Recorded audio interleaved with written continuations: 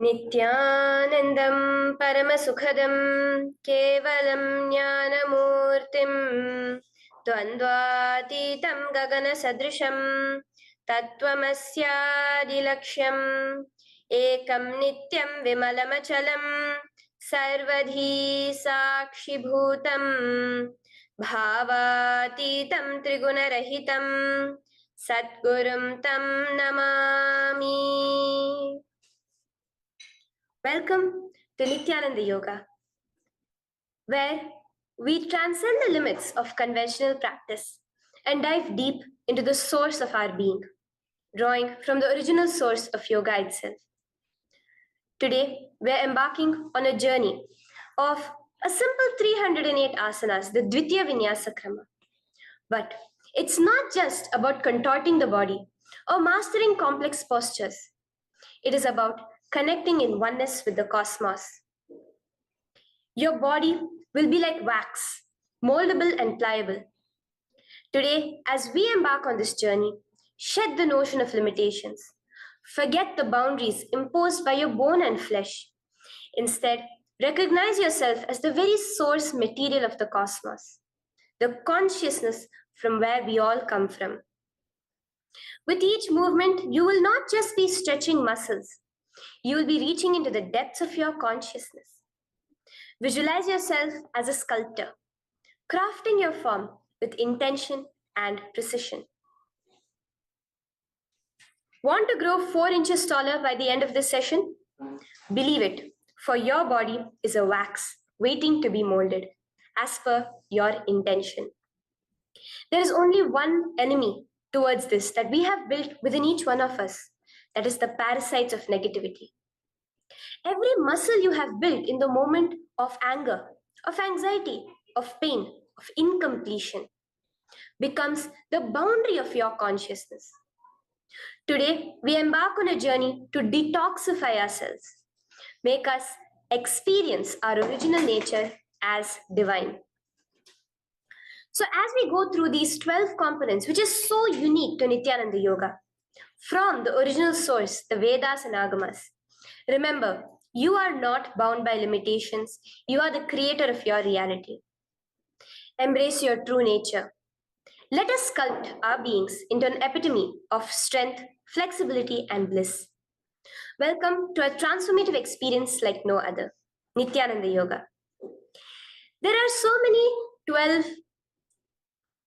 are 12 different components that consist Nithyananda Yoga. One is the asanas, which we traditionally know of. The various body postures revealed by Paramashiva to align the physical geometry of our body, the physical geography of our body, to the cosmic geometry, the cosmic geography. As Paramashiva says, sthiram sukham asanam, that body posture which is steady, comfortable, because it's in its original nature of Paramashivatva. The second are the pranayamas, the various systematic breathing techniques that Paramashiva has revealed for each one of us, that connect us to the higher dimensions of the cosmos and increase the life energy within us. The fourth are the bandhas, the different internal locks of the body. The third are the mudras, the various hand gestures and body movements to seal that life energy within ourselves. The very word mudra means seals. You will be able to seal the space of oneness within you with Paramashiva. The fourth are the bandhas, the various internal locks of the body to awaken the Kundalini Shakti, our latent potential energy, and make us conducive for the ultimate experience. The fifth are the karanas, the beautiful dance movements of the body, revealed by Paramashiva to put you in the space of ultimate bliss, and which engage all the different parts of your body. The next are the visualizations. As Swamiji says, the intention with which you move your body manifests as your reality. As you hold the visualization within you of the various gods and goddesses of KAILASA, of the various beings of this universe, you manifest the powers of those beings within you. The next are the japas, the various powerful energy vibrations of the cosmos that you will be subtly repeating in your throat center that will cause your very DNA to be bound to the cosmos, to your consciousness with the highest frequency possible. The next are the pramanas, the chanting of the sacred mantras, the original source scripture of Hinduism that reveal the science of Nithyananda yoga, because as Swamiji says, yoga has a source and it is Hinduism. These original verses will manifest the vision Paramashiva had when he created yoga in each and every one of us. There are weights, which is an optional component, helps us to enhance our experience of Nithyananda yoga as revealed from the source scriptures of Hinduism. The next are the mandalas, the cosmic geometrical representation. The Shri Chakra, the Shri Yantra, which is the direct geometrical representation of the cosmos. When you keep that in front of you and gaze at it throughout your Nithyananda yoga, your body will fluidly just align itself to the cosmos. We have the Abharana, the Rudraksha, which we keep on our body, which acts as an energy battery, sucking in, storing the energy that we produce during this Nithyananda yoga and releasing it to us throughout the day to fuel our entire day with consciousness. The last but not the least are the Aushadas, the various sacred herbs that you can apply to, which can be infused with the thought current of Parameshwatva to manifest it within you. With this understanding, let us get right into the practice of Nithyananda Yoga, which starts with invoking the presence of Paramashiva himself, the very being of Paramashiva, to witness our Nithyananda Yoga today, with the chanting of the Shiva Moola Mantra.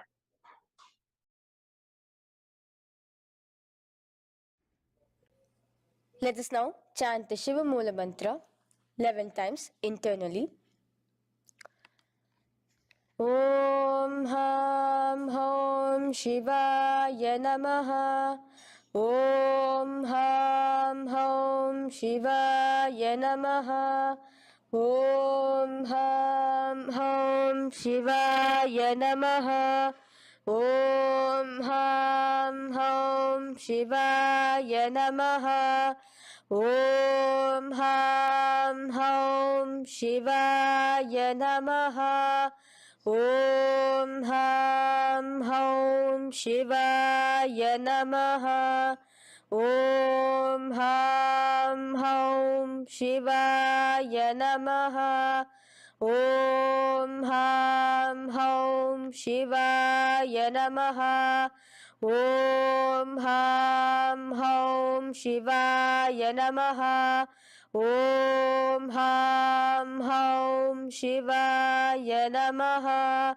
Om Ham Hom Shivaya Namaha. The next step of this ritual of yoga, as Swamiji reveals, yoga is a ritual, a methodology to connect yourself with the divine. As every ritual in Hinduism goes, we cleanse the three elements of our body, of the world, and of the ultimate with the Tattvachamanam.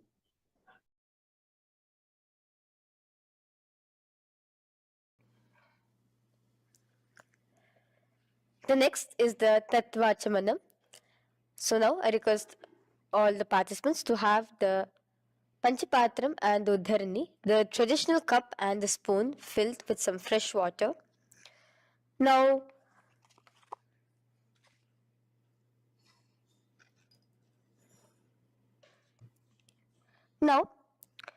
keeping your right hand in the shape of a cow's ear, the Gokarna Mudra, pour an Uddharani of water from the Panchapatram and chanting each of the following mantras internally, drink the water that flows through the base of the palm.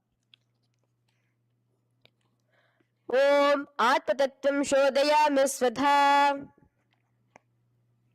Om Vidyatattvam Shodayami Svadha. Om Shivatattvam Shodayami Svadha. Wash your right hand with water from the Panchapatram. Now, chanting the following mantra internally, wipe the upper and lower lips twice using the base of the right hand thumb, moving the hand from right to the left of the lips. Om Ham Hridayaya Namaha. Wash your right hand with water from the Panchapatram. Now, with the tips of right hand index, middle, and ring finger, touch above the upper lips and below the lower lips. Wash your right hand with water from the Panchapatram. Now, with the tips of right hand index finger and thumb joined together, touch your right nostril, left nostril. With the tips of right hand ring finger and thumb joined together, touch your right eye, right ear, left ear. Wash your right hand with water from the Panchapatram. Now, with the base of the right hand thumb and little finger, touch the navel, right chest, left chest. With the right hand, fingertips together, touch the top of the head, right shoulder, left shoulder, and your heart center. With that, we have the Sankalpa. The Sankalpa, the manifestation of our conscious intention. What is it today each one of us want to manifest through Nithyananda Yoga? Hold that in your inner space. Through this conscious intention, which directly happens with the blessings, with the grace of the Supreme Pontiff of Hinduism, Bhagavan Sri Nithyananda Paramashivoham, you will just see your intention manifesting as reality.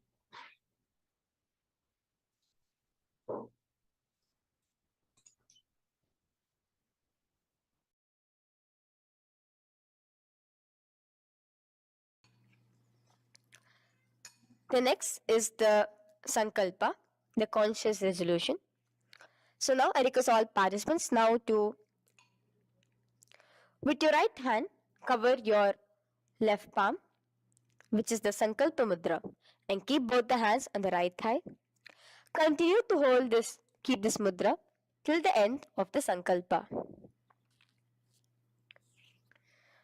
Om Mamopata Samasta Duritakshayaddvara Bhagavat Shri Nithyananda Paramashiva Prityartham Shri Nithyanandeshwari Paramashiva Shakti Sameta Shri Nithyanandeshwara Paramashiva Prityartham Cha Shubhe Shobhane Muhurte Adha Brahmanaha Dvitiya Paradhe Shri Shvetavaraha Kalpe वैवस्वतमन्वन्तरे अष्टाविंशतितमे नित्ययुगे प्रथमे पादे जम्बूद्वीपे भारतवर्षे भरतखण्डे मेरोः दक्षिणे पार्श्वे शखाब्दे अस्मिन् वर्तमाने व्यवहारिके प्रभवादीनां षष्ट्याः संवत्सराणां मध्ये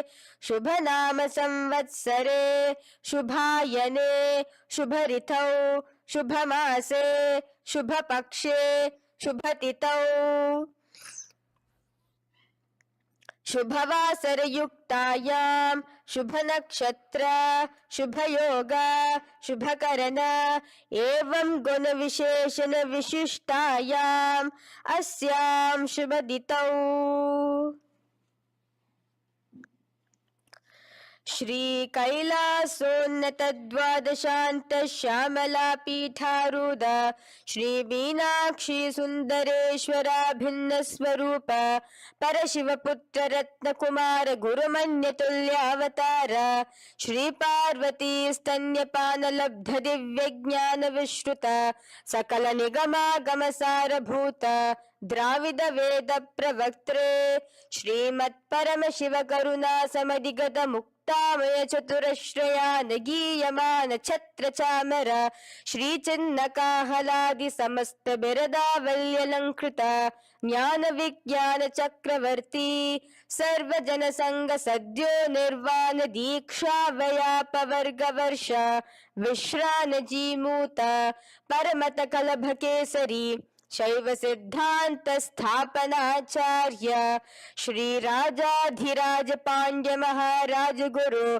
क्षपन शाक्यादि महांधकार निवारण ज्ञान भानो वीक्षणा नरहार ध्वजोच्छेदन पूर्वक श्रीमद वृषभध्वज स्थापक शैव समय कर्त्रे सर्वज्ञ पीठारूढ़ श्री जगद्गुरु श्री ज्ञान संबंध देशिक स्वामी वागीश सुंदर माणिक्य वाचक स्वामिनाम अवतार भूत श्री ज्ञान संबंध स्वामी पुनरुद्धृत श्यामला पीत सर्वज्ञ पीत त्रिनवद्युत्तर द्विशततम गुरु महासन्निधान अरुणगिरि योगीश्वर परंपरागत अरुणाचल सर्वज्ञ पीठ गुरु महासन्निधान कैलास परंपरागत कांची कैलास सर्वज्ञ पीठ त्रयस्त्रिंशदुत्तर द्विशततम गुरु महासन्निधान नित्योत्सव नित्य मंगल नित्य कल्याण नित्य रजित कैलास परंपरागत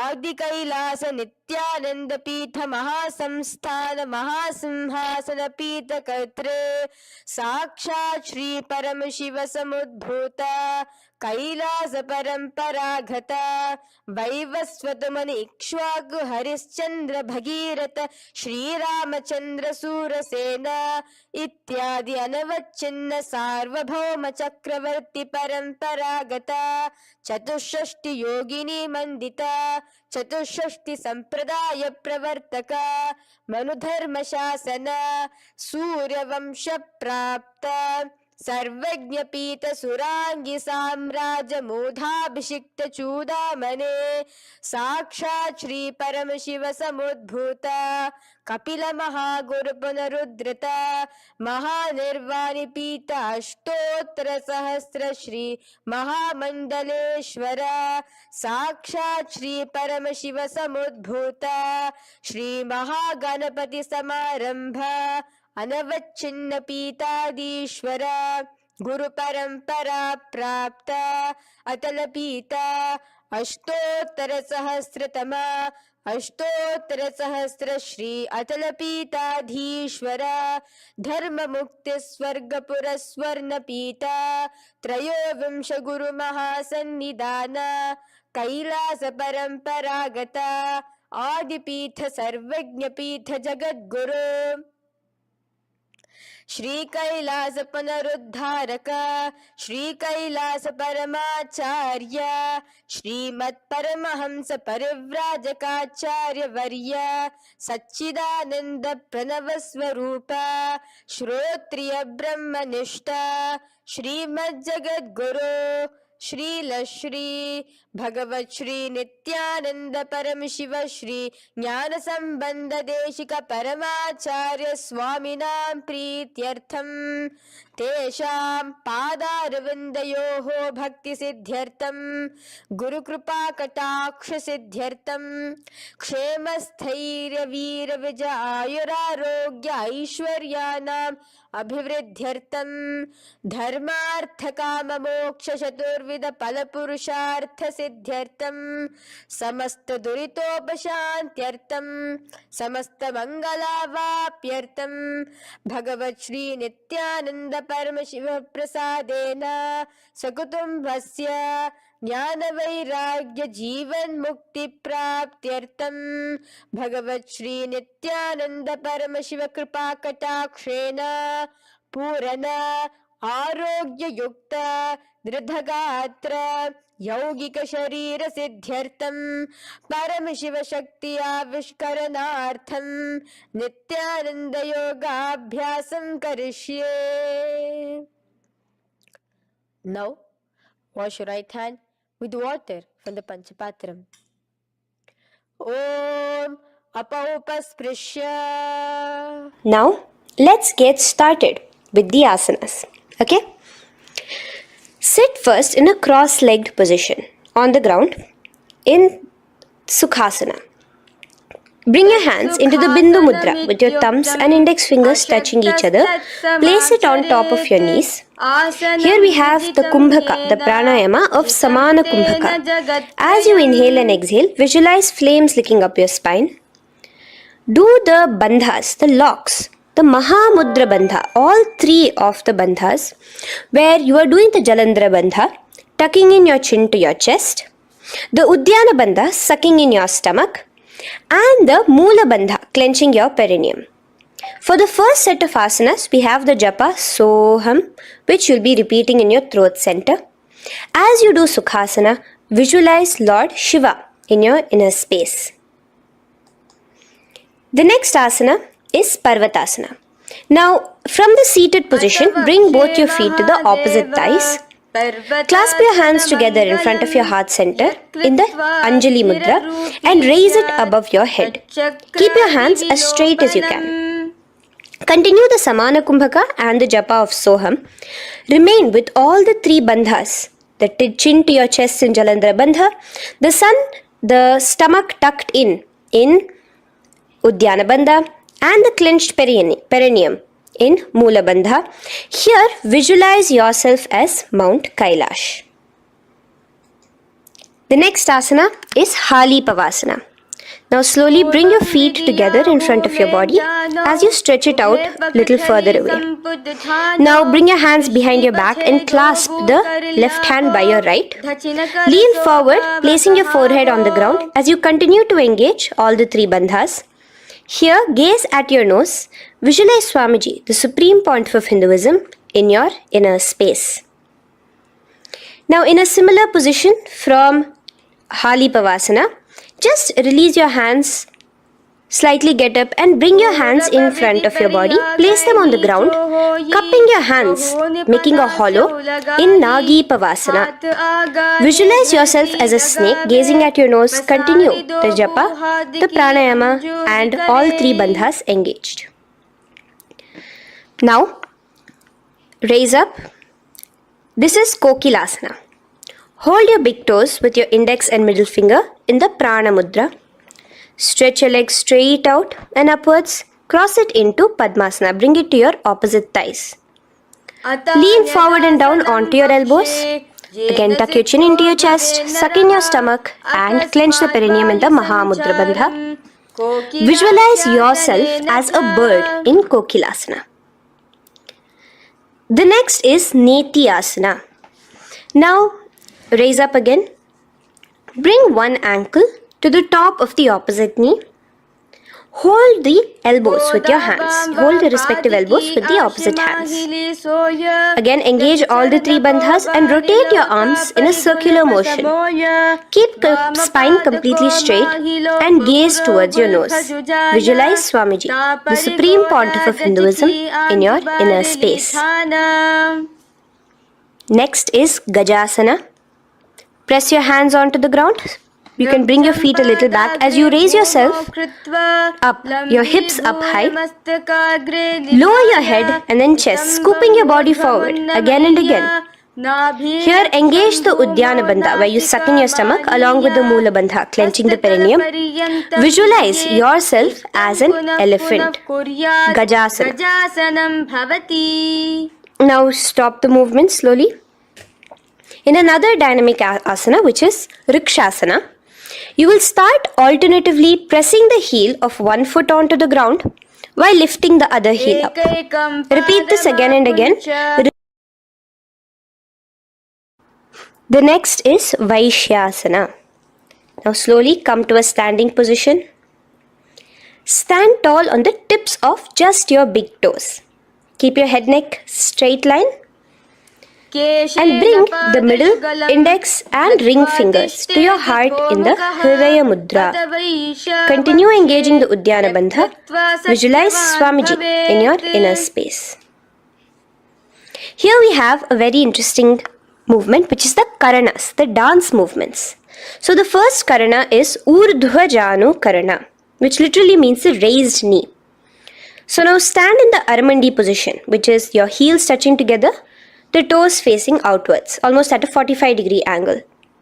Bend your knees low and keep both your hands at your chest, elbows parallel to the ground. Twist one knee towards the center of your body. Raise it up. back across the body back to the original position. Simultaneously with the leg movement, follow it with your respective hand, up and across the body. Repeat this alternatively on both sides. Now, in Balalingasana, come back to a standing position straight and interlace your fingers from outside in. This is the Sarva Vashankari Mudra. Hold on to your knee, pulling it up towards your chest. Pull it tight. Continue to keep your spine straight. Engage all the three bandhas, the Jalandhara Bandha, the Udyana Bandha and the Moola Bandha. As you are holding your knee, visualize yourself holding, caressing a baby. Balalingasana. The next asana is Pada Pidanasana. Now the same foot which is raised, clasp it with your hands and pull it behind towards your body, holding it with both your hands. Again, engage all the three bandhas, standing tall. Visualize Swamiji, the Supreme Pontiff of Hinduism, in your inner space.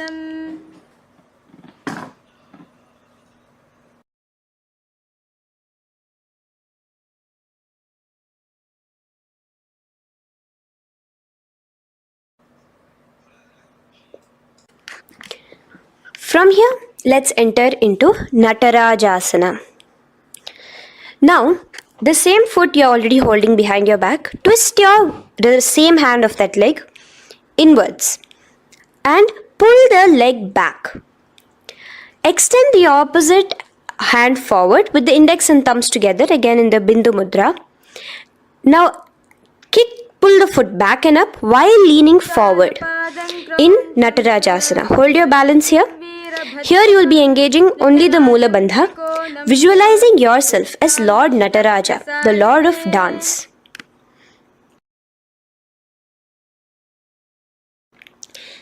Now again let's repeat Balalingasana on the other side with the other leg. Pull it up towards your chest with the hands in the Sarva Vashankari Mudra. Engage all the three bandhas as you visualize yourself holding and caressing a baby. Now pull your foot back into Pada Pidanasana on the other side. Remain with all the three bandhas engaged. Visualize Swamiji in your inner space. And lean forward. Now, hands stretched in the Bindu Mudra into Natarajasana. Balance there as you visualize yourself as Lord Nataraja.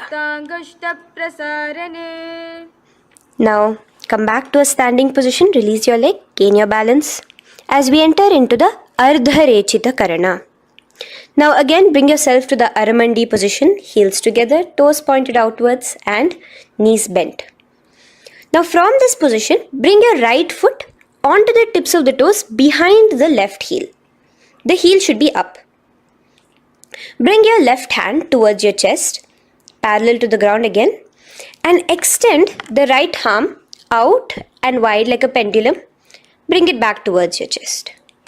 Now while your arm is swinging, remember to move your fingers one by one inwards towards the palm and then outwards. Now place the right hand over the nose. Uncross your ankles. Let's do this on the other side also. Cross the left ankle behind and stretch the left hand out like a pendulum.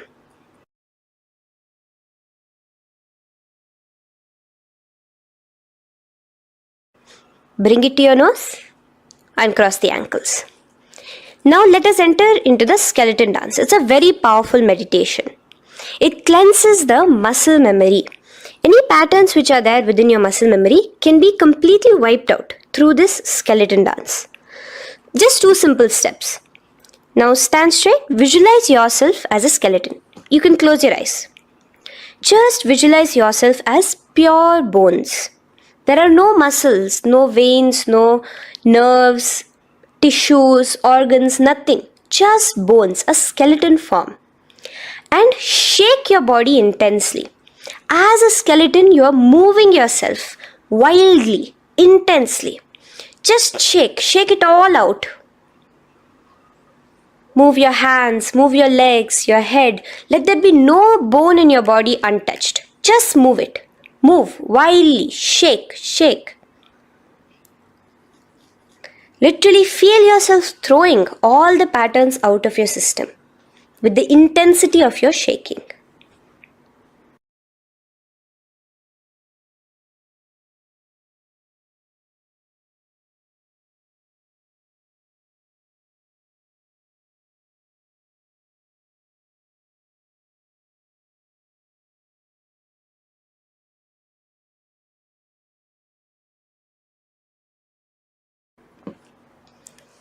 Now slowly calm down.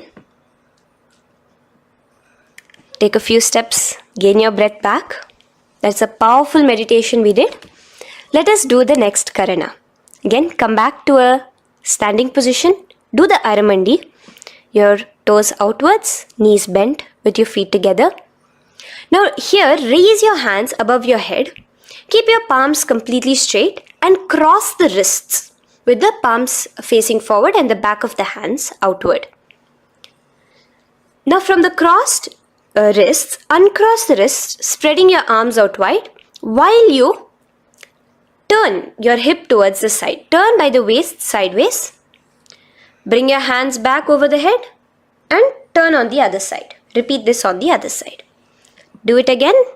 Let's twist out. Come back to the middle and twist out again. This is the Kati China Karana. Now stand tall. Raise your hands above your head. Bring yourself to the top of the tip of your toes. Let your hands face each other parallel to the ears. You're tall, pushing yourself, stretching yourself. Again, engage all the three bandhas. Tucking in your chin to the chest, sucking in your stomach and clenching your perineum. Visualize yourself as a palm tree. We have the japa changing over here where you'll be repeating Shivoham in your throat center. Tadasana.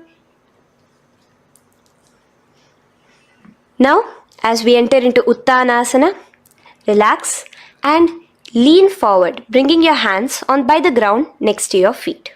Keep your palms flat on the ground. Try your best. Engage all the three bandhas. Remain with all the three bandhas engaged as you visualize Swamiji, the Supreme Pontiff of Hinduism himself, in your inner space. Now jump your feet back into Tarakshvasana, coming to a plank position. Keep your hands shoulder width apart. Be steady there. Chuck in your chin to your chest in the Jalandhara Bandha as well as engaging the Moola Bandha. Now rotate your head while in the Jalandhara Bandha from shoulder to shoulder, side to side. This is Tarakshvasana. Visualize Swamiji, the Supreme Pontiff of Hinduism, in your inner space. Yes. Now lay flat onto the ground in Bhujangasana. Lower your entire body down. Now point your toes backwards. Keep your hands by the side of your chest and push yourself off the ground. Remember to use the strength of your lower back to hold yourself up. Open your mouth wide. Inhale through the hollow of your throat and exhale through your nose. This is the Bhujangani Mudra. In Bhujangasana, you will visualize yourself as a cobra. Now come back into a plank position. So you can tuck in your toes and come back into a plank position. In Shashasana, alternate bringing one knee towards your chest, back and forth. So you'll bring one knee front, push it back and bring the other knee. Repeat this again and again. Do the Sahaja Kumbhaka. Simple breathing in, breathing out. Engage the Moola Bandha, clenching your perineum. Visualize Swamiji, the Supreme Pontiff of Hinduism. Okay. Now place your legs back into the plank position as we enter into Rathasana. Again, bring one foot between your hands and alternate jumping one foot back and bringing the other foot forward simultaneously. Again and again. Continue the Sahaja Kumbhaka and the Moola Bandha engaged as you visualize yourself as a chariot, a Ratha, in Rathasana. Now, into Veerabhadrasana. Remain one leg in between your hands. So as you jump, one leg comes between your hands. Stop in that position. One leg stretched back. And raise yourself up into a standing position. So the front foot will be pointing forwards and bent at a 90-degree angle. The knee will be bent at a 90-degree angle. The other leg, which is extended back, the foot will be pointed sideways at a 45-degree angle. Now raise your palms, hands up, parallel beside your ears. Do the Uddiyana Bandha along with the Mula Bandha, pulling in your stomach in. Gaze towards your third eye as you visualize yourself as Lord Veerabhadra.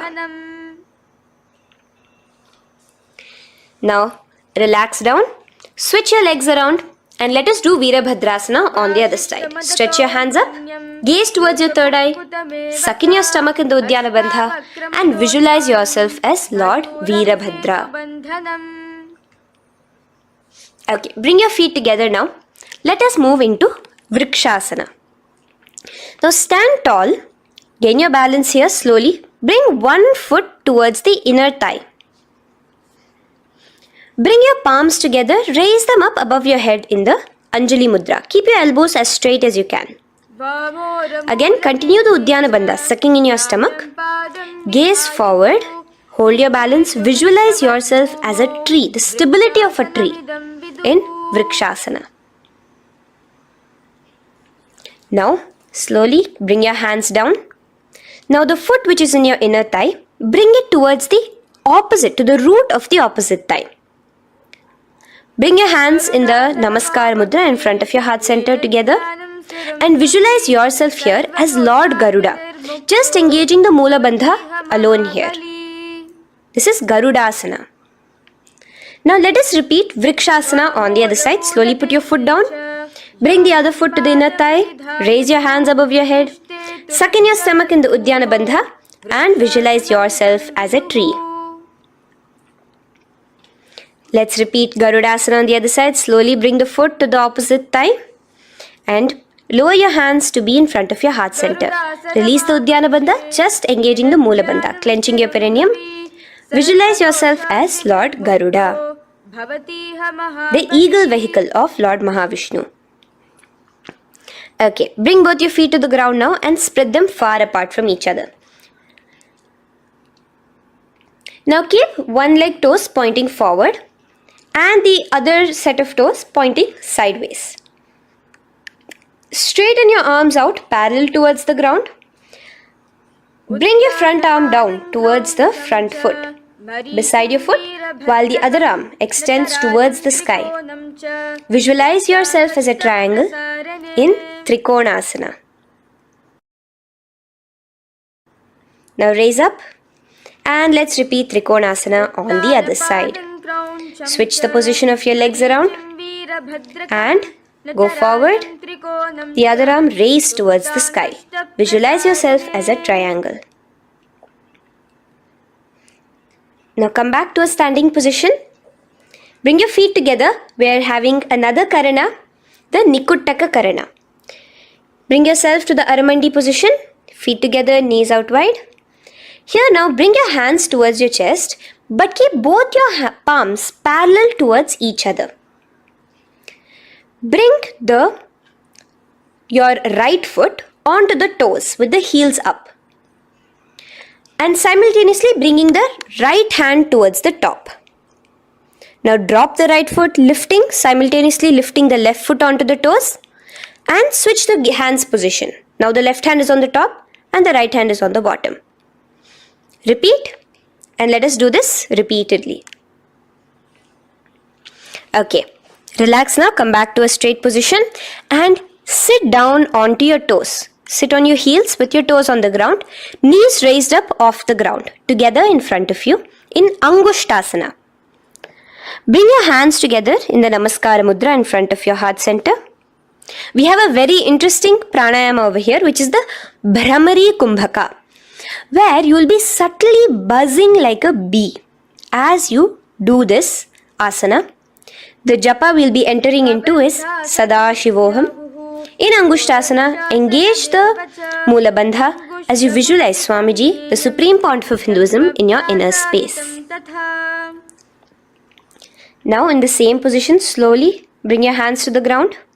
Balance yourself as you stretch one foot forward, sitting on the heel of One foot and the other foot stretched forward, toes pointed upwards.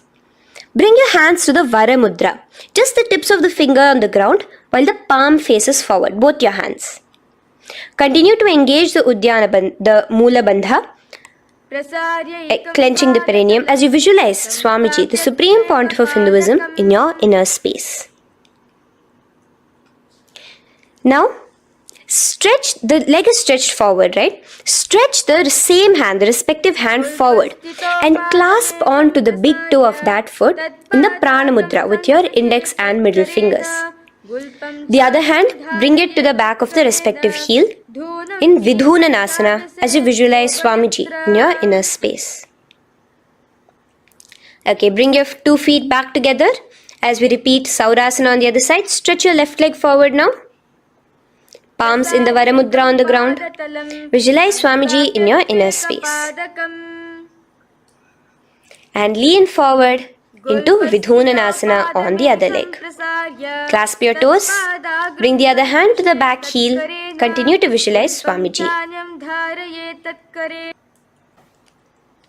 Now bring your 2 feet back together as you continue to sit on the heels, getting a nice toe workout here.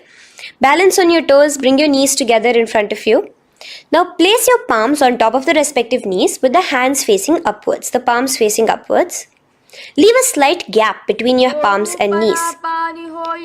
As you gaze forward, engage the Jalandhara Bandha, tucking in your chin to your chest, and look between the gap between your hands. Brahma Jurankushasana. The next is Kapilasana. Now spread your knees wide and place them onto the ground. Keep your hands on the respective knees. Pull your stomach in and up in the Uddiyana Bandha. Gaze towards your nose as you visualize yourself as Maha Kapila Muni, the first man that ever started thinking. In the same position, just release that Uddiyana Bandha. Release the lock of the stomach, but continue to clench your perineum in Mula Bandha. As you switch your gaze to your third eye. So from your nose, switch your gaze to the third eye. Visualize Swamiji, the Supreme Pontiff of Hinduism, in your inner space. Bhadra Gorakshasana. Next is Suryasana. Now, your toes are tucked. Just lift your knees off the ground, wide apart. Bring your hands together in the Padma Mudra with the little fingers and thumbs joined together. Engage the Uddiyana Bandha, suck in your stomach and raise your hands up tall above your head. Slightly lean back as you look towards the gap between your hands. Visualize Lord Surya in your inner space. Now relax, slowly bring your hands to the ground. Sit on top of your heels, the toes flat. Here, keep your hands on top of your knees and lift your tongue up against the roof of your mouth in the Manduki Mudra. Do the Sahaja Kumbhaka, simple breathing in and out. Engage the Mula Bandha, clenching your perineum. With the Japa Sadashivoham, repeating in your inner space, here you will visualize yourself as a frog in Mandukasana. Your tongue pressed against the upper palate. Is your frog-like tongue catching the nectar of immortality dripping from your Sahasrara Chakra? Gaze towards your third eye in Mandukasana. Now from here itself, moving into Uttana Mandukasana. Just bring your hands to the opposite shoulders, remaining in the same seated position. Continue with the Uddiyana Bandha engaged, gazing at your third eye. The Manduki Mudra, tongue pressed against the top of your palate, visualizing yourself as a frog in Uttana Mandukasana. Slowly bring your hands out from behind your back. Now slightly raise up and cross your ankles behind you. Sit on top of your crossed ankles. Keep your knees wide and your fingers spread on the top of your knees, both your hands. Open your mouth wide and stick out your tongue, exhaling forcefully. Gaze at the tip of your nose. Repeat this several times because you're visualizing yourself as a lion in Simhasana. The next asana is Bhadrasana. Now you can release yourself and uncross your ankles. Just keep your toes crossed behind you. Again, sit on top of your heels, keeping your knees wide apart. Cross your hands behind your back, hold on to the big toes in the Prana Mudra with your index and middle fingers. Apply the Jalandhara Bandha, tuck in your chin to your chest along with the Mula Bandha, sucking in your perineum. As you gaze towards your nose, here, resume the Brahmari Kumbhaka, buzzing like a bee subtly in your inner space as you visualize Swamiji, the Supreme Pontiff of Hinduism, in your inner space. Now, bring your hands out from behind you. As you come here, bring yourself to a squatting position. Keep your feet flat onto the ground as close together as possible, but your knees opened wide. Bring your body in between your knees, your torso in between your knees, and take your arms in and around your knees towards the back, clasping your fingers, interlacing your fingers behind you in the Parashu Mudra. Gaze towards your nose. Visualize yourself as a crow in Kakabhusandhiya Asana. The next asana is Kani Pavasana. Unclasp your hands and place them flat onto the floor. Keep them shoulder width apart for good balance. Now, slowly bring your knees to the back of your arms, above the elbows. Lean your chin forward and down. Keep your gaze steady as you lift your feet off the ground. In Kani Pavasana, visualize Swamiji, the Supreme Pontiff of Hinduism, in your inner space. Now in the same position, slowly lower your head to the ground and stretch your legs up high, forming a tripod between your two hands and your head in Kapali Asana. Gaze at your nose, continue the Brahmari Kumbhaka, continue engaging the Mula Bandha and the Japa of Sadashivoham. Visualize Swamiji in your inner space. The next asana is Parshva Mayurasana. Slowly bring your feet down. Yes, relax. And now squat on your toes with your knees together and twist your body. Place both the hands to one side of your knees. Now bring one of your elbows to the knee and the other of your elbows towards the hip. Lean onto your arms, balance, extending your legs out to the side. Gaze towards your third eye, visualizing yourself as a peacock. In Parshva Mayurasana, as you do the pranayama, the Rechaka Kumbhaka, let your exhalations be prolonged and your inhalations be slightly shorter. Now relax, bring your feet to the ground and bring your body to the other side of your knees. As you repeat Parshva Mayurasana on the other side, lean forward, stretch your legs, gaze at your third eye. Visualize yourself as a peacock. Now let's do Bhairaganathasana. Now come again to a plank position. Place your hands down, stretch your legs back and bring one foot around your shoulder to be placed in between both your palms. Gaze at your third eye. Just engage the Mula Bandha, clenching your perineum. Here, this is Bhairaganathasana. Visualize yourself as Lord Kala Bhairava. Slowly bring your foot out and bring the other foot in between your palms, remaining in the plank position. Continue to visualize yourself as Lord Kala Bhairava in Bhairaganathasana on the other side. The next asana is Unmukha Pithasana. Now from the same plank position, bring your forearms onto the ground. Be steady as you walk your feet closer towards yourself, forming like a slight mountain. In Unmukha Pithasana, gaze at your third eye. Continue the Rechaka Kumbhaka. Visualize Swamiji in your inner space. The next asana is Vashishthasana.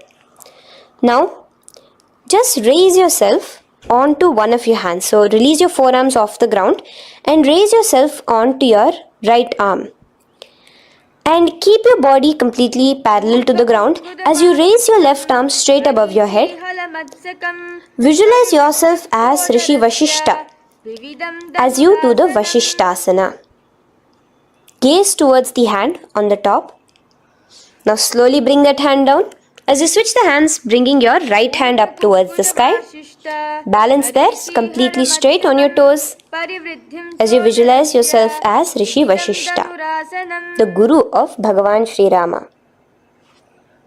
Now, Bring your feet forward into Anjani asana. So here you will be sitting on your hips with your legs pointed forward and sit on top of your hands. So keep your palms facing upwards and sit on both your palms as you tuck your elbows into your body. Do the Rechaka Kumbhaka, continue the Rechaka Kumbhaka. Engage the Jalandhara Bandha, tucking in your chin to your chest, gaze at your nose, visualize yourself as Lord Hanuman in Anjani asana. Now, slowly release your hands from under your body as you lean forward into Paschimottanasana. Clasp your respective toes with your index and middle finger. Lean forward and down, bring your elbows to the ground, your forehead towards your knees. Engage all the three bandhas, the Mahamudra Bandha. As you visualize Swamiji, the Supreme Pontiff of Hinduism in your inner space, with a new japa, Mahasadashivoham, starting here.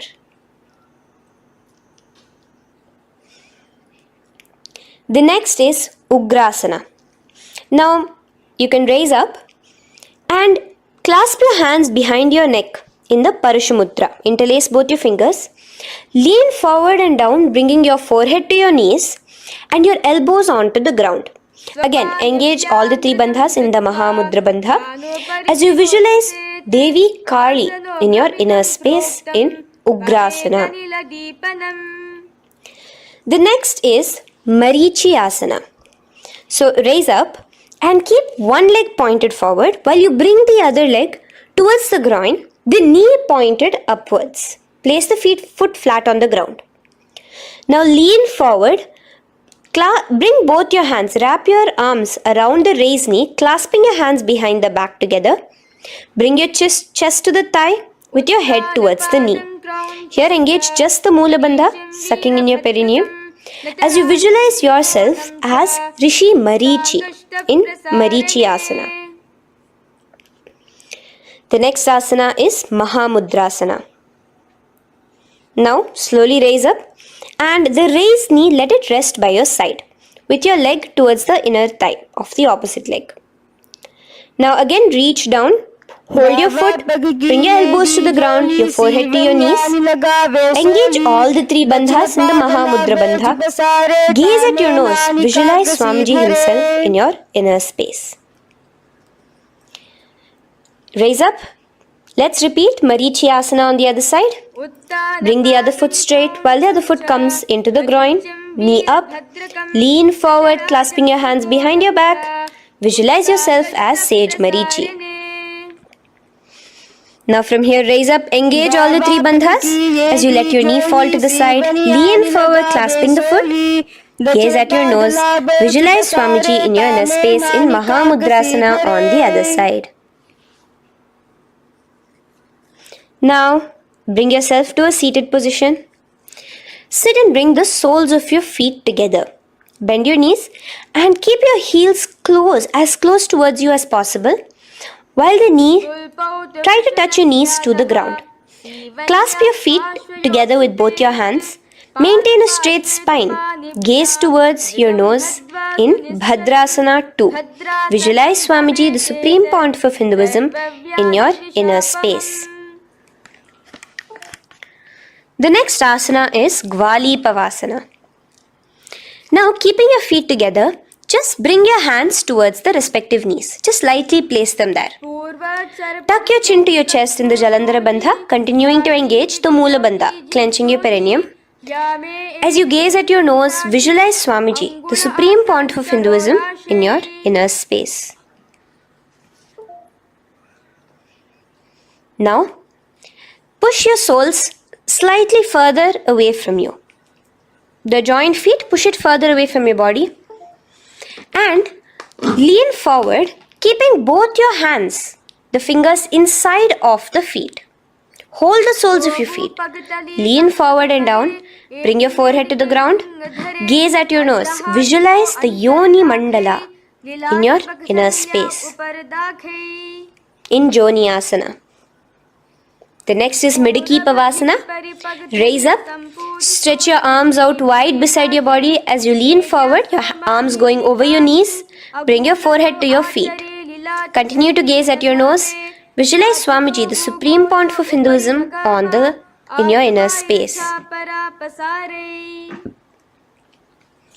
Now, in Siddha Samadhi Asana, raise yourself up. Now, put your hands, your forearms, underneath the calves of the respective legs. Let your palms face up towards the sky as you bring your head down to your feet. Gaze at your nose as you visualize Lord Surya in your inner space in Siddha Samadhi Asana.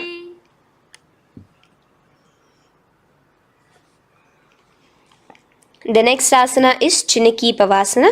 Raise up now. Bring both your feet together in front of you. Bring your feet back close to your body. Now place your hands underneath both the feet and pull your feet open like a book facing towards the sky. Both your feet. Press your elbows onto your thighs near the knees and gaze towards your nose, visualizing Swamiji in your inner space in Chiniki Pavasana. Giving yourself a nice stretch. Now, release your feet and bring your hands to the respective knees. Gently push down on your knees, pushing it towards the ground. Suck in your stomach in the Uddiyana Bandha. Gaze at your third eye, visualizing Swamiji in your inner space. This is Charapata Chokasana. The next asana is Bhairavasana. Now, continuing to remain with your feet together, you can use the help of your hands to bring your toes onto the ground with your heels pointed upwards. Just push yourself and try to do it. Continue to remain with the Uddiyana Bandha engaged, your stomach sucked in. Bring your hands to the Bindu Mudra with the index and thumbs together on top of the knees. Gaze at your third eye. Visualize yourself as Lord Kala Bhairava in Bhairavasana. The next asana is Samanasana. So slowly you can bring your feet out from underneath. Take now one foot towards your chest, holding with both your hands as the other foot rests by the perineum. Pull the sole onto your chest. Gaze at your third eye. Visualize yourself holding the breath in the Mooladhara Chakra, the Chaturdala, the 4-petal lotus of your body. Gaze at your third eye. Visualize Swamiji, the Supreme Pontiff of Hinduism, in your inner space in Samanasana.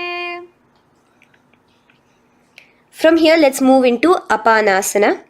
Now, the foot that you have towards your chest, just bring it over your shoulder and place both your palms onto the ground beside you.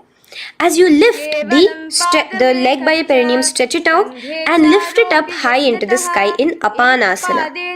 Gaze at your third eye, visualizing Swamiji in your inner space. Let's repeat Samanasana on the other side. Bring your foot down.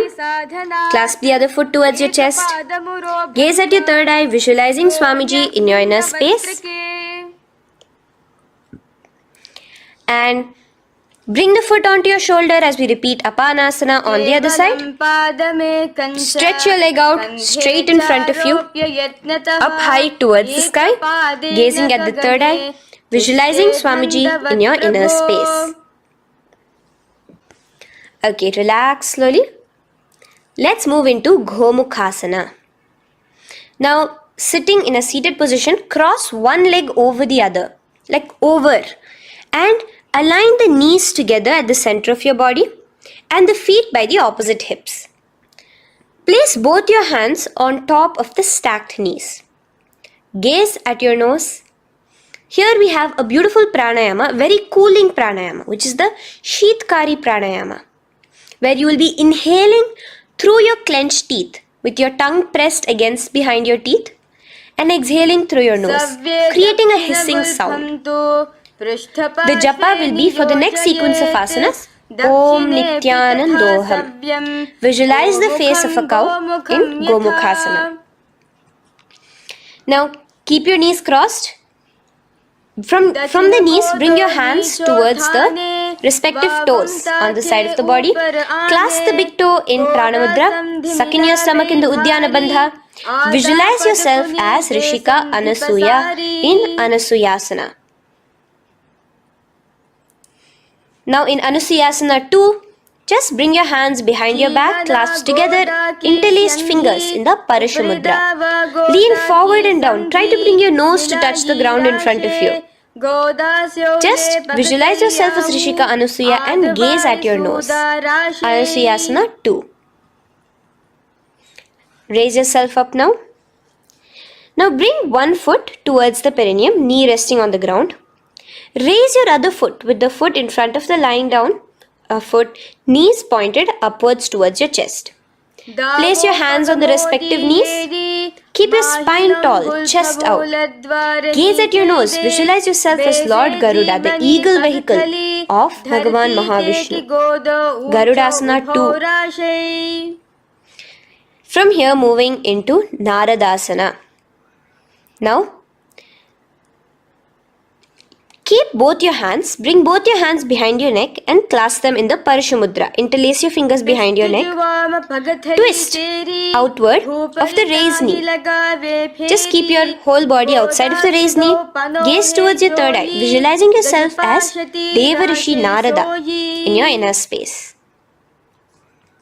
From Naradasana, let's enter into Matsya Pithakasana. Place one foot on the top of the opposite thigh.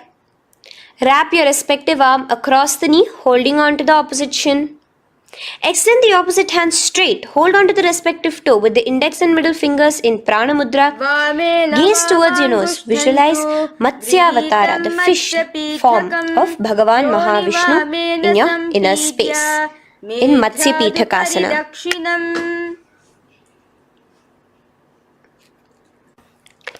From there, let's repeat asana and the rest of the asanas on the other side too.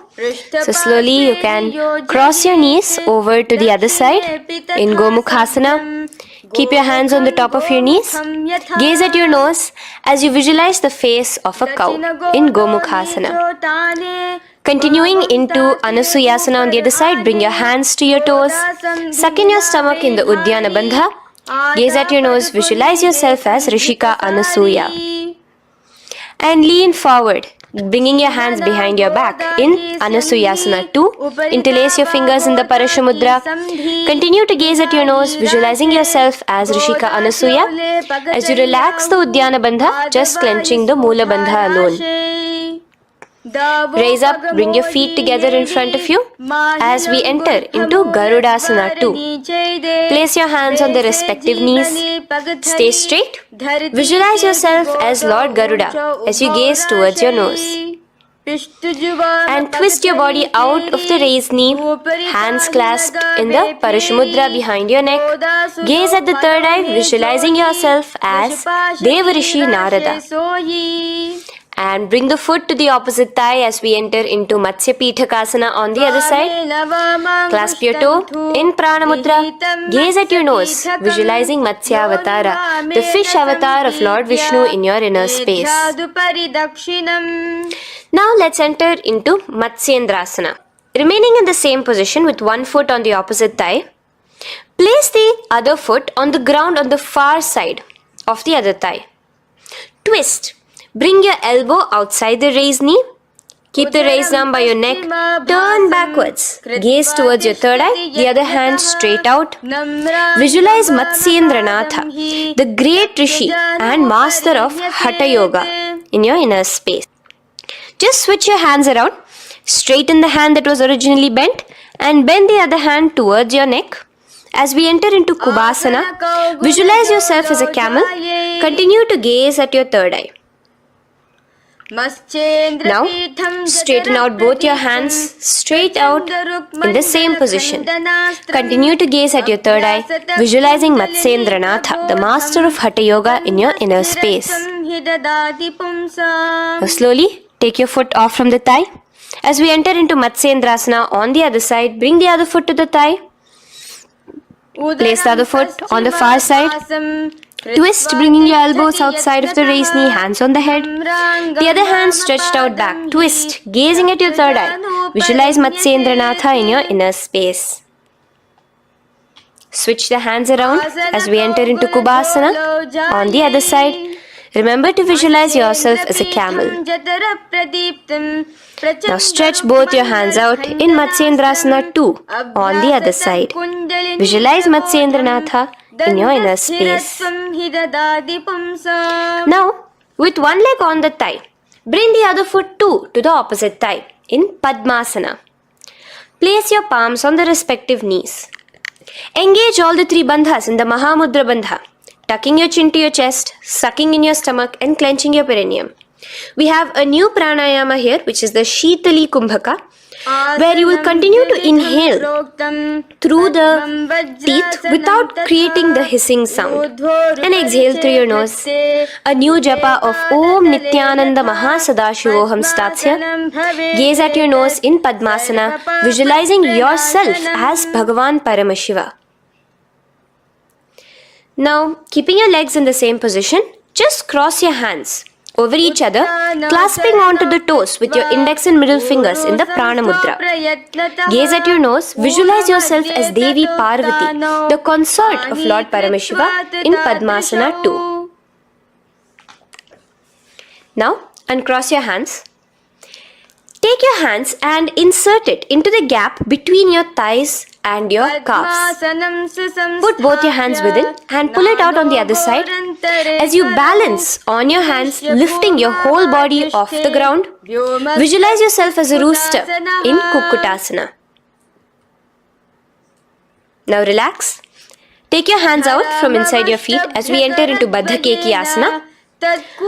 Place your hand onto the ground as you raise up on your knees. Place your palms on the ground, fingers pointing towards the legs. In sync, and extend your knees off the ground, visualizing Swamiji in your inner space. In the same position, stretch your legs out behind you.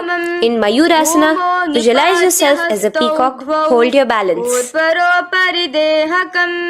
Relax now. Yes, relax flat onto the ground into Makarasana. Lay down completely flat. Keep your feet pointing outwards, far away from each other. Place your forehead on the mat. Interlace your fingers behind your neck in the Parashumudra. Just relax, visualizing yourself as a crocodile as we go back to the Sahaja Kumbhaka, the simple breathing in, breathing out. Just keep the Moola Bandha alone engaged.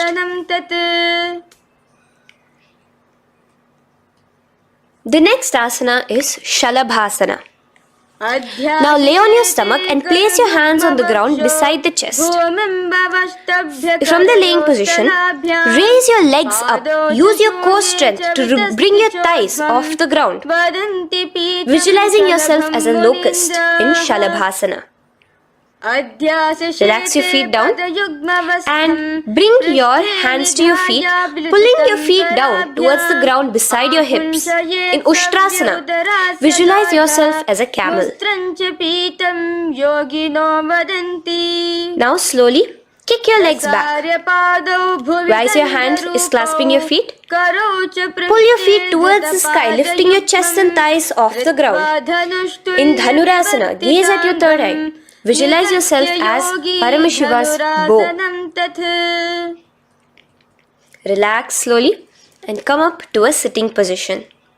In Bhagasana, sit on both your knees with your head, neck and spine straight.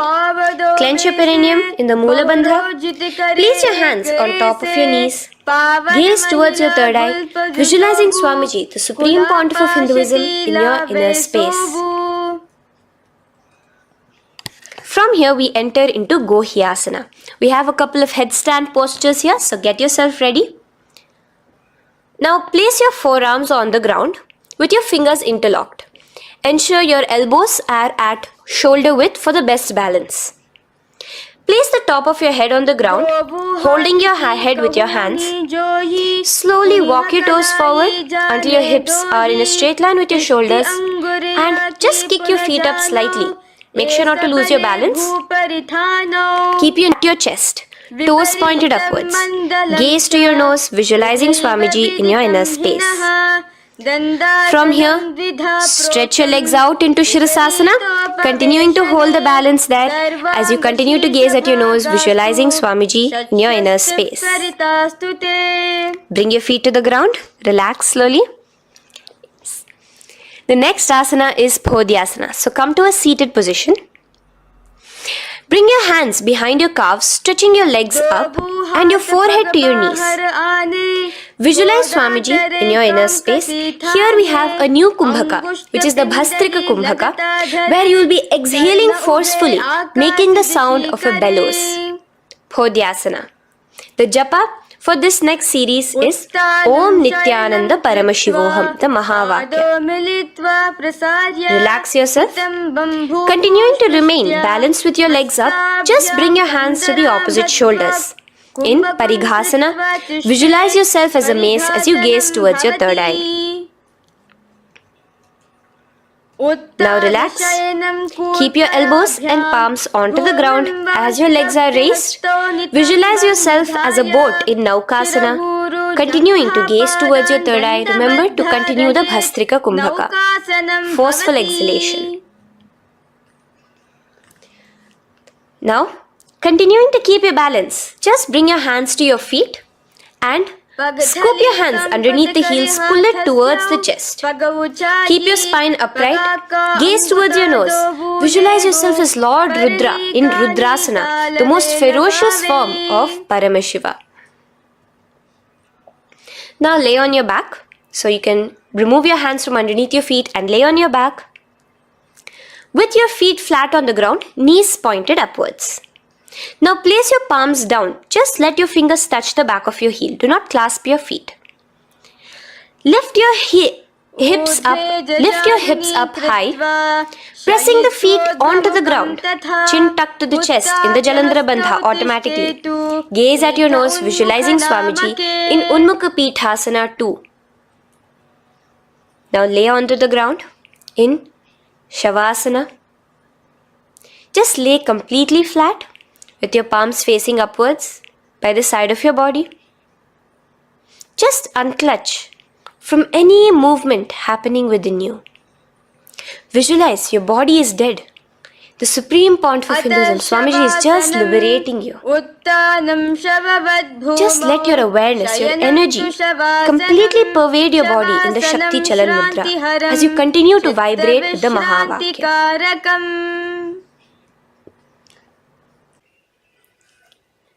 Roll over to one side and come to a seated position. Feel the life entering your body back. In a seated position, let us get continued with the sequence. We have 200 asanas more to go, starting with Yatha Sanishtasana. In Yatha Sanishtasana, sit in any posture you are completely comfortable in, bringing your hands into the Bindu Mudra with the thumbs and index touching. Start off with the Samana Kumbhaka. As you're inhaling and exhaling, feel flames licking up your spine. Clench your perineum in the Moola Bandha with the japa Om Nithyananda Paramashivoham for the remaining of the sequence. Visualize Swamiji in your inner space. From here, moving into Samasana, where you bring your feet to a cross-legged position. Keep your hands on your knees with the thumbs and index touching in the Bindu Mudra. Just inhale and exhale as you visualize Swamiji in your inner space. The next is Muktasana. Press your left foot against your genital region. Place the right foot on top of your left. Keep your hands facing downwards on top of your knees. Sit straight, gazing towards your nose. Visualize yourself as a sage liberated by Swamiji himself. Now, continue to remain in the same position as we go into Siddhasana, where your gaze will be switching from the nose to your third eye. Continuing to visualize Swamiji in your inner space, ensure the Moola Bandha, the perineum, is locked. In Siddhyasana now, continuing the same position. Engage all the three bandhas, sucking in your stomach, bringing your chin to your chest in the Mahamudra Bandha. Switch the gaze to the ground in front of you from your third eye. Visualize Swamiji in your inner space. Now, Relax the Udyana Bandha and Jalandhara Bandha. Just keep the Moola Bandha, the perineum alone clenched, as we enter Rudrasana 2, where your legs will remain in the same position, just your hands alone, from resting on your knees, will turn around to the Bindu Mudra, the thumbs and index touching. Gaze towards the third eye, visualize yourself as Lord Rudra, the fierce dimension of Paramashiva. The next is Santa Dhunasana. Keep your hands in the Bindu Mudra, your legs crossed in the same position. As you switch your gaze from your third eye to your nose, visualizing Swamiji, his tranquility, unshakable nature. Now, relax the Bindu Mudra, keep your legs in the same position, and bring your hands to your navel, cupping one palm over the other in the Samputa Mudra. It looks sort of like a lotus bud. Continue to visualize Swamiji in your inner space in Siddhasana 2. The next asana is Bandha Yoni Asana. Maintaining one heel over the other in the same position of the legs, bring your hands to your face in the Shanmukhi Mudra. So just listen carefully now. Bring your little fingers beneath the bottom lip of both hands. Your ring fingers above your upper lip. Your middle fingers closing your nose, your nostrils. Your index finger covering your eyes. And your thumbs pressed into your ears. This is Bandha Yoni Asana, visualizing Swamiji in your inner space.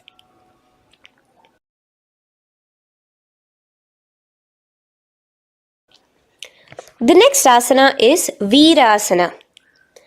Now, you can remove your hands from your face and bring one foot onto the opposite thigh, and the other foot underneath the thigh. Keep your hands in the Bindu Mudra, thumb and index fingers together on the top of your knees as you embody the space and state of bravery, Veera, in Virasana. Now, changing the leg position again as we enter into Valmikasana. Keep your left heel on the right side of the generative organ, toes under the thigh. Keep your right foot on top of the left leg, toes by the knee. Again, bring your hands into the Bindu Mudra on top of the knees. Gaze towards your third eye. Visualize Rishi Valmiki, the poet, the first poet and author of Ramayanam. The next asana is Joni Mudrasana.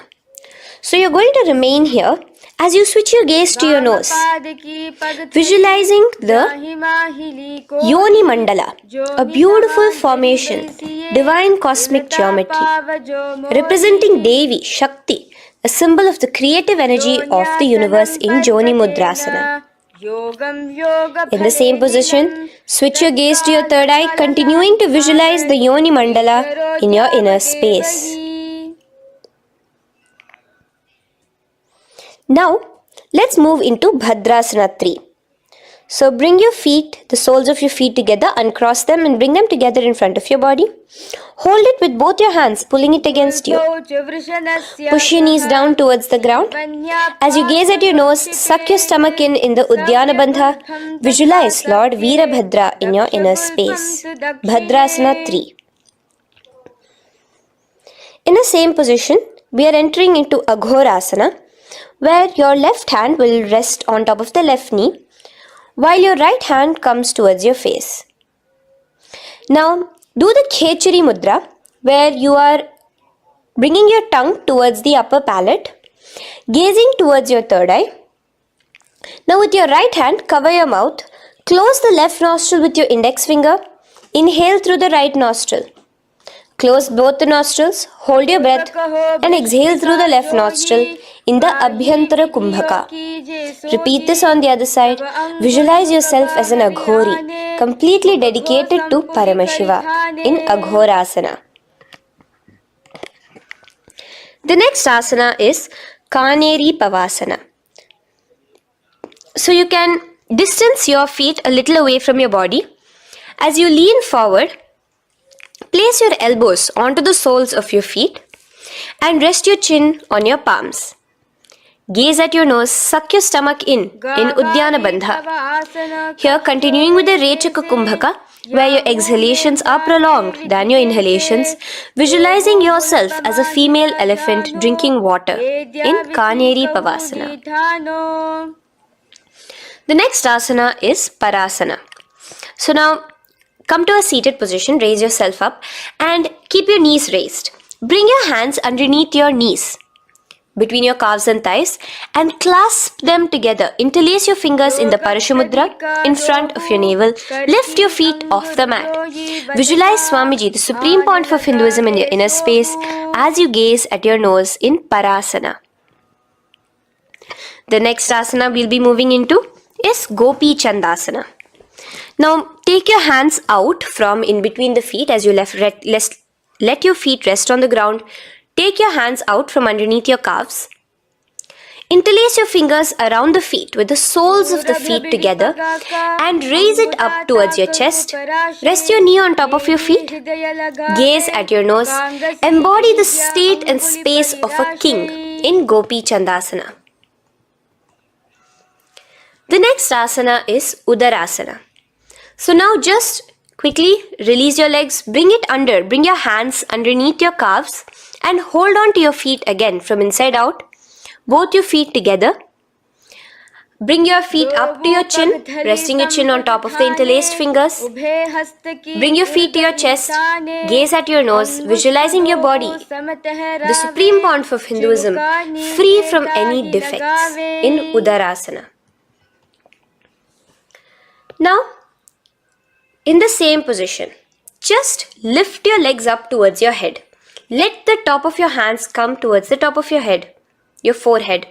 And this is Vishishtasana. Visualize yourself excelling in everything in this posture.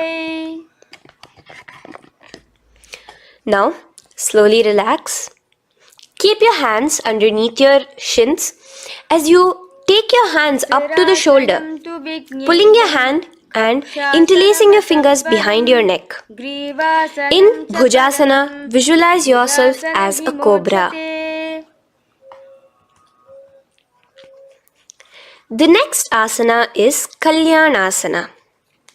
So in the same seated posture, bring your hands around from behind your neck, remove them and put them around your back, interlacing the fingers behind you.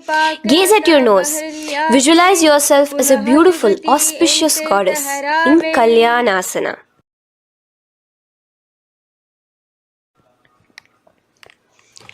The next posture is Sankatasana. So now, uncross your hands from behind you. Release yourself completely onto the ground. Place your left knee on the mat and the left foot flat. Sit on top of your left foot, knee pointed forward. Raise your right leg on top of the left, bringing the right heel to the left hip. Place your hands on the opposite knees.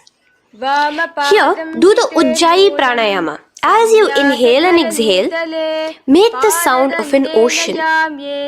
Visualize yourself as a swan, a beautiful swan in Sankatasana. The next is Dhenukasana. Just in the same position, slide your left heel to the left hip. Keep your right knee on top of the left. Place both your hands on your right thigh. Visualize a cow in your inner space as you suck your stomach in the Udyana Bandha, Dhenukasana. Now slowly uncross your legs as we move into Matsyendrasana. Place the right foot on the left thigh, the left foot on the right knee. Bring your left hand behind your back, hold the right thigh. Twist a little bit. Place your right hand on your left thigh. Twist your body, gaze towards your third eye, visualizing Swamiji in your inner space. The next asana, Matsyendrasana 2, just untwist your body. As you clasp the respective toes of both your feet with your hands, lean forward and down, bringing your forehead to the ground in front of your feet. Visualize Swamiji, the Supreme Pontiff of Hinduism, in your inner space. Raise up now. Keep your legs in the same position. We have the Guru Asana. Interlace your fingers together and place it over the topmost knee. Suck in your stomach in the Uddiyana Bandha, clench your perineum in the Moola Bandha, tuck your chin to your chest in the Jalandhara Bandha. As you engage all three bandhas, visualize Swamiji in your inner space. Let us now repeat Sankatasana on the other side. So, you can release your hands, your legs as you cross the other leg over. Visualizing yourself as a swan, remember to put your hands on the opposite knees. The next asana, Dhenukasana, repeating it on the other side. Slide your leg out, bring both your hands to the topmost knee. Suck your stomach in the Uddiyana Bandha. Visualize a cow in your inner space. Matsyendrasana again, repeating it on the other side. Bring your legs to the cross-leg position. Twist your body around as you gaze at your third eye, visualizing Swamiji in your inner space. Untwist as we enter into Matsyendrasana 2 on the other side. Hold on to your feet, bring your forehead to the ground, continuing to visualize Swamiji in your inner space. Slowly raise up and let us do Guru Asana on the other side. Engage all the three bandhas in the Mahamudra Bandha. Interlace your fingers, place it on top of your knee.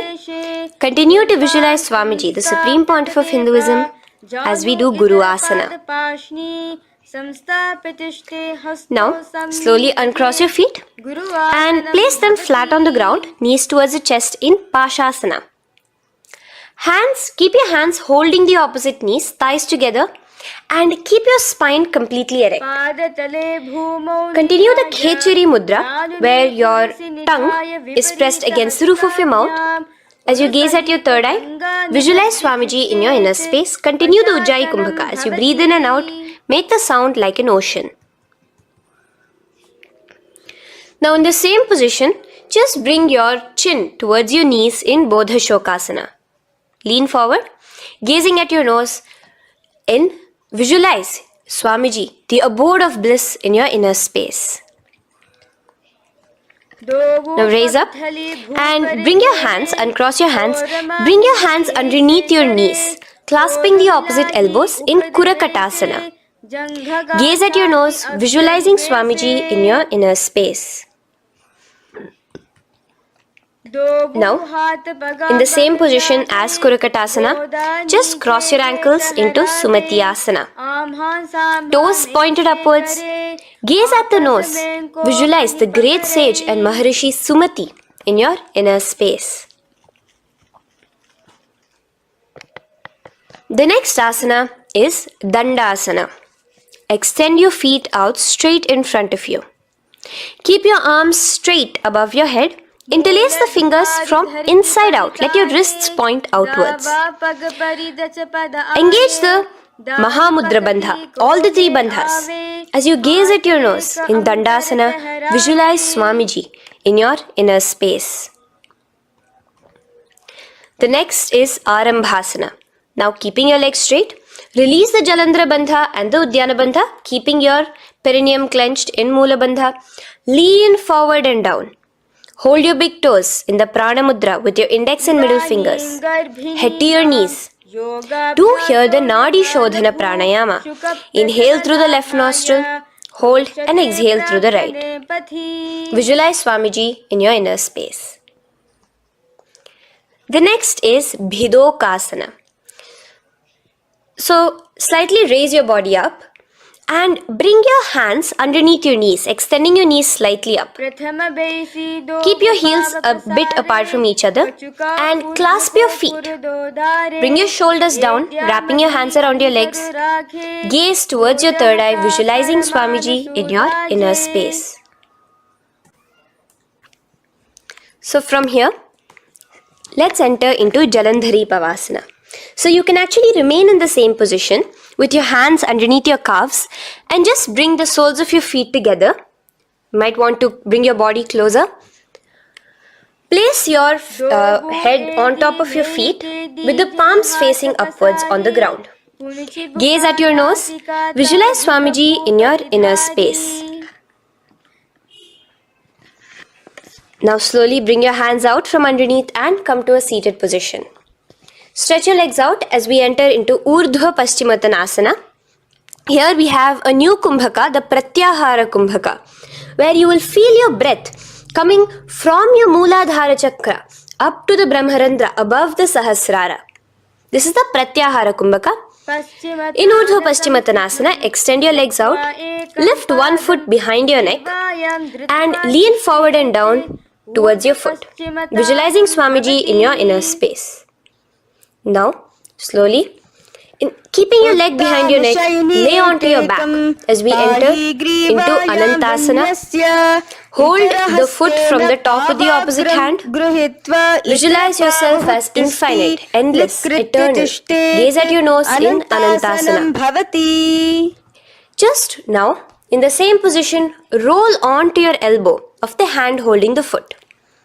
Gaze at your nose, feeling in complete control like Swamiji in Ankushasana. Slowly remove the leg from behind your neck. Take a moment to stretch, relax. Lay on your back. Bring your knees towards your chest.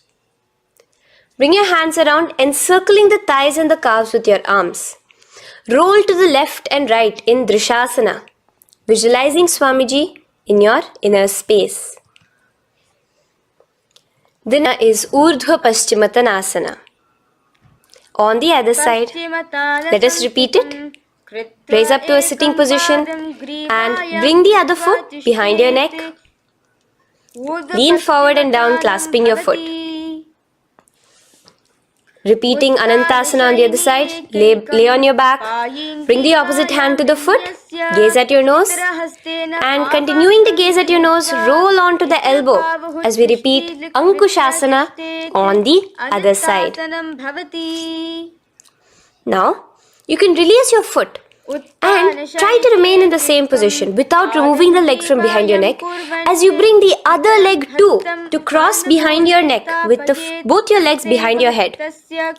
Laying on your back, bring both your hands to clasp behind your back. Gaze to your nose, visualizing Swamiji in your inner space in Yoga Nidrasana.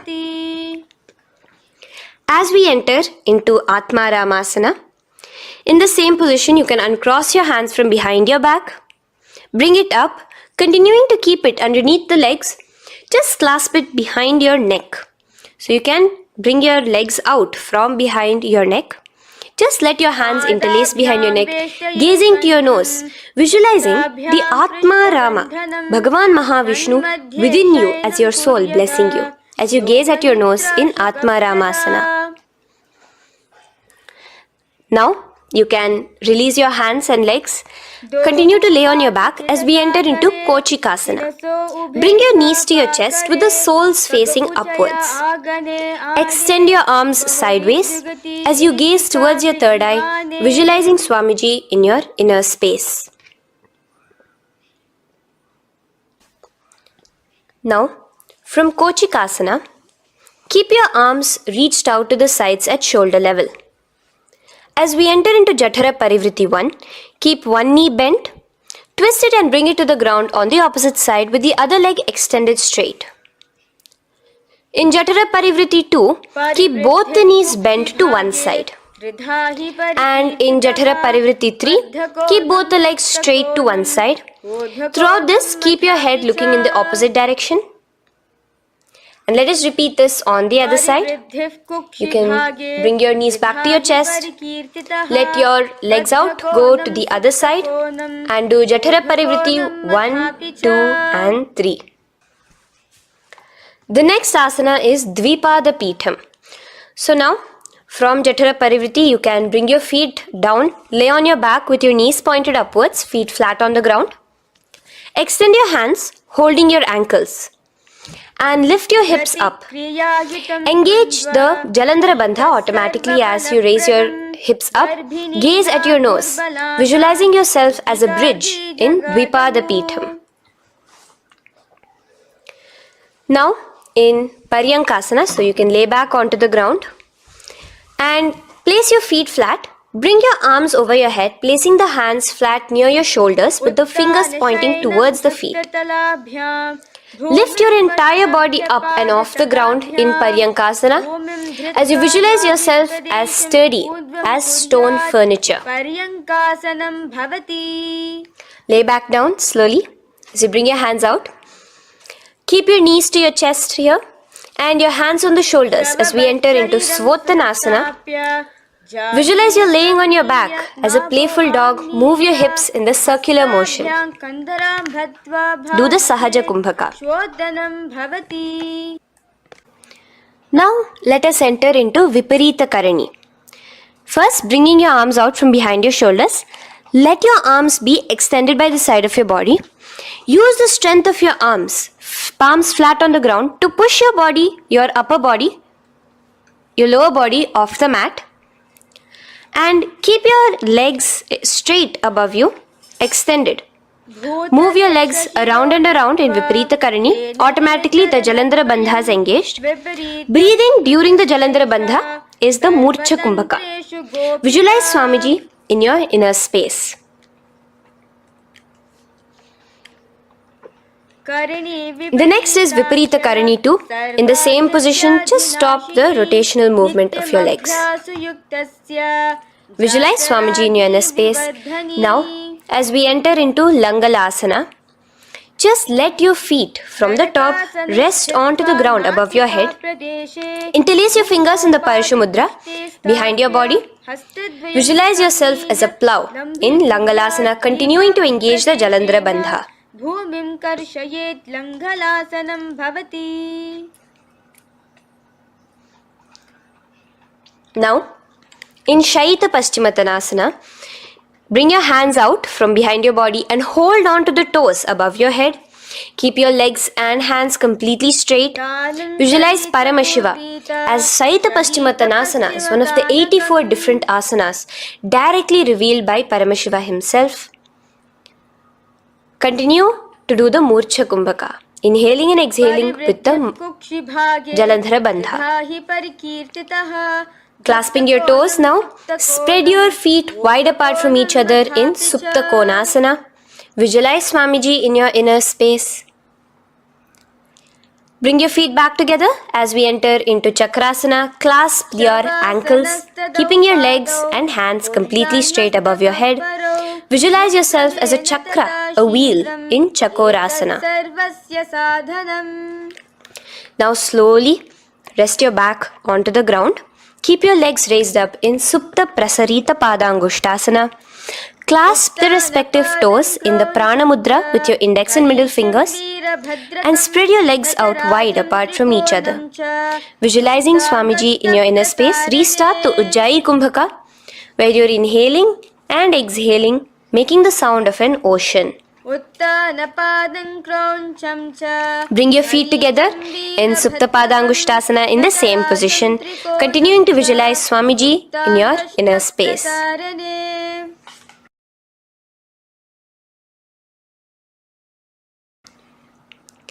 Now, release your feet and bring them into Padmasana. As you lay flat on your back in Matsyasana, hold the opposite elbows over your head, gazing at your nose. Visualize Matsya Avatara, the fish form of Bhagavan Mahavishnu. Now in the same position, put one hand over the other, extended straight above your head. As you visualize Lord Rama in your inner space, continue to gaze at your nose. Now, slowly bring your hands to your hips as we enter into Sarvangasana. Lift your hips and legs up into the sky, crossing your legs in Padmasana. Let your hands support you, your elbows on the floor. Do the Jalandhara Bandha as you gaze at your nose in Sarvangasana. Now, bring your hips back onto the ground in Vrishchikasana. So, in the Padmasana, just remove one foot alone. Keep one foot on the opposite knee as you pull the knee towards your face. Let your hands stretch out above your head, hooking forward as you raise your upper back off the ground, visualizing yourself as a scorpion in Vrishchikasana, gazing at your third eye. Do the Jalandhara Bandha, tucking in your chin to the chest. Now just switch your legs around as we repeat Vrishchikasana on the other side. Continuing to visualize yourself as a scorpion, gaze at your third eye. The next asana is Vrishapadakshepasana. So come now to a complete flat position on your mat. Come down to a complete lying down position and interlace your fingers around your neck. Now raise both your feet off the ground. Extend one leg straight and the other knee to the chest in a bicycle motion. Alternate between extending and raising the knee again and again, bringing your opposite elbows to the respective knees. Visualize Swamiji in your inner space. Breathe in and out in the Sahaja. From Vrishapadakshepasana, now lay flat onto the ground with your hands by your side as we enter into Marottanasana, where you will be lifting your legs one by one, touching the ears with your knees. Visualize Swamiji in your inner space. The next asana is Vrikasana. Now what you'll be doing is laying on your back. Bring the soles of your feet flat onto the ground. Stand up completely and lay back down. Visualize yourself as a wolf in Vrikasana.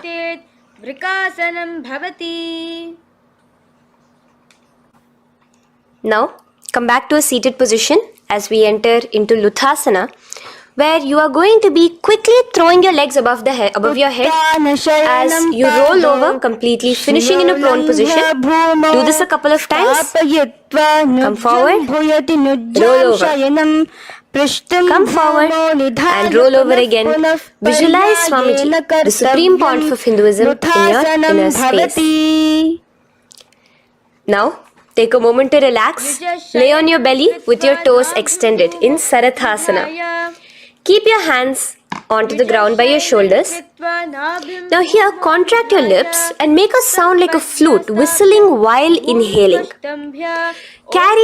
Visualize yourself as a ratha, as a chariot carrying warriors into battle for dharma on your back.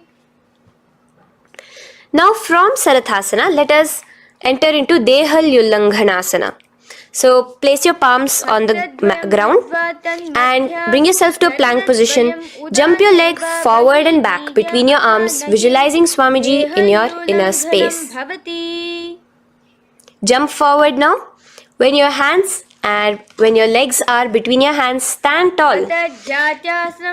Holding your toes with your hands, walk back and forth. Visualize yourself as a wise 60-year-old elephant in Jatyasana.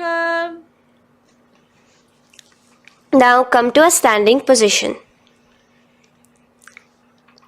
The next is a beautiful karana, the Lolitika karana. So keep your knees bent, feet pointing outwards again in the Aramandi position. Bend your elbows, keeping your hands at the chest level. Now swiftly move your arms across the body, bringing it back to the center and tilt your head back. Opening your chest up towards the sky, move your head in all the directions. Now stand back straight as we enter into Sarpasana. So stand erect like a rod with your arms by your side, hands touching the thighs. Visualize Devi, Kundalini, raising up and curling upwards around your body in Sarpasana. The next asana is Ushtra Sadanasana. Lean forward and down, standing on top of your palms. Begin to move and walk like a camel, visualizing yourself as a camel.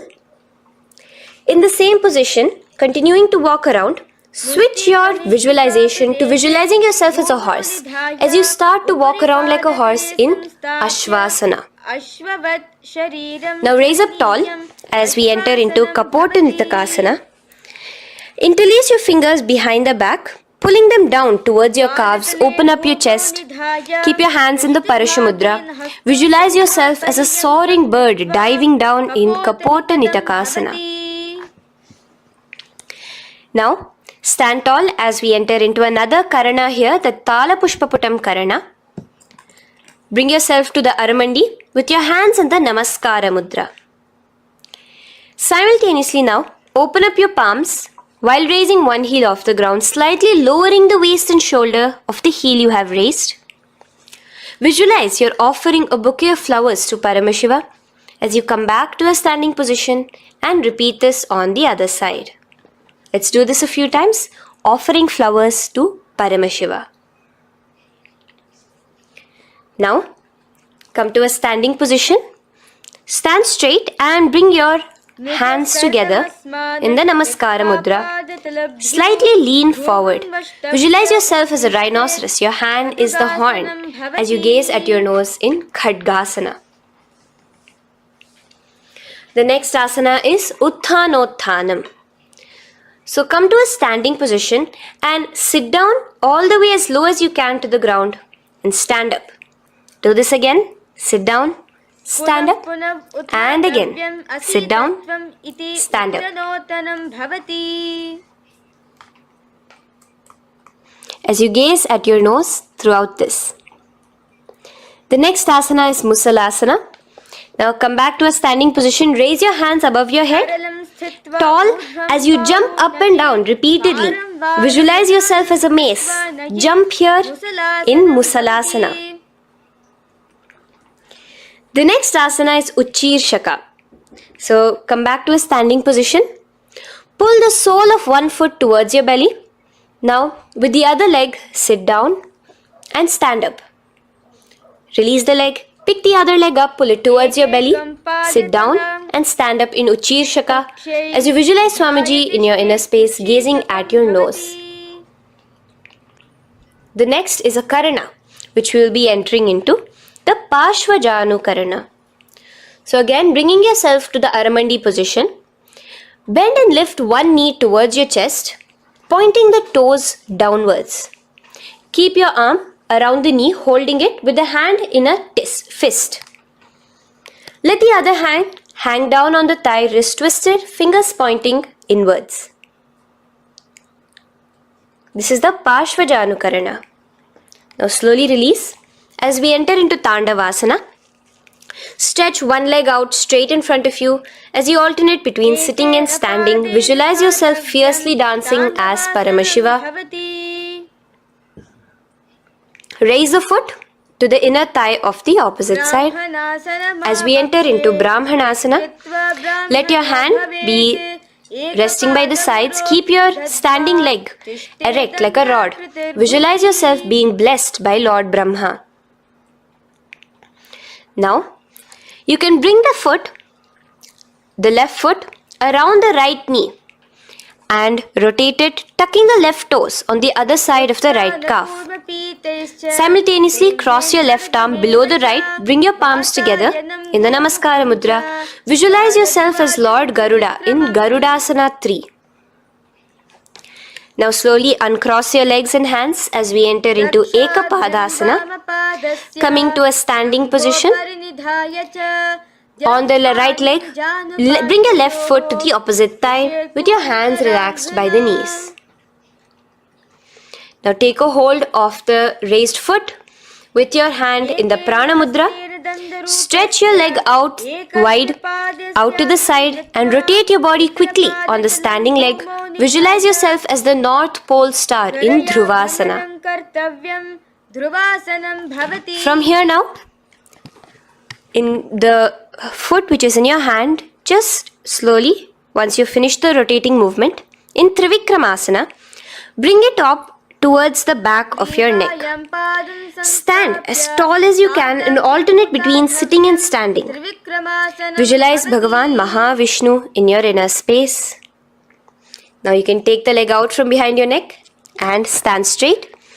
As we repeat the Parshvajanu Karana on the other side, bring your knee up to your chest, clasp your knee in a fist while the other hand comes to the opposite thigh. Hold there for a second and stretch your leg out. In Tandavasana, sit and stand. Visualize yourself fiercely dancing as Paramashiva. Bring the foot to the inner thigh, standing straight like a rod. Get your hands by your sides. Visualize yourself being blessed by Lord Brahma. In Brahmanasana on the other side. Move into Garudasana 3 on the other side as you rotate your leg over, your hand under. Visualize yourself as Lord Garuda.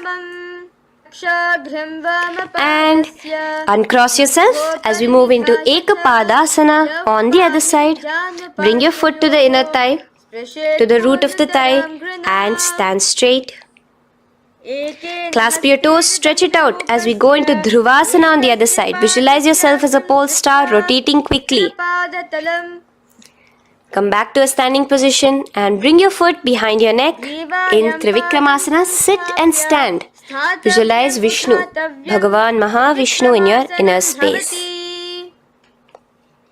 Now, stand tall as we do the Samanakha Karana. Stand with your feet close together, toes slightly pointed outwards. Keep both the hands to the side of the body. Take a moment to breathe in and breathe out and relax. Now, slowly relax and from the standing position, slowly bend forward, bringing both your hands underneath your knees. Now once you have squatted down fully, interlace the fingers together in the Parashamudra. Bring that interlaced fingers in front of your navel. In Ghorakanjali Asana, visualize the great sage Goraknatha, the founder of the Natha Yoga Hindu Sampradaya. As you do the Jivachala Kumbhaka, engage the Moola Bandha. The next asana is Kanchyasana. So now just slowly unwind your hands from each other, from your navel, and now bring your hands from the opposite side inwards underneath your calves and wrap your hands around your back. Hold them together in the Parashamudra. Keep your body, your upper body, upright, visualizing the Supreme Pontiff of Hinduism in your inner space. The next is Bhairu Asana. So slowly unclench your hands and bring them out from underneath your legs. Keep your feet and knees together and in a squatting position, bring your hands behind your back, clasping them together, remaining in the Parashamudra. As you gaze at your navel center, visualize Bhagavan Kala Bhairava, the Lord of Time, in your inner space. The next asana is Varahasana. Now to gain your balance, you can lightly spread your legs apart and bring your hands to the back of your behind you in the Anjali Mudra, palms together. Visualize a boar, one of the 10 incarnations, the Varaha Avatara of Mahavishnu, gazing at your nose. Now slowly relax, bring your hands out from behind you as we move into Pripithasana. With your hands in the Prana Mudra, with your index and middle fingers, clasp the respective big toes and come to a half squatting position where your hips are at your knee level. Visualize Swamiji in your inner space as you do this asana, Pripithasana. Slowly let go of your feet and place your palms flat on the ground in front of you with the fingers wide for balance. We're going to be balancing here in Bakasana. Place your knees on the back of your arms.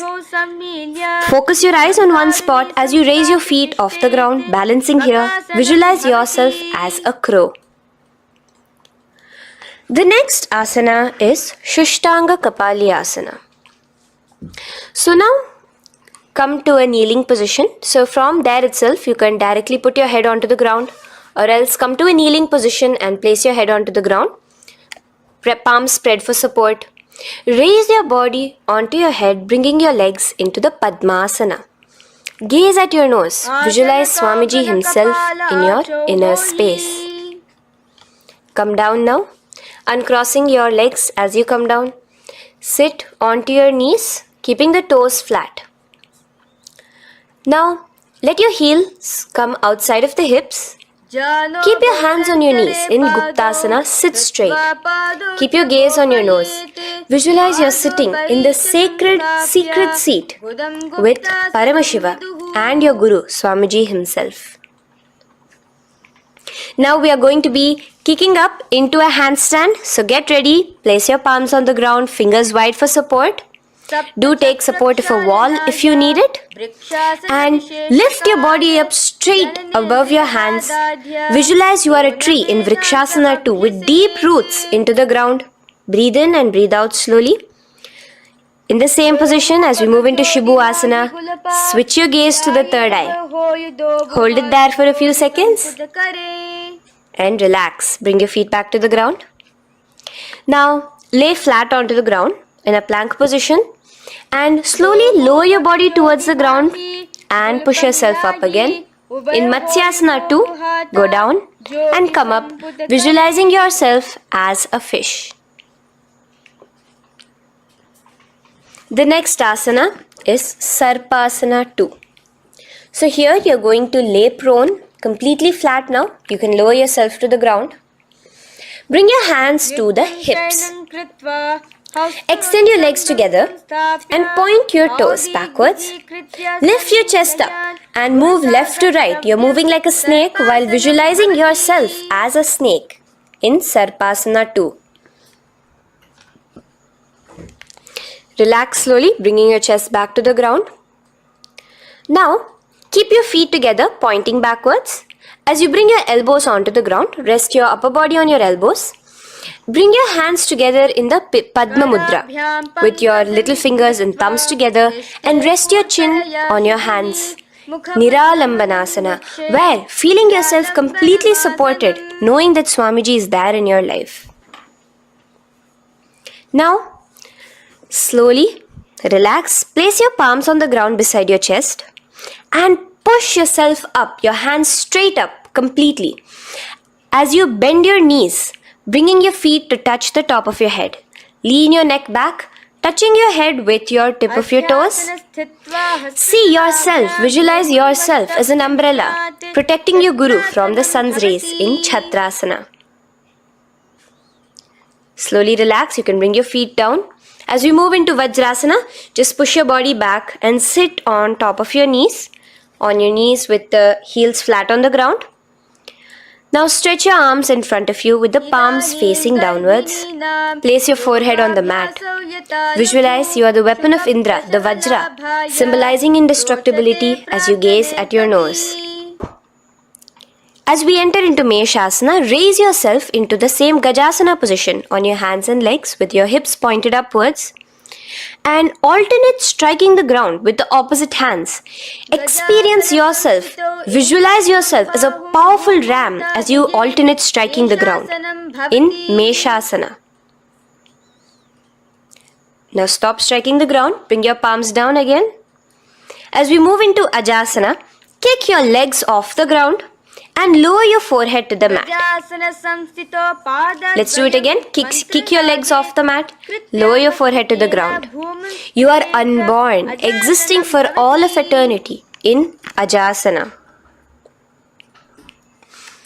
Now, come to a seated position as we move into Dhanantara Asana. Sit on your heel with your legs together. Pull your toes underneath you.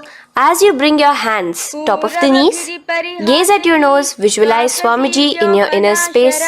Here, do the Ujjayi Pranayama, inhaling and exhaling like an ocean, Dhanantara Asana. From Dhanantara Asana, now interlace your fingers in front of you and then behind you. Stretch your arms towards all the sides, backwards, forwards.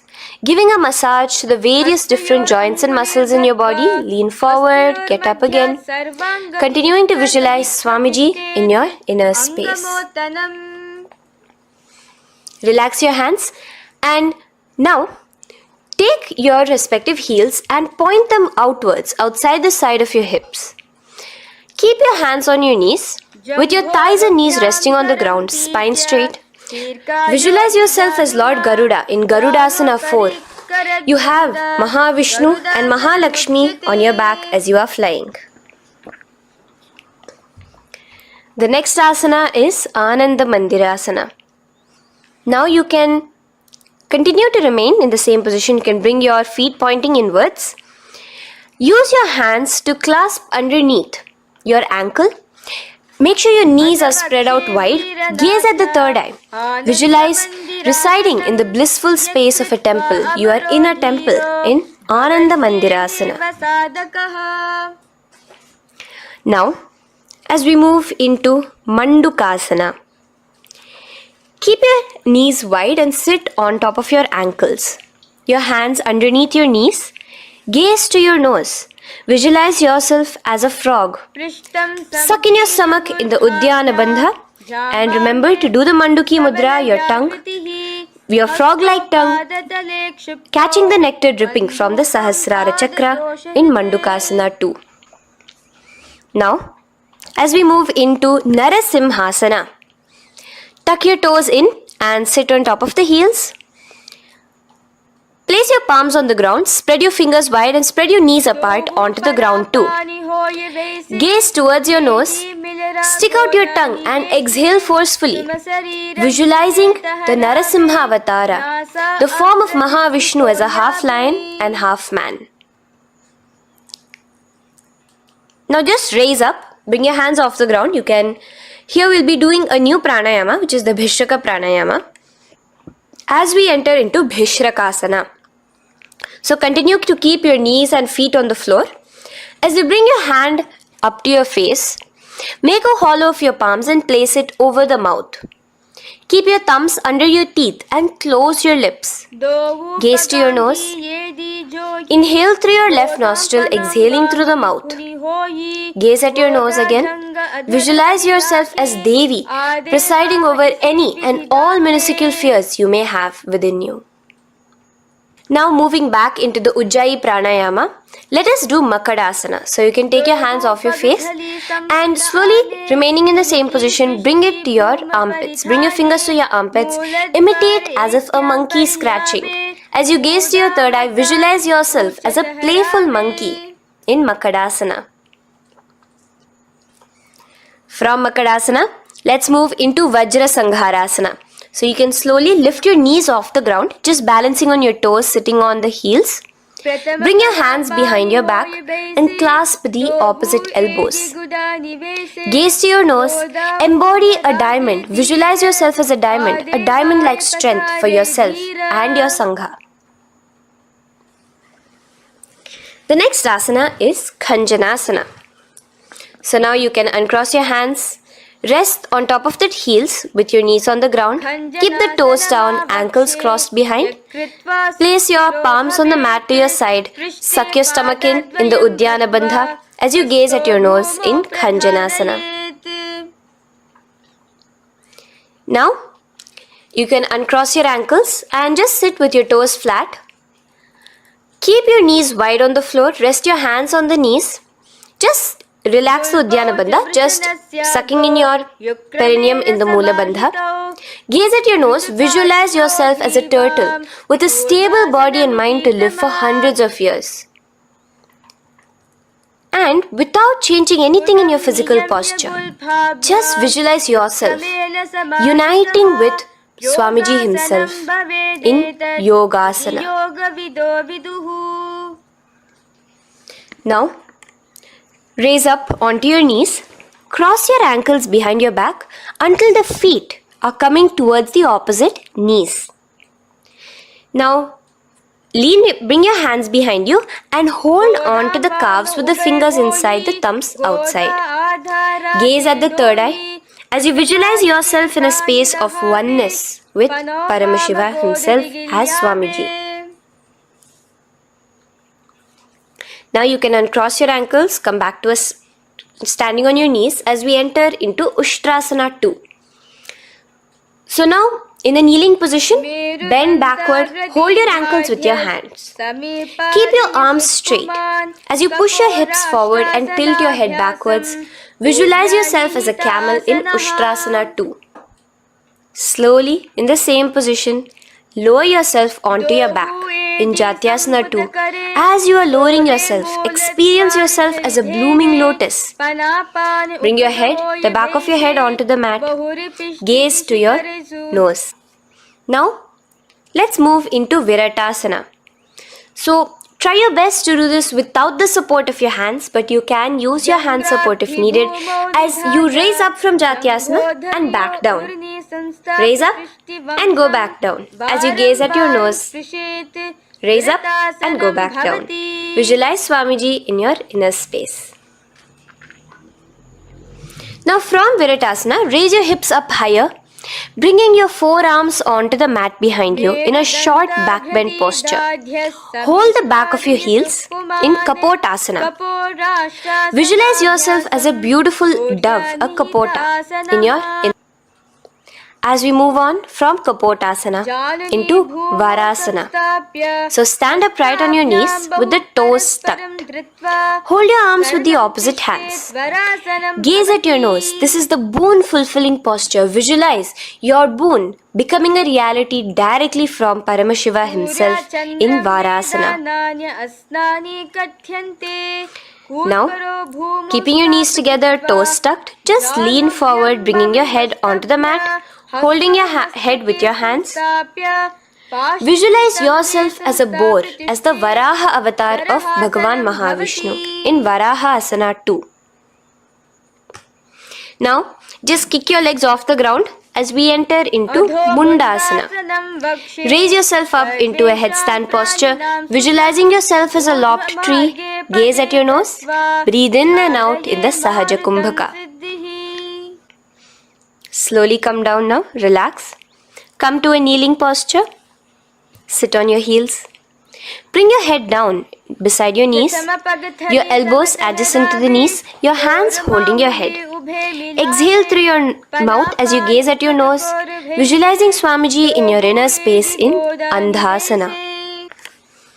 Now from here, push yourself off the mat as you come lying prone on your belly. Let your arms be extended straight out and together lift your thighs, arms and chest off the ground, stretching your body, balancing there. Visualize yourself as a locust in Viparita Shalabhasana. The next asana is Kapalasana. So slowly lower yourself back to the ground. Now laying on your belly, bring your arms to your side, palms downwards. Keep your forehead on the ground and your chest on the mat. Only lift your legs up into the air. Only your legs are lifting up. Visualize yourself as a skull. You are a mind with purified thoughts, a strong will to attain enlightenment in Kapalasana. The next asana is Akasha Kapotasana. So now, in the same position as you are, let your arms be straight out behind you. As you kick your legs up and over your head, bring your feet slowly to the mat in front of you. Push yourself, balance there. Visualize yourself as a free and open flying dove in Akasha Kapotasana. Bring your legs back out as you lay flat on the mat. Now push yourself onto your knees. Place your forearms on the ground and your chest down such that your navel is touching your knees. Be sturdy, visualizing yourself as a sparrow in Chatakasana. The next asana is Vrishchikasana 2. So your forearms are on the ground. Now slowly raise to your toes and kick your legs off the mat. Slowly lowering your legs to your head. Visualize yourself as a scorpion as you balance in Vrishchikasana 2. Slowly release yourself, coming back to the ground as we enter into Vrishasana. Sit down on top of your right heel and let your left foot remain outside of the hip, the ankle to the side. Place your hands on the mat, visualizing yourself as a bull in Vrishasana. Now, bring both your knees underneath you, sit on both your heels, cross your left leg over top of the right lightly and in Lolasana, push yourself off the ground. Your knees are off the ground, you're just balancing on your hand above the mat. Visualize Swamiji in your inner space. Lower down now. Bring the left foot now outside. Bring the right foot out and sit on your left heel now as we do Vrishasana on the other side. Visualize yourself as a bull. From here, let us get into a very powerful asana, Balagunasana. So, place your left toes on the ground, sit on the heel of your left foot. Place the right foot flat with the knees raised towards your chest.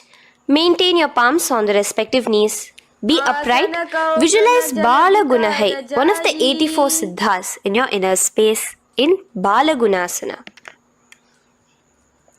Now come to a squatting position. Let your feet be flat as you bring your elbows under your thighs and calves, wrapping it around your shins. Hold on to your ankles from the outside in Grahasana, visualizing yourself as an entire planet. Now, you can unwrap yourself as you sit on top of the opposite heel in Balagunasana on the other side. Maintain your palms on the respective knees. Visualize Balagunahai, one of the 84 siddhas in your inner space. Now, sit upon both the toes with the heels up and knees off the mat, knees pointing forward. Now, keep your hands downwards on the respective knees. Keep your spine upright as you visualize Swamiji in your inner space in Utkatasana.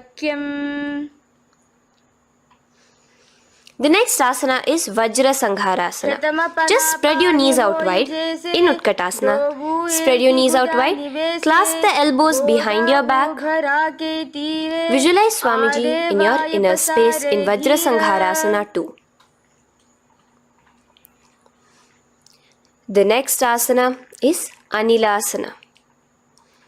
Now, sit with your feet hip width apart. Bring your hands under the soles of your feet from inside. Your palms facing downwards. Step onto your hands. Keep your arms straight, elbows together at the navel. Gaze to your nose. Visualize yourself able to consume and live off of air alone in Anilasana. The next is Padukasana. So from Anilasana, you can release your hands. Place the back of your hands on the mat with your fingers facing upwards.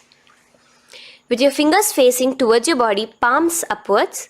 Step your feet on top of your hands and wrap your hands around your feet like a shoe. Walk around. Visualize you're wearing padukas, walking across the length and breadth of the world in Padukasana. Now bring your palms onto the ground. Stop moving around as we move into Kukutodana. Kick your feet up into the air and let them fall back down. Let's go up again and come down. Kick up and go down. Visualize yourself as a rooster in Kukutodana. The next is Viparita Nrityasana. So as you're kicking yourself up, you can go up into a complete handstand posture, which is Viparita Nrityasana. Do take support if needed. And move around on your two hands as if you are dancing in Viparita Nrityasana. Slowly come back down to a standing position. Lean forward and let your feet be slightly apart from each other. Bring one palm down on the mat with the arms straight. Bring the opposite hand to your head and be stable in Kunjarasana. Now just put that hand down as you bring the other hand to your head, repeating Kunjarasana on the other side. Be stable here. Now you can squat back down onto the ground. Keep your feet flat. Hold your respective ankles and lift your feet off the ground in Kadamba Asana. Visualize yourself as a Kadamba tree, a pious tree that promotes a long life. The next asana is Pavana Muktasana. Now sit back down onto the ground, bring your knees towards your chest. Let your hands wrap around your knees, hold it close to your body. Visualize all the excess vata, air, just balancing and releasing in your system in Pavana Muktasana.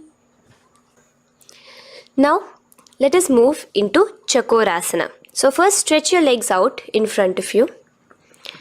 Bring one leg behind your head. Now place both hands on the ground and lift your body off the ground while lifting the other leg too, up straight.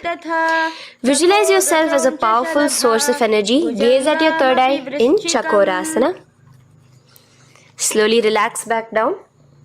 Now hold your left toes with the left hand, index and middle fingers. Pull the foot to the left ear. We are entering into Dhanurasana 2. Extend your right leg out, keeping straight. Hold the big toe with your right hand. Visualize yourself as a bow in Dhanurasana 2. The next is Ashtavakrasana. So lift your left leg over top of the left shoulder. After releasing your hands, bring the right foot across and hook it on top of the left foot. Lean forward and down, keep your palms onto the ground. Extend your legs out to the left, lift your head up and chest. You're completely balancing only on your hands as you visualize yourself as a flying crane in Ashtavakrasana. Now slowly relax down. From here, bring your right foot to the left thigh and your left foot flat onto the ground. Knees raised up. Have your left shoulder underneath the respective leg and place your hands flat on the ground. Gaze towards your third eye. Visualize you are immortal, able to exist solely from prana alone in Pranasana. From here, moving into Parshva Matsyendrasana. Place your right foot at the root of the left thigh. Then the left leg by the side of the right knee. Hold the left leg by the right hand. Twist your body out. Remain steady here, gazing at the third eye. Visualize Matsyendranatha, the great Rishi Yogi, master of Hatha Yoga, in your inner space.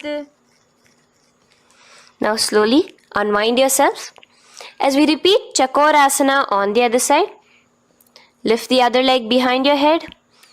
Place both your hands on the ground and keep your entire body off the ground straight up. Gaze at your third eye, visualizing yourself as a powerful source of energy.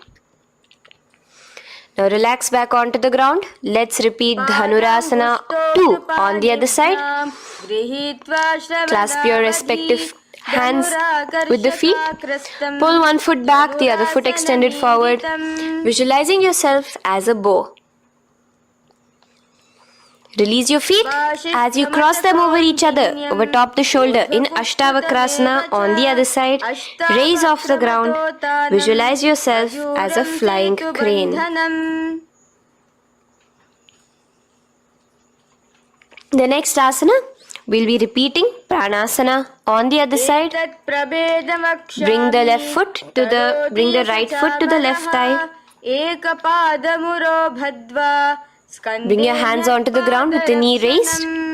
Gaze at your third eye, visualizing yourself able to live off just prana, just air alone. And relax as we do Parshva Matsyendrasana on the other side. Twist yourself, visualizing Matsyendranatha, gaze towards your third eye. And from there, let us enter into Ardha Paschimottanasana. Keep one leg straight and press your perineum with the other heel. Bring your chest forward and down. Hold your toes and feet and bring your head towards your knees. Here in Ardha Paschimottanasana, visualize Swamiji in your inner space. Now raise up and the foot which was at the inner thigh, now rotate it outside of the hip. Now hold the sole of your other foot and lift your leg up towards your forehead. Try to bring your knee to your forehead as you keep your knee straight. Gaze to the nose in Kraunchasana. Visualize yourself as a crane. Now slowly relax down your leg. Now the leg which is now straight, you can bring it to the inner thigh as you straighten out the other leg. As we repeat, Ardha Paschimottanasana on the other side. Lean forward and down, clasping your foot. Bring your forehead to your knee. Visualize Swamiji in your inner space.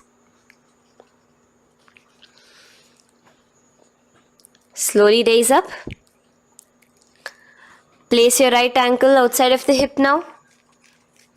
Hold the sole of the left foot, lifting the leg up towards your forehead. Stretch yourself there. Gaze at the tip of your nose. Visualize yourself as a crane in Kraunchasana on the other side.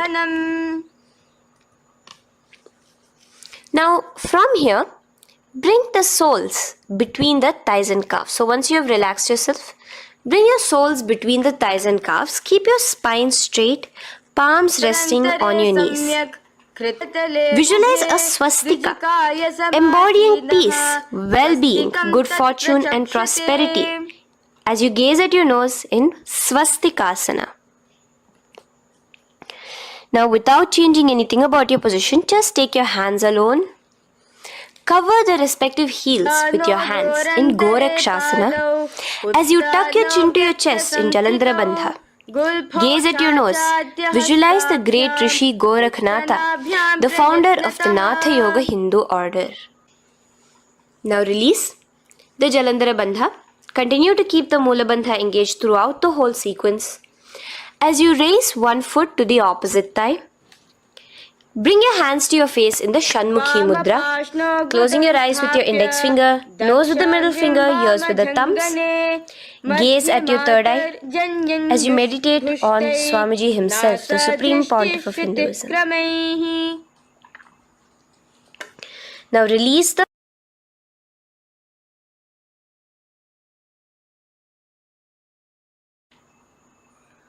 Shanmukhi Mudra. And in Yogasana 2, bring your legs into the Padmasana position over the opposite thighs. Keep your hands flat onto the ground beside your knees with the palms facing upwards. Sit straight, gaze at your nose. Here we'll be starting the Kaka Chanchu Kumbhaka, where your inhalation will be through your tongue wrapped like a pipe, and your exhalation will be through your nose. From Yogasana 2, now keeping your palms beside your body, just switch them around to be flat on the ground and push your entire body off the ground, balancing. Visualize yourself as a rooster in Urdhva Kukkutasana. Now relax down, come back to a seated position on the floor, keeping your legs in Padmasana. Insert your hands through your knees and place them on the mat. Remember, do not lift your body up, just stay seated down there. In Siddha Harituliyasana, gaze to your nose, visualize Swamiji himself in your inner space. From there, let's enter into Hamsasana, where you will actually be pushing yourself off the ground. Lift your thighs up high above your shoulder, above your elbows as much as possible. Gaze to your nose, visualizing yourself as an elegant swan in Hamsasana. Now release yourself. Now, do not take your hands out from between your thighs and calves. Just go onto your knees and reach your hands behind your body with your fingers interlaced in the Parashu Mudra. Bring your forehead to the floor as you gaze at your nose. Visualize yourself as Lord Paramashiva's bow in Karmukasana. Now, slowly come back to the seated position as we move into Kurmasana 2. Keeping your hands in between your thighs and calves, bend your elbows and hold your respective shoulders with your hands. Visualize yourself as a turtle, a stable body and mind to live for hundreds of years. Now in the same position, just engage the Jalandhara Bandha, tucking your chin to your chest as we move into Granthi Bhedasana, gazing at your nose. Rejoice, knowing you are in Paramashiva's secret knot posture. And from there, release the Jalandhara Bandha as you roll onto your back. Keep your hands on the shoulders, laying flat on your back. As you visualize yourself as a turtle on its back, playful, gaze at your nose in Uttana Kurmasana. Now rock yourself back to a seated position as we do Pangu Kukkutasana. Now it's the same as your hands between your thighs and the calves, except you will be placing one hand flat on the mat. Hold the wrist with the other hand. Lift your body up and holding only on one hand. Visualize yourself as a rooster in Pangukukotasana. Now release back to the ground. Hold. Let's do Pangukukotasana on the other side. Place the other palm flat and bring the other hand holding the wrist. Push yourself off the ground. Visualize yourself as a rooster. Continue the Kakachanchu Kumbhaka, sucking in your breath through your curled tongue and exhaling through your nose. As you slowly extricate your hands from between your thighs and calves, let's do Girdharasana here. So now, interlace your fingers in the Parashamudra as you place your elbows on the feet, remaining your legs in Padmasana. Lean forward and down, resting your chin on your knuckles. Place your thumbs to your throat in Girdharasana. Visualize Swamiji in your inner space. From there now, sit straight into Padmasana 3. So with your legs in Padmasana, bring one hand over the other near your navel center. Engage all the three bandhas. Suck in your stomach. Clench your perineum. Tuck your chin to your chest and gaze at your nose in Padmasana 3. Slowly now, as we move into Padmasana 4, bring your hands to the respective knees. Release the Jalandhara Bandha and release the Udyana Bandha, just engaging the Mula Bandha alone. Visualize Paramashiva in your inner space as you gaze at your nose in Padmasana 4. Now we'll be entering into Karmukasana 2. So in the Padmasana position, hook your right hand index and middle finger in the Prana Mudra around the toe. Pull it back while your left hand rests on the knee. Now, as you visualize yourself as Paramashiva's bow, just release your right foot, bring your left hand to the left toe, right toe, and let your right hand be on the right knee. Now from here, let's do Karmukasana 3. So you can release your toes, cross your hands behind your back, continue to keep your legs in Padmasana, and with your respective hands, cross behind your back. Hold on to the toes in the Prana Mudra. Engage all the three bandhas, suck in your stomach, clench your perineum, tuck your chin to your chest. Visualize yourself as Paramashiva's bow in Karmukasana 3. Slowly relax the bandhas, just keeping the Mula Bandha. Continue to hold on to your toes. Release the Udyana Bandha and the Jalandhara Bandha. Switch your gaze to the third eye. Visualize you are Paramashiva's third eye itself. Anything you come across, you just rejuvenate it, destroy it in Dridhasana. Now, try to keep your hands at the toes. If not, just keep your hands crossed behind you as you lean onto your back in Padmasana, where you are entering into the Nagrasana position. Lay flat onto the back, visualizing yourself as a snake, gaze at your nose in Nagrasana. Do the Sahaja Kumbhaka, simple breathing, inhaling and exhaling.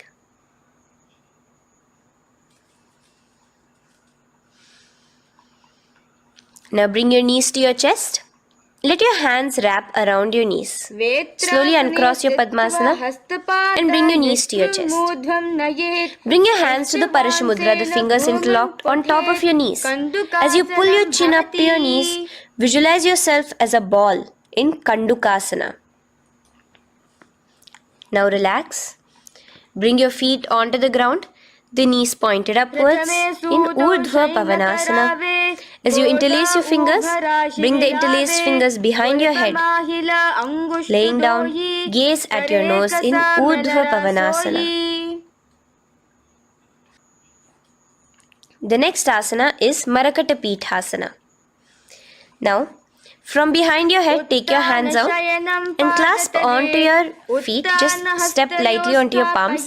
As you push your hips up into the sky, automatically engaging the Jalandhara Bandha. Visualize yourself as a powerful alpha ape in Marakata Pithasana. In the same position now, bring your hands to your hips as we enter into Uttanashiki Pitakasana. Let your weight rest on your elbows as you stretch your legs out straight. Gaze at the nose. Visualize Swamiji in your inner space. From there, continuing to rest on your elbows, kick your feet up high into the sky in Narakasana. Stretch your palms out behind you, flat on the ground. Balance there. Visualize yourself blissfully traveling through hell unscathed in Narakasana. Bring your hands to your hips now as we move into Tiryanaukasana. Angling your legs down at an angle, visualize yourself as a boat crossing the ocean of samsara in Tiryanaukasana. Now from there, come back straight as we enter into Dhwajasana. Keep your legs up high above your body, your hands stretched out down behind you. As you push yourself up, visualize where Kailasa's flag respected across all nations in Dhwajasana. Hold there for a few seconds. And relax now. Flat onto the ground. Palms slightly away from your body. Do not move at all in Mritasana. Your body is dead. Visualize that. Visualize the Supreme Pontiff of Hinduism liberating you. Let your awareness travel to all the parts of your body in the Shakti Chalan Mudra as we do Mritasana.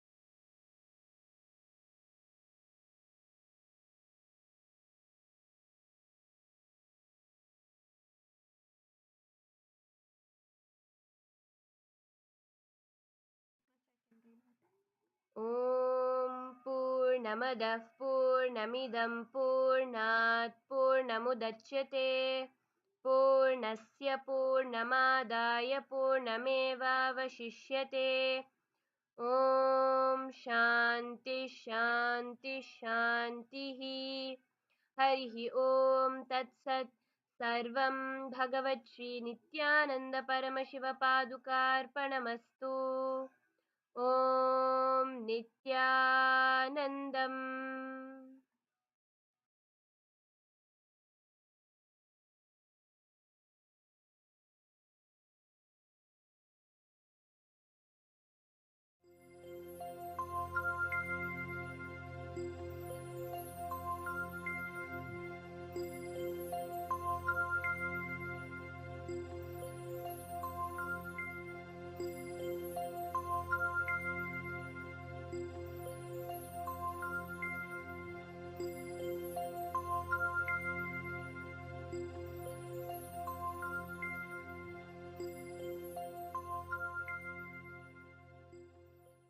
हर हर गंगे हर हर गंगे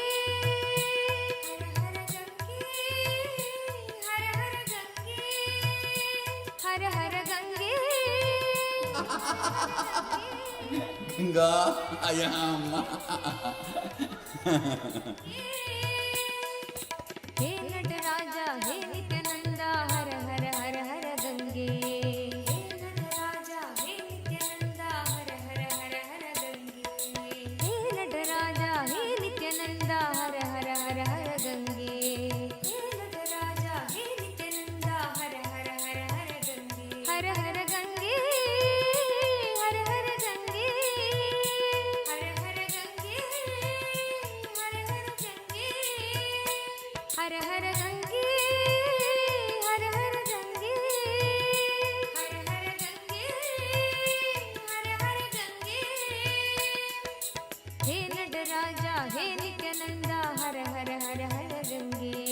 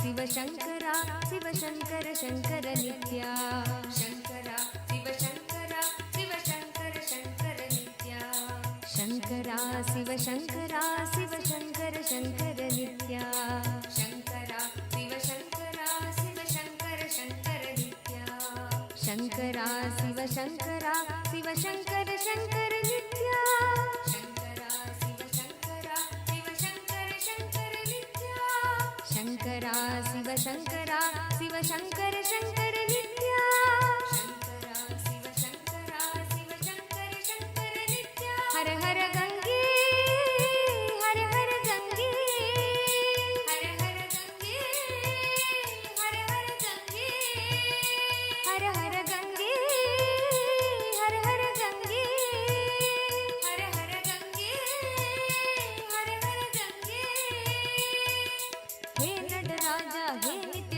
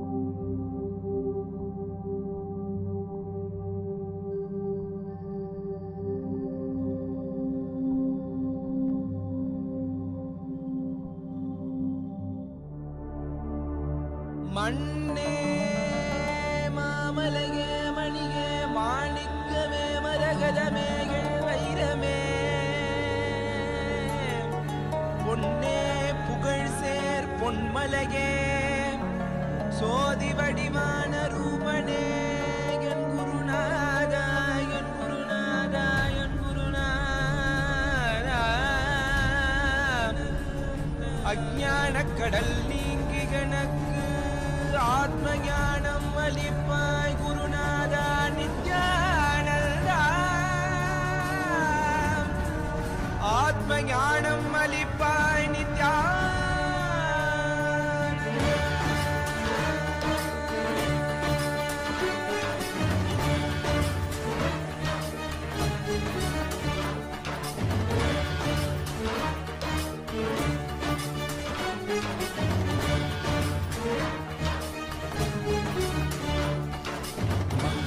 கொண்டு கங்கை முடிக்கொண்டு நர்த்தனம் புரியும் ஈசனே சுடலை பொடி பூசி புடுக்கை தனை ஏந்தும் காலனே புடித்தோலனே வீடு பிடியால் உள்ள முறைகின்ற மதுரை மாநகரின் ராசனே இன்னல்களை கலைந்து இன்பங்களை அளிக்கும் சுந்தர வடமணி நேசனே ஞாயிறு திங்கள் நித்த முறைகின்ற செவ்விழி கொண்ட செல்வனே சொக்கனே எந்த சோமனே ஐயா சோதி வடிவான ரூபனே அடிமொழி காணா மலையே அகிலமும் போற்றிடும் ஐயனே நாதாவரணனே நால்வர் போற்றிட நயமுடனாடிடும் நாதனே ஆழகாலம் உண்டு ஆழம் காடுதனில் ஆனந்த நடமிடும் ஆதி செய்வனே மங்கையிடம் கொண்டு கங்கை முடி கொண்டு நர்த்தனம் புரியும் ஈசனே சுடலை முடி பூசி உடுகை ஏதும் காலனே புலிதோலனே மீனின் விழிகால் உள்ள முறைகின்ற மதுரை மாநகரின் ராசனே இன்னல்களை கலைந்து இன்பங்களை அளிக்கும் சுந்தர வடமணி நேசனே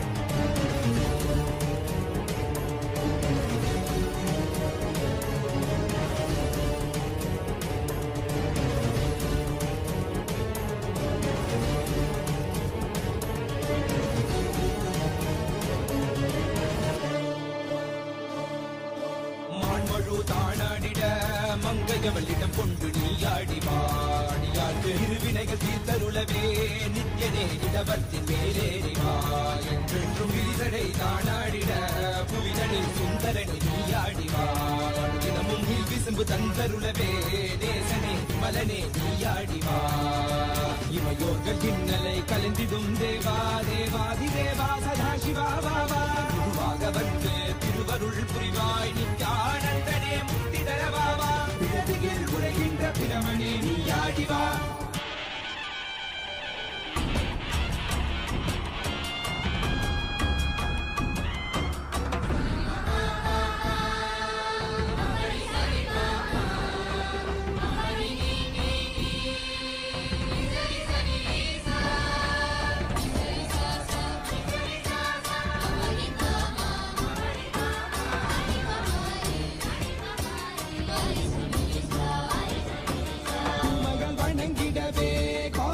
மண்ணாய் உரைபவனே அப்பாய் காட்சி தரும் எங்கள் ஆணை காவலசே ஆதிகந்தமிழாத ஜோதியாய் அருணகிரி உரைநாதனே உலகை இயக்கிடும் வாயு வடிவே காலகத்தி ஈசனே சொல்லுதிடத்தில்லை நகர்தனில் வானில் ஆடும் கூத்தனே பஞ்சபூதமும் நித்தம் பணியும் பரமனே பரமேசனே रचित नित्य वैभव गुप्त कैलैवासने ईशने सर्वेशने परमेशने जगदीशने नित्यने आनन्दने जीवने गुरुदेवने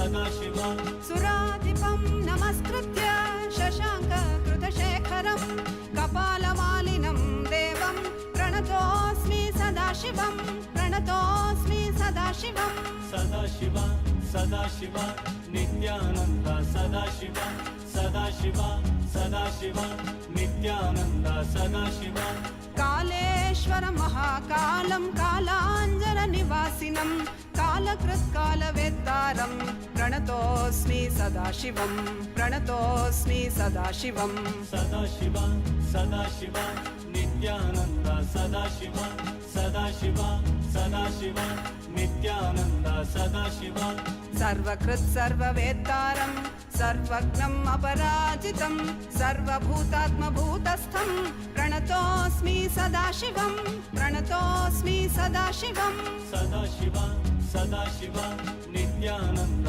सदाशिव सदाशिव सदाशिव नित्यानन्द सदाशिव यो सृजत् सर्वभूतानि ब्रह्मान्द्याश्च सुरासुरान् तमहं लोककर्तारं प्रणतोऽस्मि सदाशिवं प्रणतोऽस्मि सदाशिवं सदाशिव सदाशिव नित्यानन्द सदाशिव सदाशिव सदाशिव नित्यानन्द सदाशिव वरं वरेण्यं वरदं वरिष्ठं वरवाहनं वनमालाधरं देवं प्रणतोऽस्मि सदाशिवं प्रणतोऽस्मि सदाशिवं सदाशिव सदाशिव नित्यानन्द सदाशिव सदाशिव सदाशिव नित्यानन्द सदाशिव प्रीतियत्प्रीतिदातारं सुप्रियं प्रियदर्शनम् उमापतिं सदाकान्तं प्रणतोऽस्मि सदाशिवं प्रणतोऽस्मि सदाशिवं सदाशिव सदाशिव नित्यानन्द सदाशिव सदाशिव सदाशिव नित्यानन्द सदाशिव धर्माधर्ममयं देवं सुखदुःखफलोदयं बन्धमोक्षप्रणीतारं प्रणतोऽस्मि सदाशिवं प्रणतोऽस्मि सदाशिवं सदाशिव सदाशिव नित्यानन्द सदाशिव सदाशिव सदाशिव नित्यानन्द सदाशिव मनोबुद्धिरहङ्कार तन्मात्रेन्द्रियगोचरं प्रधानपुरुषेशानं प्रणतोऽस्मि सदाशिवं प्रणतोऽस्मि सदाशिवं सदाशिव सदाशिव नित्यानन्द सदाशिव सदाशिव सदाशिव नित्यानन्द सदाशिव यं ध्यायन्ति महात्मानो मुनयः संश्रितव्रताः तं ओङ्कारपरं सूक्ष्मं प्रणतोऽस्मि सदाशिवं प्रणतोऽस्मि सदाशिवं सदाशिव सदाशिव नित्यानन्द सदाशिव सदाशिव सदाशिव नित्यानन्द सदाशिव सूक्ष्मं सर्वगतं नित्यं सर्वविद्येश्वरेश्वरं सर्वतत्त्वाश्रयं देवं प्रणतोऽस्मि सदाशिवं प्रणतोऽस्मि सदाशिवं Sadashiv Sadashiv Nityanand Sadashiv Sadashiv Sadashiv Nityanand Sadashiv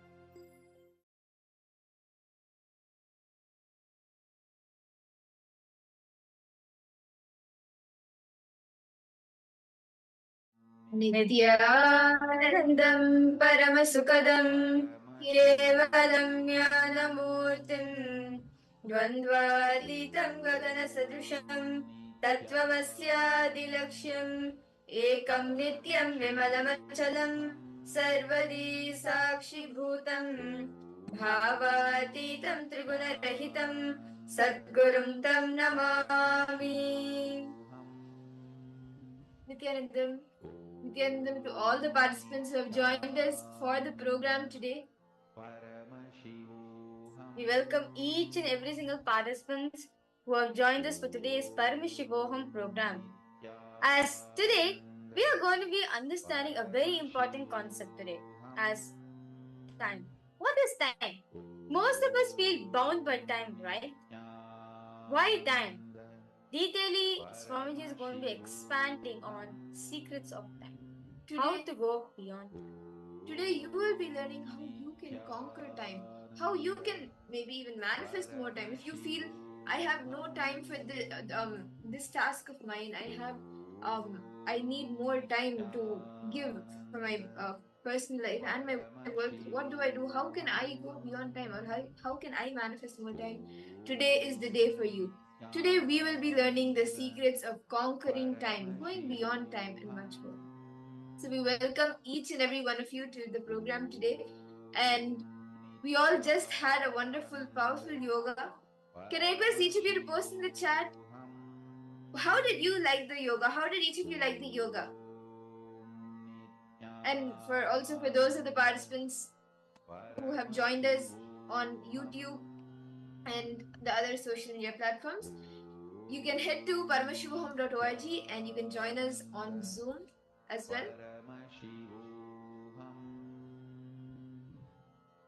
Understand the yoga that all of us just did makes our inner space, our body physically and mentally ready to hold the science of enlightenment, ready to hold the spiritual powers that Swamiji is initiating us into. And after doing all of these 12 components of in the Nithyananda Yoga, while doing the Prathama Vinyasa Krama, the Dvitiya Vinyasa Krama, and the Tritiya Vinyasa Krama, your body is ready to manifest the powers and express the different sciences that Swamiji is initiating us into. So let us start our day with the power manifestation. We will be starting our day with the third eye reading, the seeing through the third eye with the eyes blindfolded.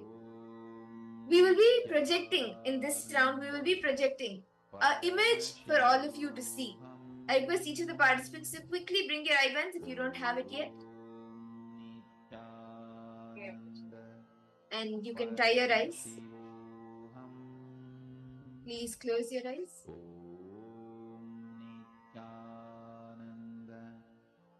Bring your awareness to the third eye. Remember Swamiji in your third eye, in your inner space. Connect to him deeply.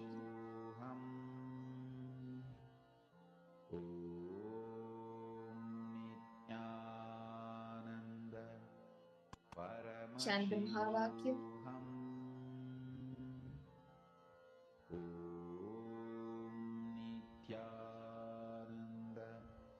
We will now be projecting an image for all of you. Start seeing through your third eye. What is the details of this image? What is being projected? The colors, the shapes, the sizes, whatever Swamiji is revealing to you, start verbalizing it. Continuously chant the Mahavakya, vibrate the Mahavakya.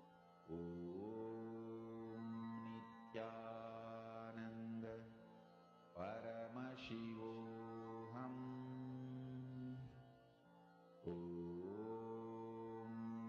Nithyananda Paramashivoham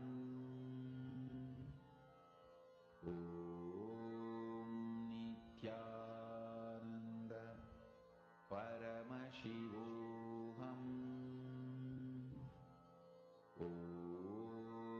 Nithyananda Paramashivoham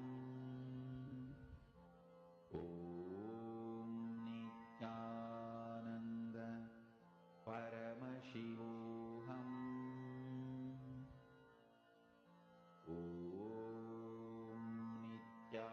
Nithyananda Paramashivoham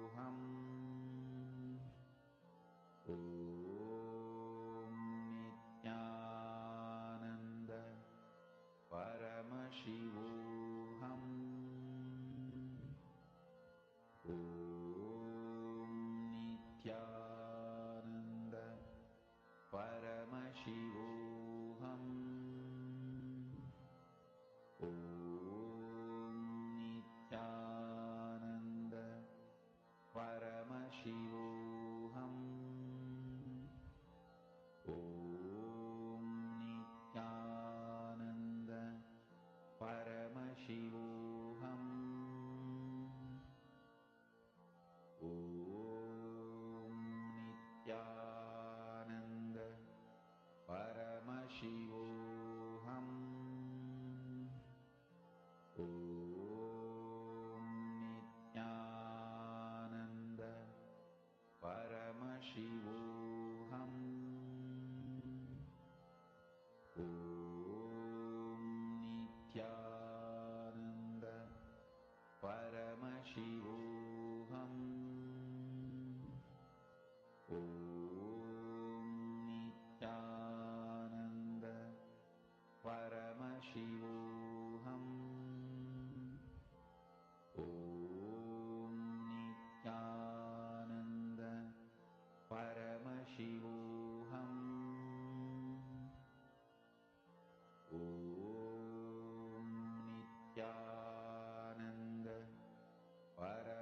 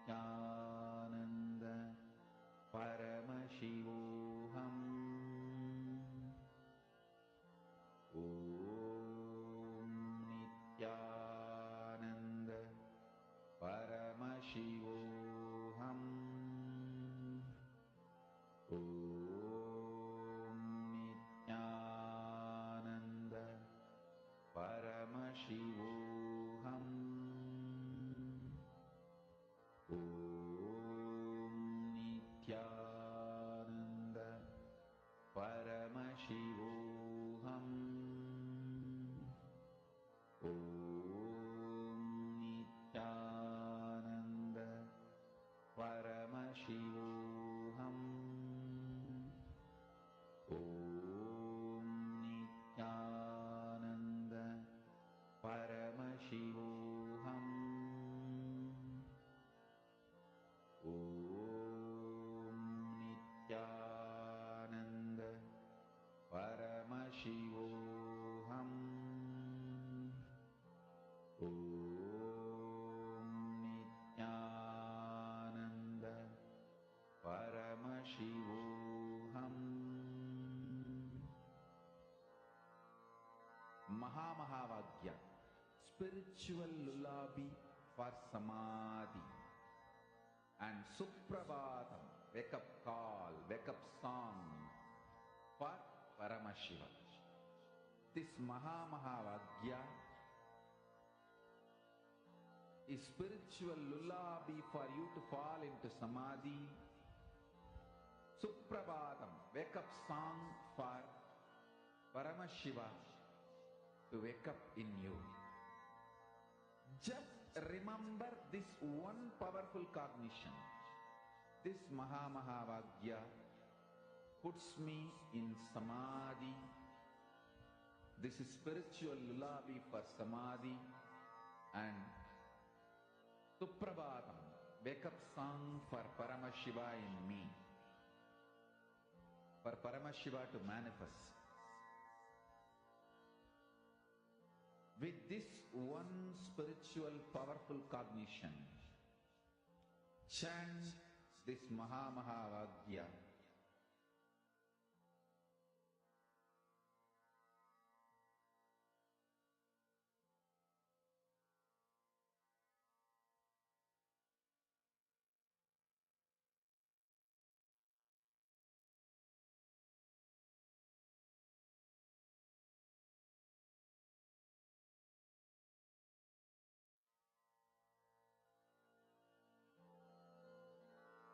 Mahamahavagya, spiritual lullaby for samadhi, and Suprabhatam, wake up call, wake up song for Paramashiva. For Paramashiva to manifest. With this one spiritual powerful cognition, chant this Mahamahavagya. Om Nithyananda Paramashivoham Om Nithyananda Paramashivoham Om Nithyananda Paramashivoham Om Nithyananda Paramashivoham Om Nithyananda Paramashivoham Om Nithyananda Paramashivoham Om Nithyananda Paramashivoham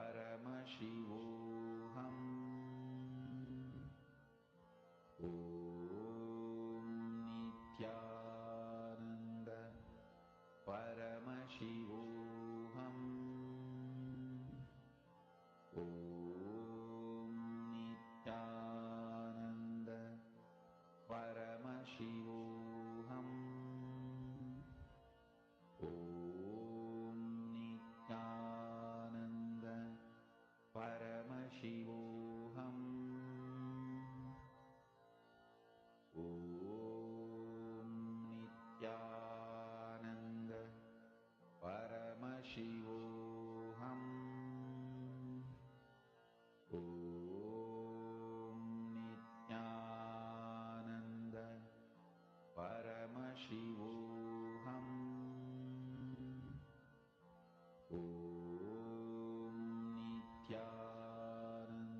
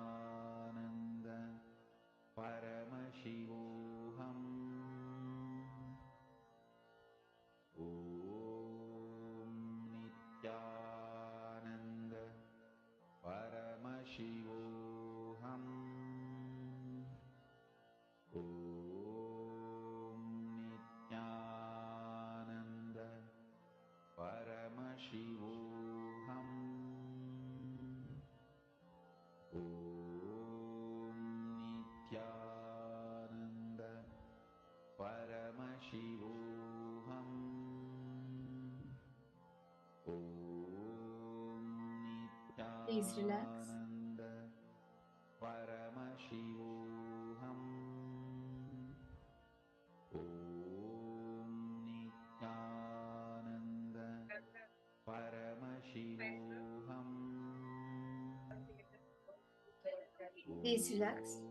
I request each of the participants now to open your eyes. You can remove the eye band. And you can detail out in the chat whatever Swamiji revealed to you in your third eye. How did you experience it? What did Swamiji show you? Can I request each of you to post in the chat?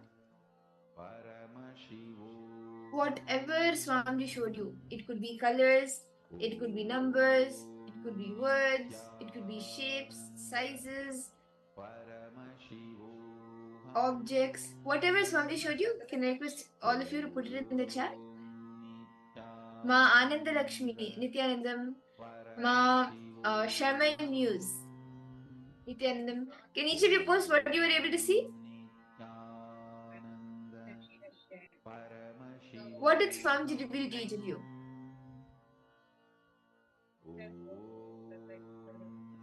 Okay. So shall we see the answer now? Let us see what was the image that was being projected for all of you.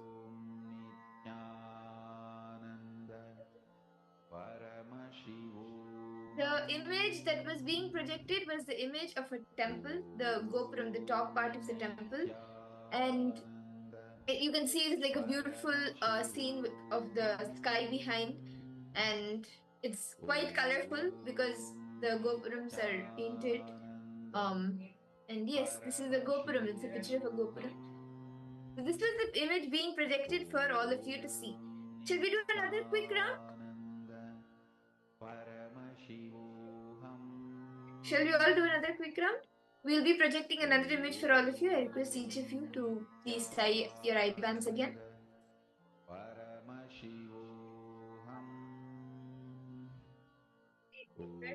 Please tie your eyes. Settle down. You can sit straight. And remember Swamiji in your third eye. Connect to him.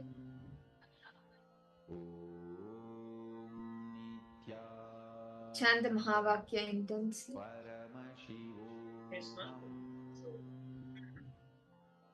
We are now projecting an image for all of you. I request each of you to please start scanning and seeing what is the image being projected.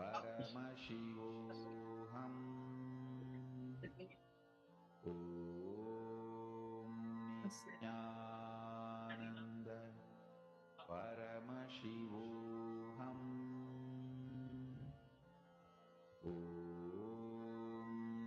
Nithyananda Paramashivoham Nithyananda Paramashivoham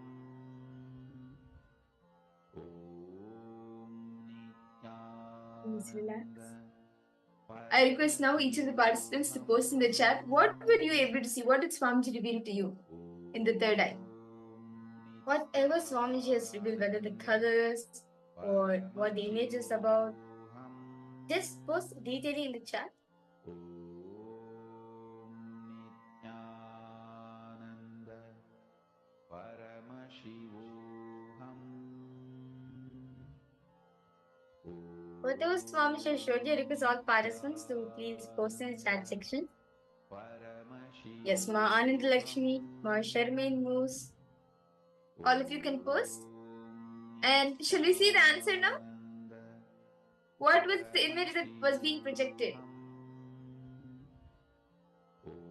So yes, this was the image being projected. This is a picture of a road. It's like a really long, unending road with lots of lush green trees on the sides, and you can even see like some of the rays of the sun. So this was the image being projected. Yes. And see, whatever you experience during the power manifestation, that is what matters. The experience matters.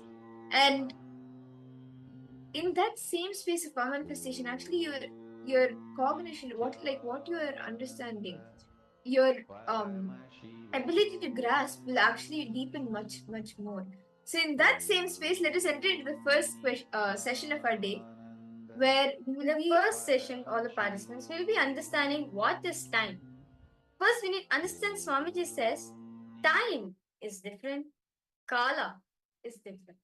So we are going to be understanding from Swamiji the principle of time, the Kala Tattva. What exactly is Kala Tattva? Let us now listen this truth beautifully from Swamiji himself.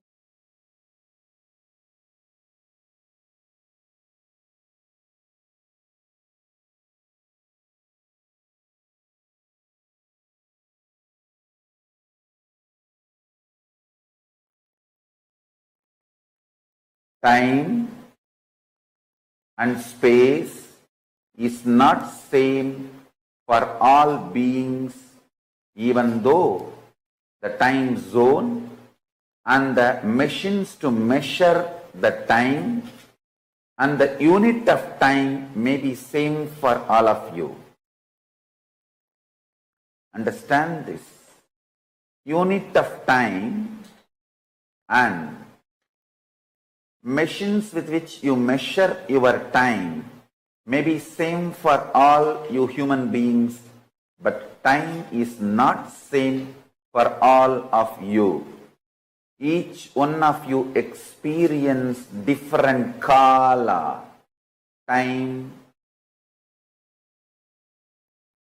Even in your own life, you experience different types of kala at different times.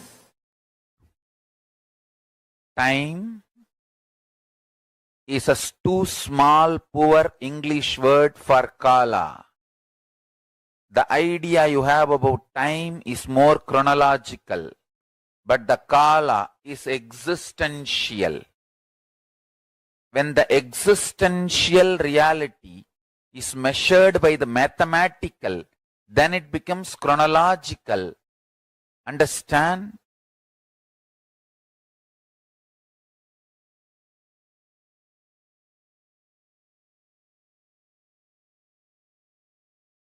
Kala is existential and spontaneous, not chronological. Time is chronological. So, I do not want to use the word time for translating kala. You understand kala as I directly define from Akashic records, the dimension of the universe in which life, planets, stars, existence comes up, exists for billions of years, and relaxes spontaneously and simultaneously.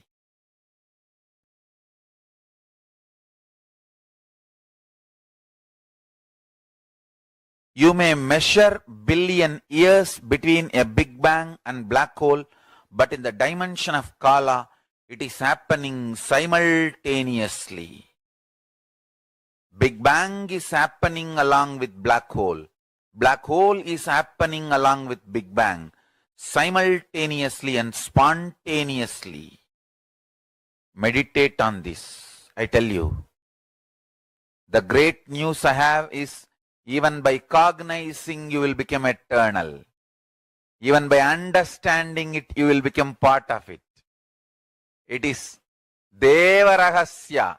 What Yamadharma says to Nachiketa, it is secret of secrets, which even gods do not know.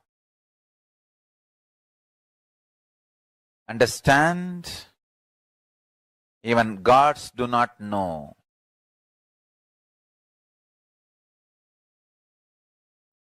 I am giving you an example of Kala Tattva, time principle. How an unconscious, ordinary human being,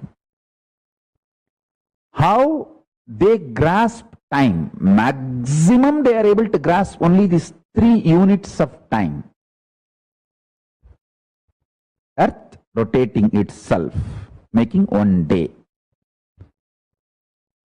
Chandra, moon, going around the earth, making 1 month. Earth going around the sun, making 1 year. Only these 3 basic units of time, unconscious human mind is able to grasp.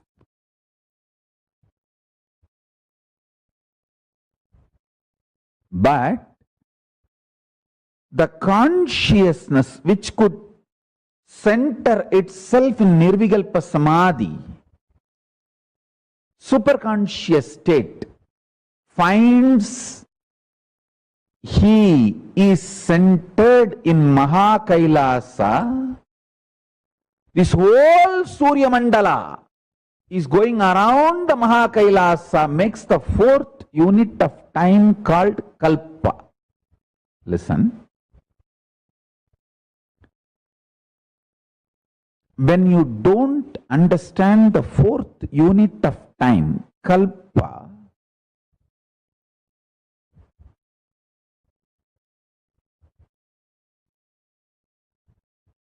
you start developing very narrow vision about time, life, about everything.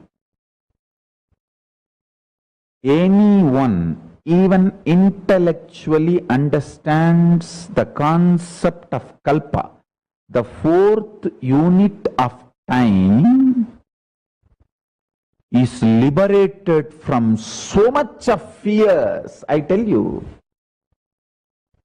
the permanence of existence, perception about life absolutely changes the moment you understand this 4th unit of time. I'm just revealing some of the superconscious principles. Understand? Because we are agitated, we don't think for a long time, because we don't think or try to understand the multiple units of time. We are just stuck with 3 units of time. That is why all our planning, all our ability to connect with the time, all our ability to understand time stops with the units of years. Whether you calculate for 10 year or 10 million year, whole thing is just within the unit called year. Listen, the idea you have about time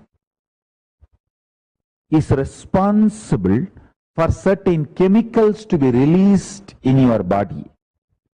If you understand the fourth unit of time, a unique special chemical released inside your body, that is called Amrita. See, all the gods and demons going around the Meru Mandara, the Meru hill,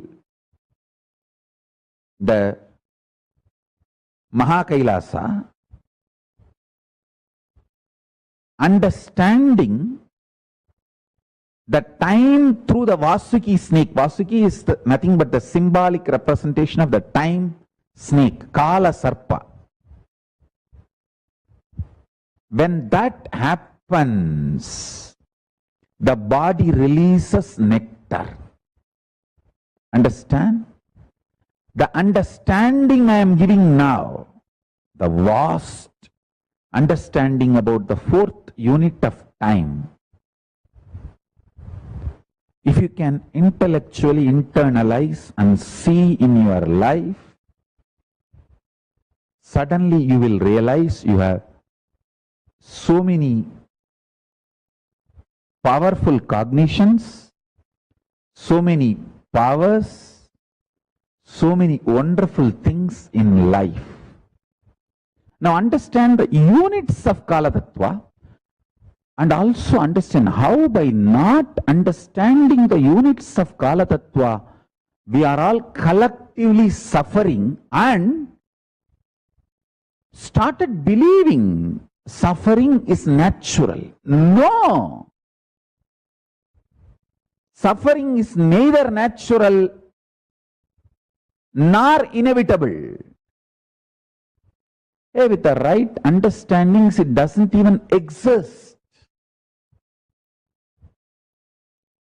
The visionaries are convinced suffering is inevitable, so the followers are also convinced suffering is inevitable. That is the biggest suffering. That is the real delusion. That is the real delusion.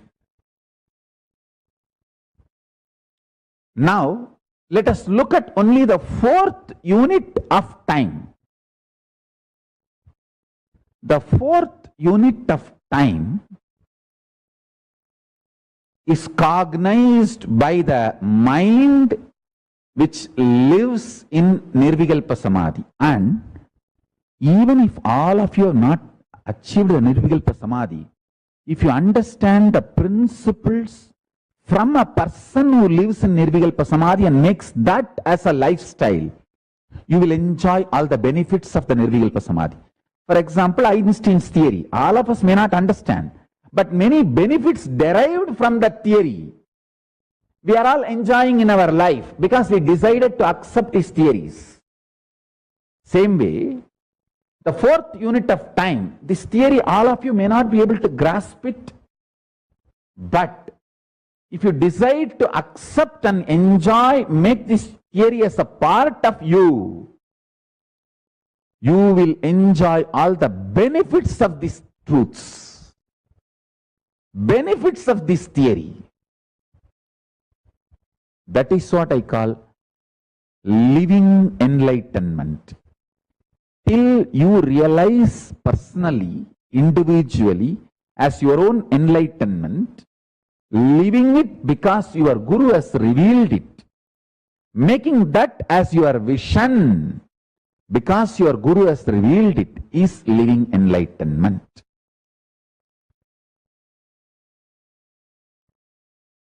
Time,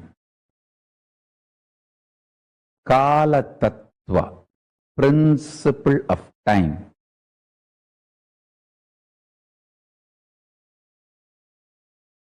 Once internalized, you just become Kalatita. Understand? Your body is a complete, listen to this word, complete mechanism to convert any powerful cognition into power. Let me repeat, your body, which is alive, if you are listening to my satsang and you are able to cognize, you are alive. Your body, which is alive, is a complete mechanism. The mechanism is perfect and complete and capable of converting any powerful cognition into powers.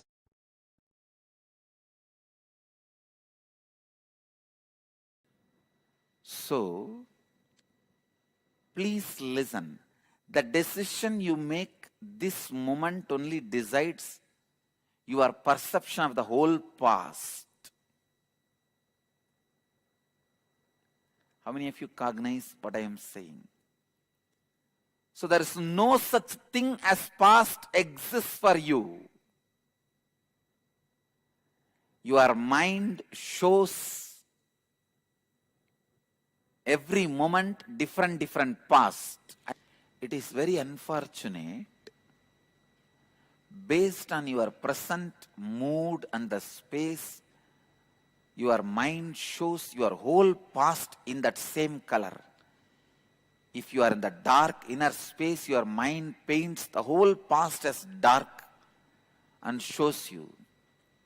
If you are in the bright inner space, your mind shows your whole past as a bright possibility.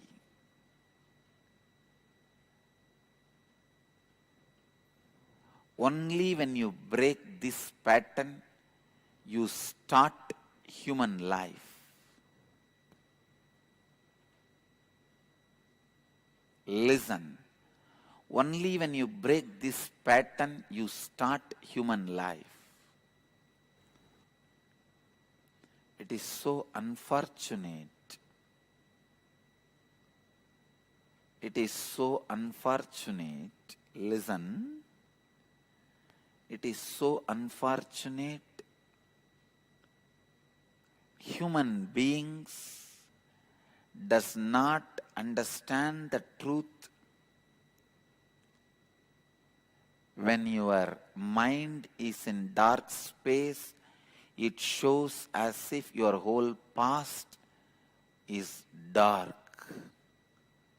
When your mind is in light space, as if your whole past is enlightened.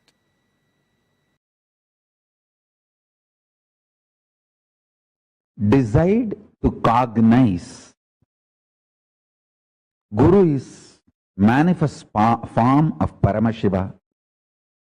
Paramashiva is unmanifest form of Guru.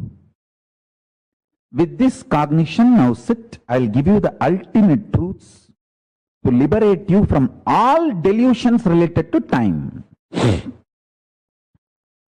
Listen carefully. Time is endless. Time is endless but not eternal. Time has no beginning, no end, but not eternal. Listen carefully. The world you are experiencing in your dream has neither beginning nor end, but it is not eternal. You enter into that world and come out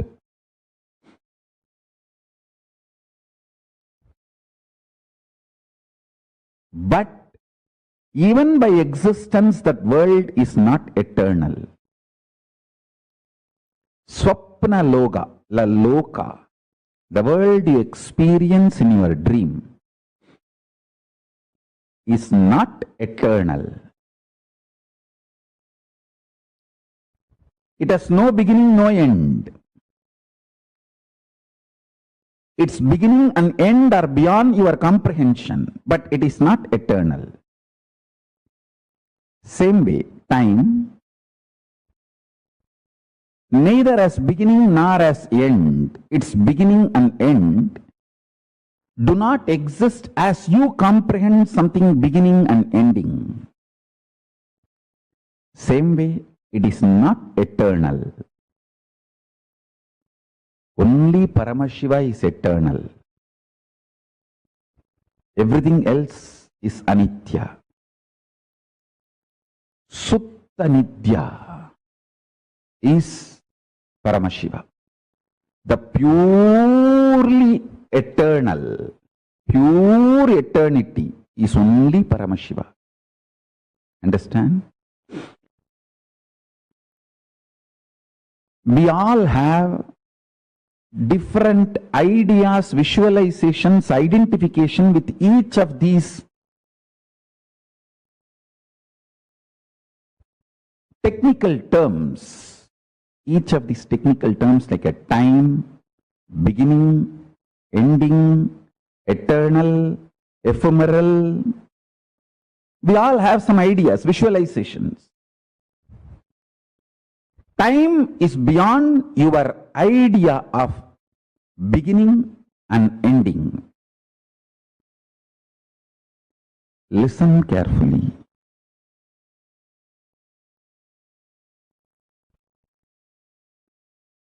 You have multiple births and deaths. Life does not end by your body not functioning. Your body stopping functioning is not end of life. If you want to end the life, raising the quality of your consciousness is the only way. Awakening to the fourth time, Turiya Kala, Turiya Loka, Turiya space is the only way to free yourself from birth and death. If you want to free yourself, you can consciously play with these births and deaths. You can take the birth as you want. You can even be born as a rich person, I tell you. If you just decide to cognize, wealth is too small.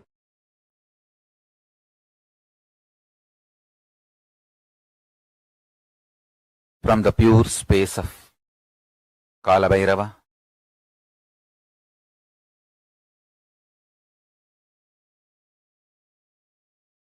Paramashiva is revealing all these great truths to the world. Please listen and internalize.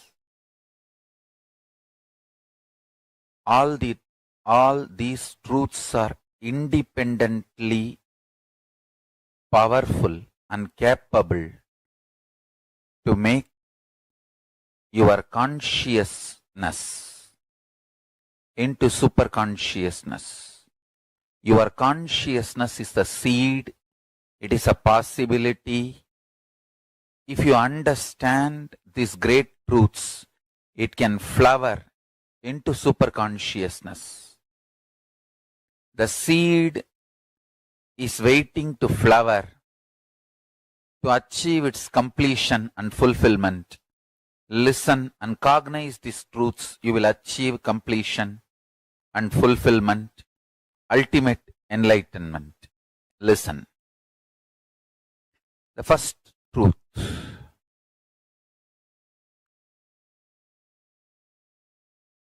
Kala continuously meets your consciousness now.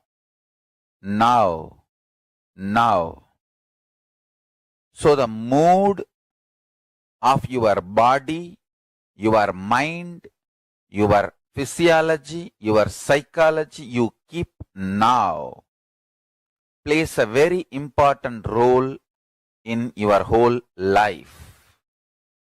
If you keep the now in incompletion or hopes, that will continue forever. If you keep the now in the completion and clarity, that will manifest forever.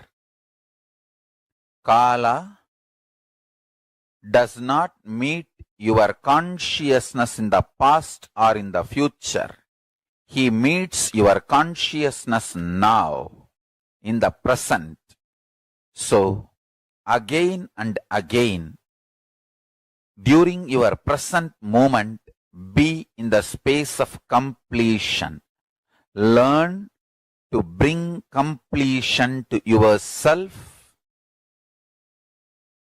restful awareness to yourself now.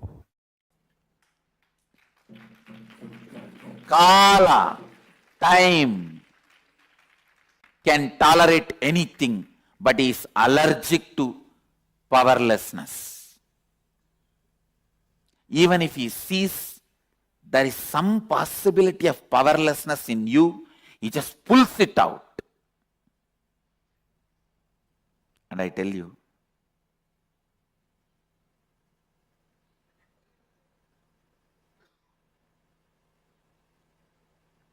when he sees fear, when Kala sees fear in you, he tells, hey, don't bother. Whatever you are afraid of losing, you will see, now I am removing it. But you will not become powerless. You will not be depressed. Without that, you will be living, and after some time, you will even forget this was part of your life. Learn this. When you operate with life negative principles, the life negative dimension of the universe gravitates you. Life negative beings living in those universes support you and try to fulfill their aspirations through you. More you are life positive, time elongates, gives its best space for you. More you become life negative, time shrinks and gives the suffocating experience in you. Time elongates or shrinks within the elasticity called matter of the space. Space is also part of the matter from the higher zones of the space. Space is the refined matter from the lower zones like length, breadth, depth, time, but space is still a matter from higher zones, the higher dimensions, whether four fundamental forces of the nature humanity is able to logically understand. The power of gravity, electromagnetic force, weak nuclear force and strong nuclear force are the powers which ordinary human beings don't have access as on now. When the space-time elasticity is experienced by an individual, he manifests a power called ability to shift his being from any vertical time zone. Enlightenment is all about how you decide to feel about you. If Marana Smarana triggers, Marana Smarana means remembrance of death. If it triggers insecurity, uncertainty, oh, will I have a natural death, or will I die in an accident? Will I be murdered, or will I commit suicide? What will happen? I don't know. If the Marana Smarana triggers fears, pains, feeling terrorized and shivering, all that, be very clear. Your whole life is useless. So decide to spend time on yourself and evolve a very matured being for yourself. That is the biggest asset. Biggest asset a being can have is a matured, happy, joyful, vacation mood when you remember your death. Marana Smarana should give you vacation mood. Hey, I'm going to have vacation with Swamiji in KAILASA. How long? Who cares? It's a vacation. I don't need to go for my job regularly. I neither need to do my office work nor need to do Sangha work. Hi, bye. If Marana Smarana gives you kind of a feeling relieved, listen carefully. Your cognition about past also will be very light. I tell you, you can feel your whole past was hell. You can feel your whole past was heaven. Both are factually, both can be supported with enough facts. You have enough facts to argue your whole past was heaven. You have enough facts to argue your whole past was hell.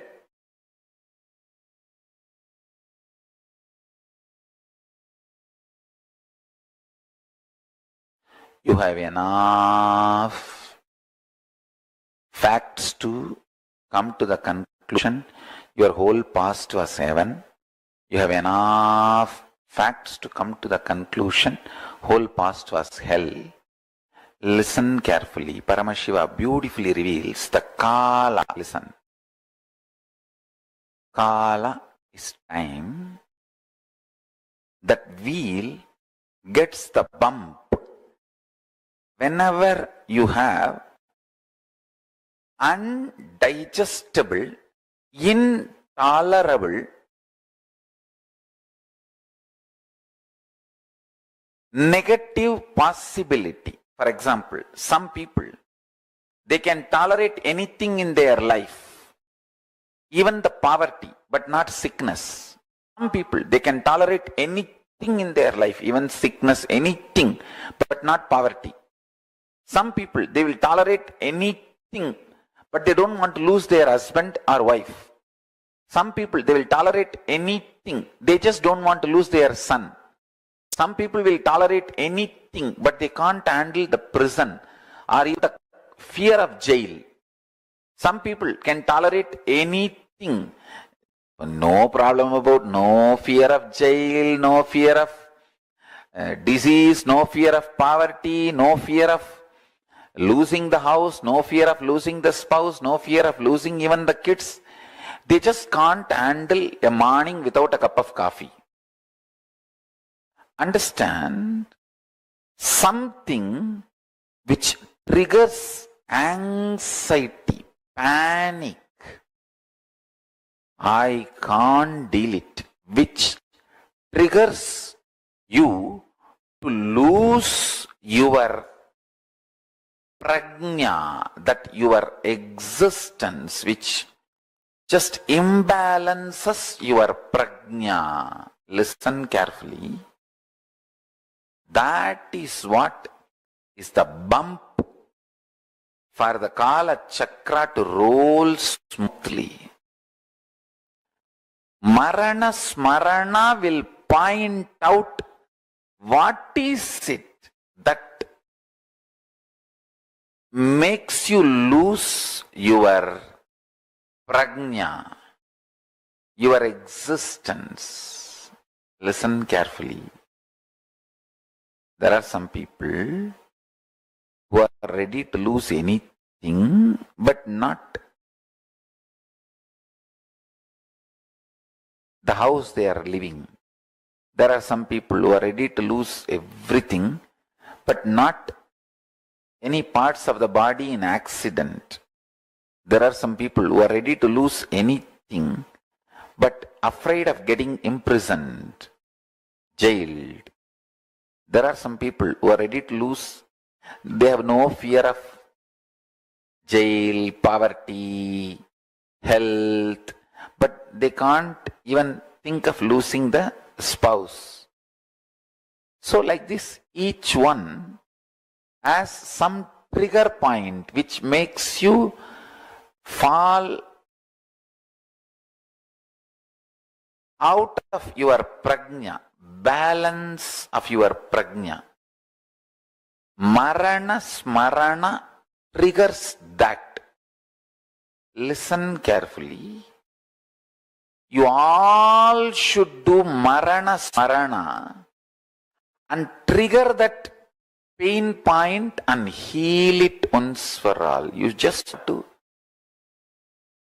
poke that tumor and pus should come out.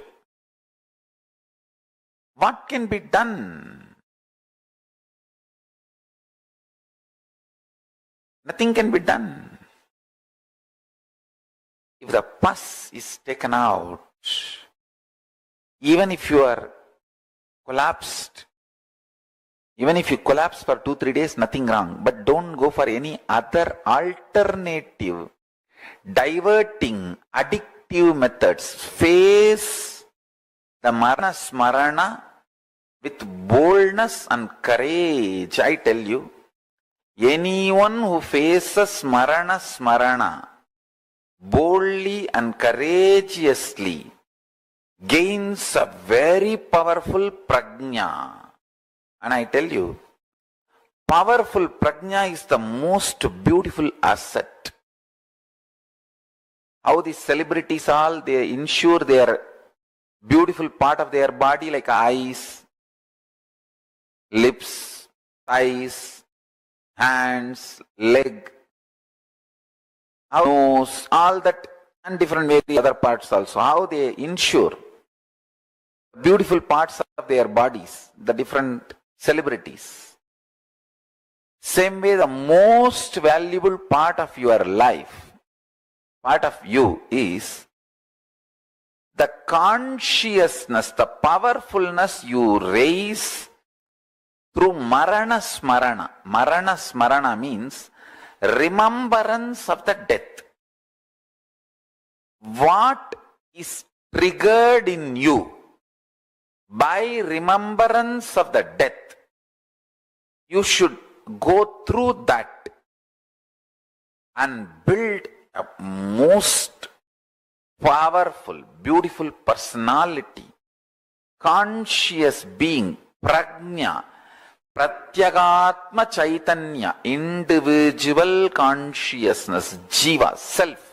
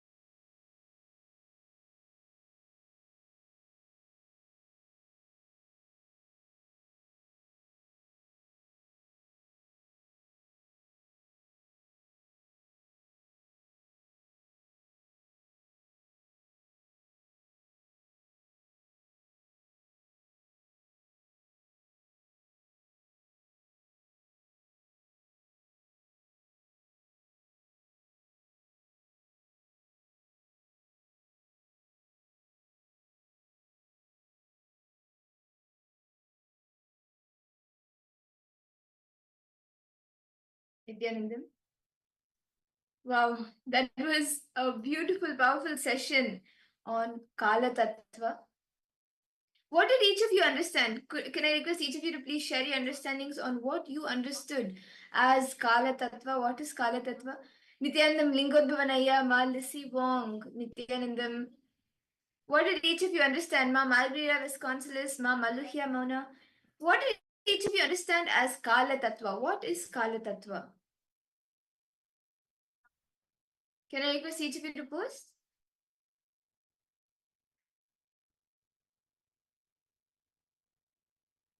Ma Ananda Lakshmi, Ma Mahulya Mauna, because all participants to post. What do each and every one of you understand as Kala Tattva? Yes, Nithyananda, Nityalingodbhavanaya. Nice to see you for the program. Okay. So, let us understand what is Lingod, what is Kala Tattva? What exactly is Kala Tattva? Swamiji says, see, Kala Tattva, see, in Sanskrit, right? If you want to roughly translate time, we call it as Kala.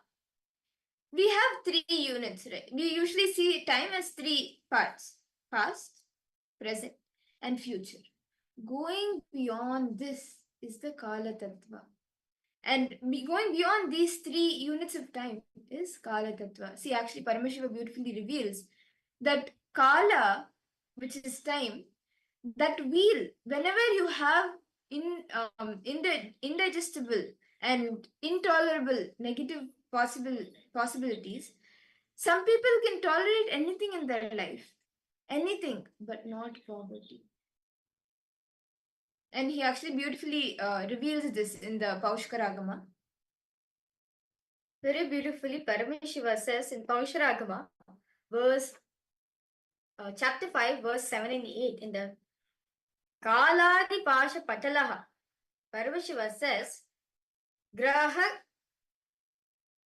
ग्रहकत्वेन तत् सिद्धेर न चते ग्रहणं विना ग्रहण भावतस्तस्य ग्रहात् का शून्य शवात् स्थितः तन्निवृत्य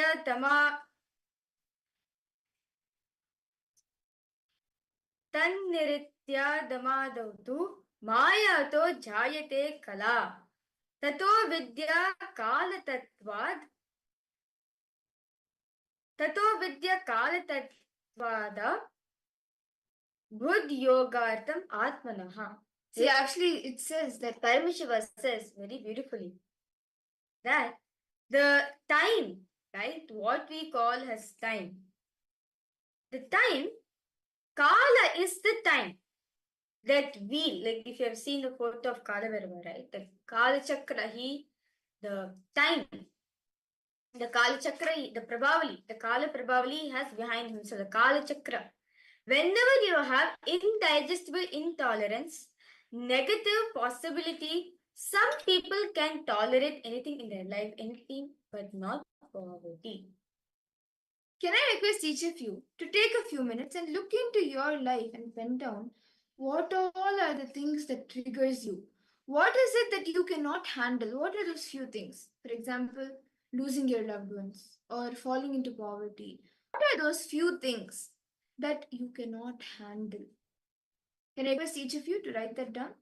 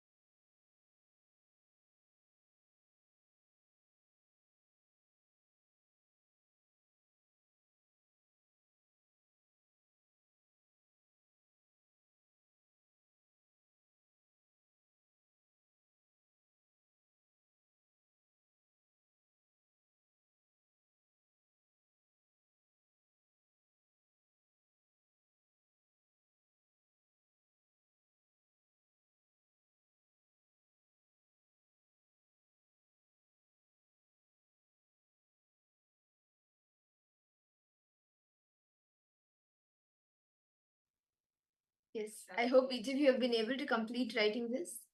All the places that triggers you, what is it that you cannot handle? Now, I request each of you to take a few minutes and pen down the different incidents, the situations that you remember getting triggered. And you can go back to the earliest incident, find the earliest incident when you started getting triggered. Can I request each of you to take a few minutes to write this down? Go sit with yourself, analyze. I request all participants, analyze within yourself. Masumati, Nithyanandama. Yes, Masumati, Shanmuganathan, Nithyanandam. Let us all spend time, sit, analyze within ourselves. What are the fears are we facing? Okay. Lingodbunaya, you have fear of afterlife judgment, fear of being banished by my near ones, fear of being rejected by people. Okay. Can I have you listening in? If you're here, can you just post a yes in the chat?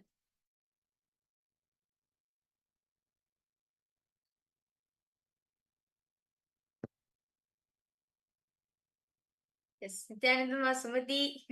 How are you, ma? Nice to see you for the program. Can I request you to come on camera? Okay, yes. Thank you so much, Lingodbunaya. Okay. Now, you have all these fears within yourself, right? Fear of judgment, fear of being banished, fear of being rejected by people. Now, yes, Nithyananda, nice to see you. Okay. Now, look inside yourself. See yourself, okay? When was the earliest memory you had this? Certainly, see, fear always come only when certain situation has happened in our life. Only then we are having this fear, right? So I request you to go back. Find out the earliest memory where you felt this. You understand? Go back to the earliest memory where you felt banished from your near and dear ones. Go back to the earliest memory where you felt rejected by people, where you felt judgments after life. Just look into yourself. When was the earliest memory you had this? Can you take a few minutes to write this down? Malisi Wong, Nithyanandam, Maluhya Mona. Each of you can write it down.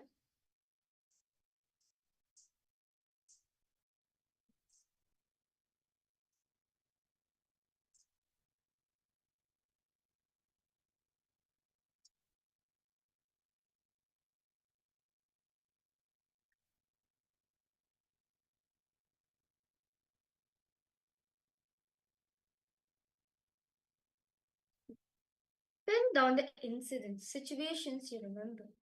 You're getting triggered because of this fear. This fear getting triggered into you. Find the earliest incident.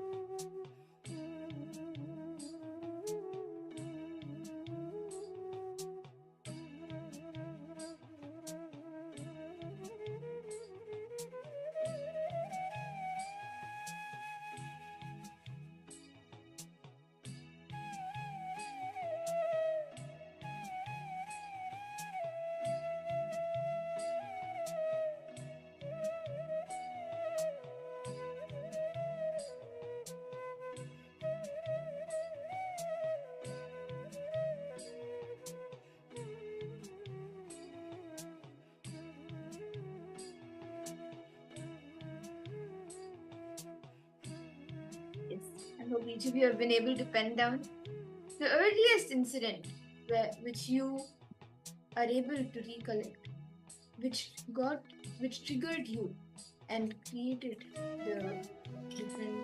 which triggered you for all the incompletions.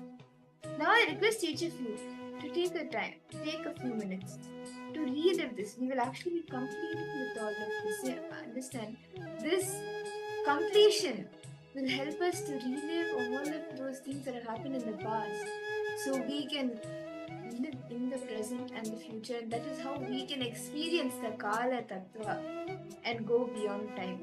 Yes, Lingodvanaya has put that you remember one incident that when I was in the first grade, I was rejected by my destiny, but it seems that I have incident earlier than. Yes, that's very true, Aya. We have incident much earlier than that itself. Yes, but whichever is the earliest you are able to remember, first start reliving that. First, do the process with that, and if you remember the earlier ones, you can go to that as well. But right now, do for the earliest one that you remember. See, I actually, Swamiji said, when you're doing the completion, right? Logically, we'll remember up to certain point. Logically, we'll remember up to certain point. But when you're doing completion, right? More details will be revealed to you. Who knows? This may, like, who knows? Swamiji might even show you an incident which happened when you were 2, or when you were just like few months. That's the power of completion. So as long, see, if you're able to trace back to this much, it is fine, great. But if you're not able to do more than that, you start doing completion with this incident. When you start doing completion with this incident, you'll see that you'll be able to go more back, more earlier. You'll be able to go earlier.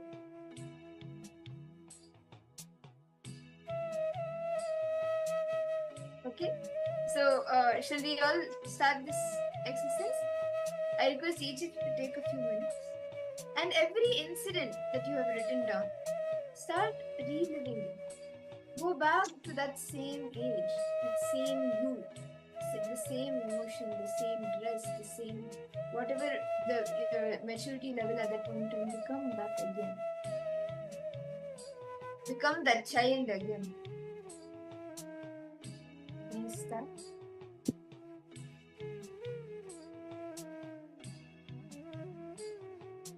Relive to leave. Go back to that incident. Feel that incident has happened for you once again. Feel that same emotion. Feel that same people, experience, knowledge. At the, what is triggering you? Go through that thing. Build consciousness. Build your Pratyagatma Chaitanya. Was all part of this. Relive intensely all the incidents. You will see, you'll be relieved.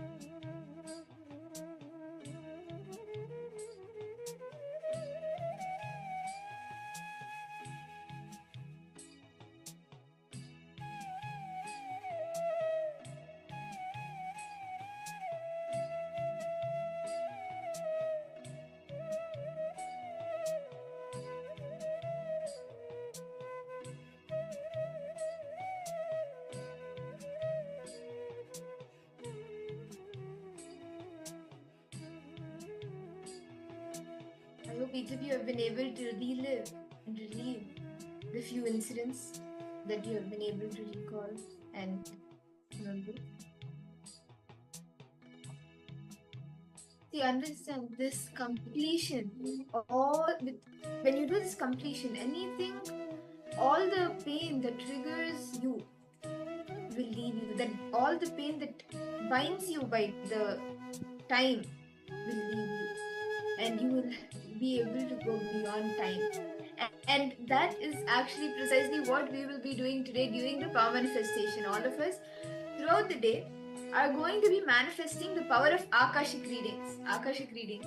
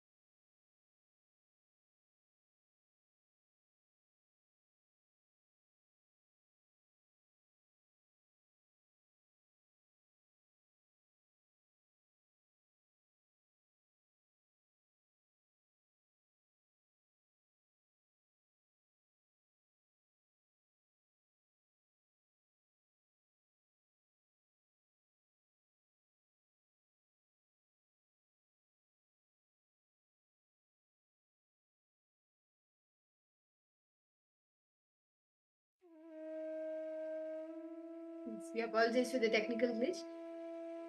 Today, All of us, as we are learning to go beyond time and experience the Kala Tattva, we will be manifesting the power of Akashic readings, which is accessing the past, the present, and the future, accessing the cosmic archives, the Akashic records, where all the details of the past, present, and future are available. And the best thing is, see, actually, only an enlightened being can even access these cosmic archives. But Swamiji is going to be blessing us all, and today we will be in today's darshan, we all will be initiated into this power, and we will be preparing ourselves and practicing this power of Akashic readings, of being able to access the cosmic archives. And Swamiji is that portal for us. So shall we all enter into the Akashic readings?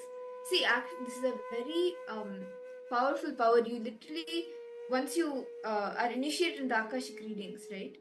You literally manifest Kalabhairava. You manifest Kalabhairava through you to access those cosmic archives. And Swamiji, see, all of us need a portal, some way, like a door to access the cosmic archives. And Swamiji is that portal. That is why whenever we see the Akashic readings, we see it in Swamiji's form, and it will appear in golden letters. Anything revealed in the Akashic records will appear in golden letters. And today, as each of you are manifesting this power, I request all of you to take a few minutes to bring your Atmamurti if you don't have it. Please get your Atmamurti. And the Jnananjana, or the Aushada, which you may be having. Please get the Aushada and the Jnananjana. If you don't have either of them, and you don't have Atmamurti either, you can just sit down and you will be doing it through your third eye for now. But if you have the Atmamurti and if you have the Jnananjana or any blessed Aushada, please bring that. Take a few minutes to bring it and settle down. Ma Sumati Shanmugam, Ma Listivong, Ma Maluhya Mauna, Ma Ananda Lakshmi, Nithyananda. I request all of you to please come on camera and let's start the power manifestation. I hope each of you have been able to have your Atmamurti and the Aushada.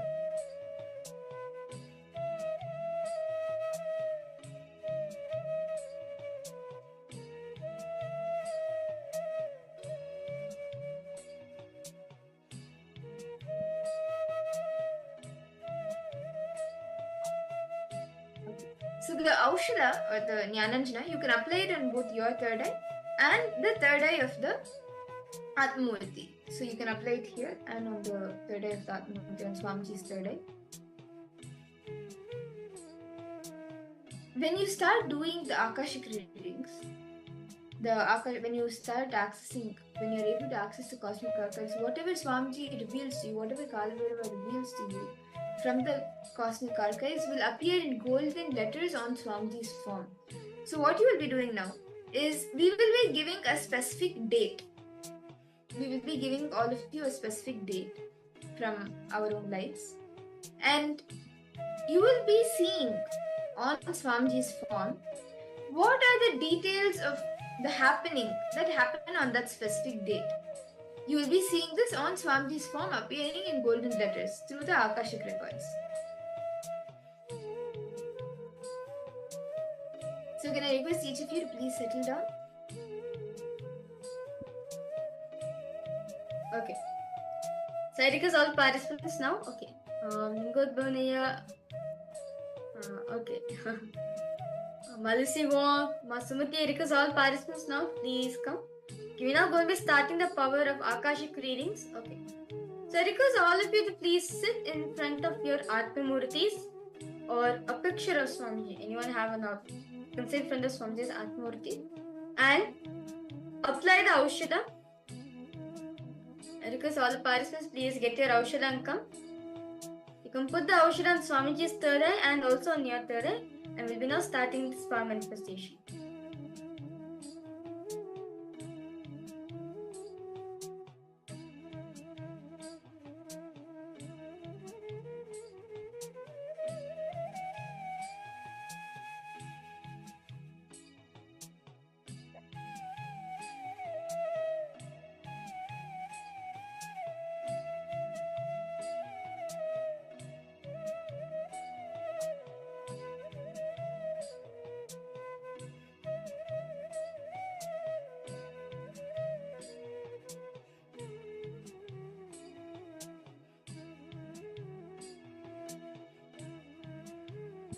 Okay.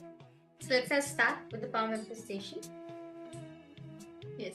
So I will now be giving a date to each of you, and all of you will be looking intensely stare into Swamiji's form, into his three eyes, into Swamiji's three eyes, and you will start seeing the answers in golden letters.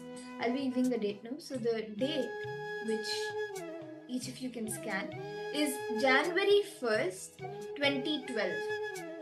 Each of you can start scanning this date. What happened on January 1st, 2012? We start now. Intensely with your three eyes, look into Swamiji's three eyes, and whatever appears to you in golden letters, start penning that down.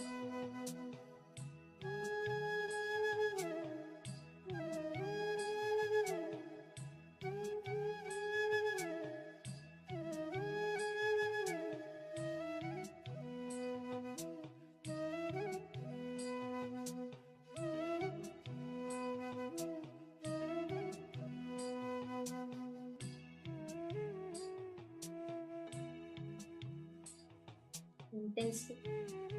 Start chanting the Mahavakya.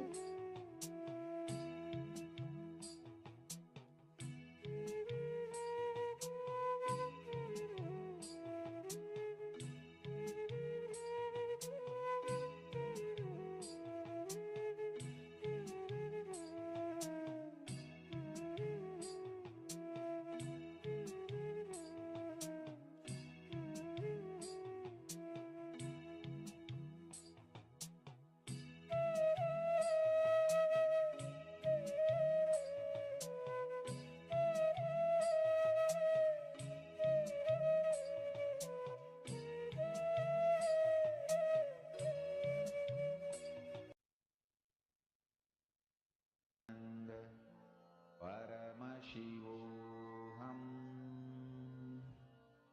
Om Nithyananda Paramashivoham Om Nithyananda Paramashivoham Om Nithyananda Paramashivoham Ask Swamiji to reveal. Nithyananda Paramashivoham Ask Swamiji to reveal the details of what happened on this date. Paramashivoham Om Nithyananda Paramashivoham Om Nithyananda Paramashivoham Om Nithyananda Paramashivoham Om Nithyananda Paramashivoham Om Nithyananda Paramashivoham Om Nithyananda Paramashivoham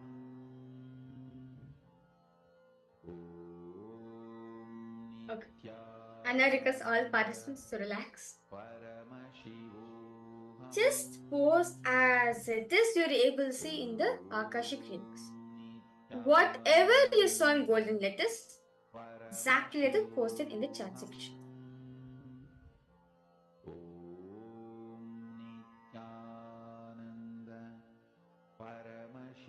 Just post as it is. However, you're able to see through the turban. However, you're able to see through the Akashic records, post it in the chat section.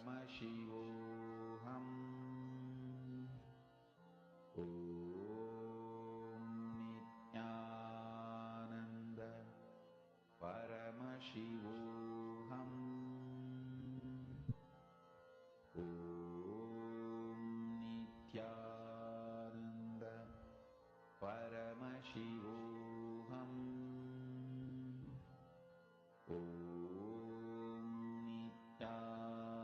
Ma Lucy Wong, Ma Margarita.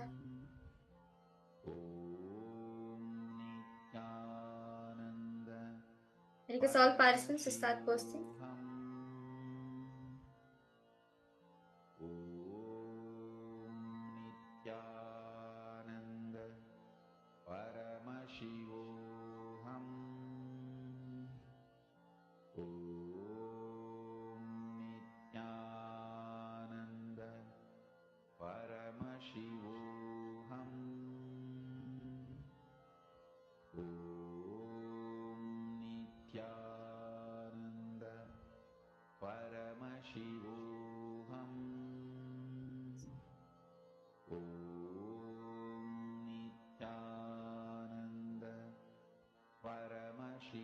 Yes.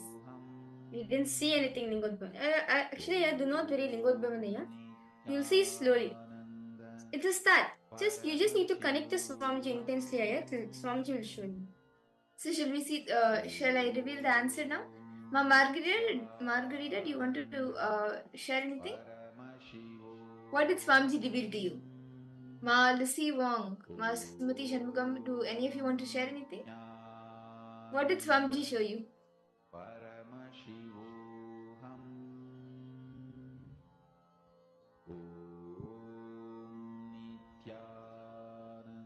Okay, so the answer for what happened in my life on January 1st, 2012 was actually this day in the morning.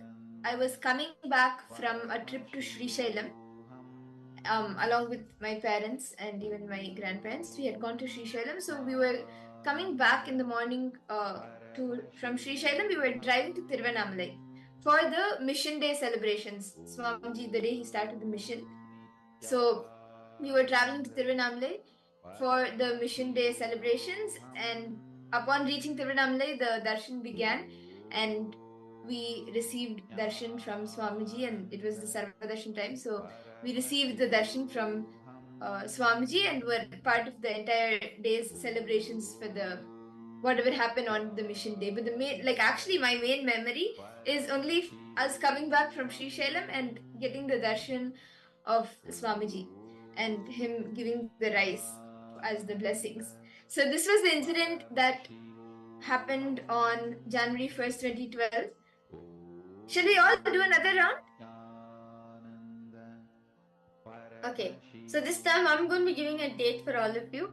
So I request all participants now to scan what happened on December 17th, 2014. Okay, I'll repeat the date. December 17th, 2014. What incident, what has happened on this date?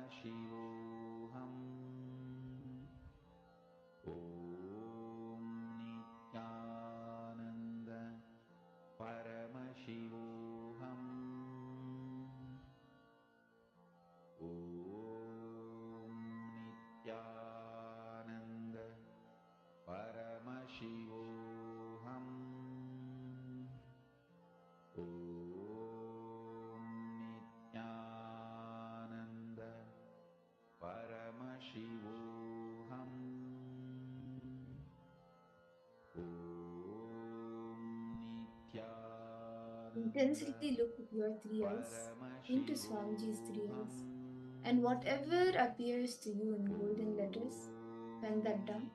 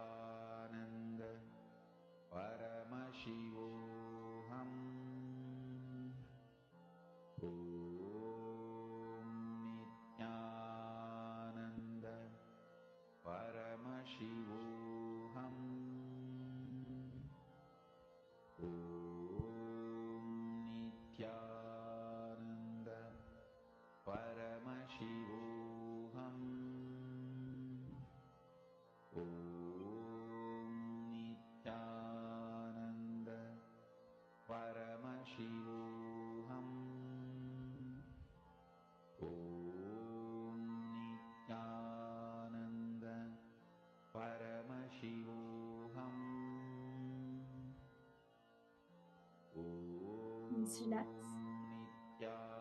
I request all the participants now post in the chat. What did Swamiji reveal to you? What was revealed to you in the Akashic readings? Ma Anandalakshmi, Lingodbhavanaya, Ma Maluhya Mauna, Ma Margarita, Ma Lucy Wong, Ma Sumati. Each of you can post what was revealed to you in golden letters.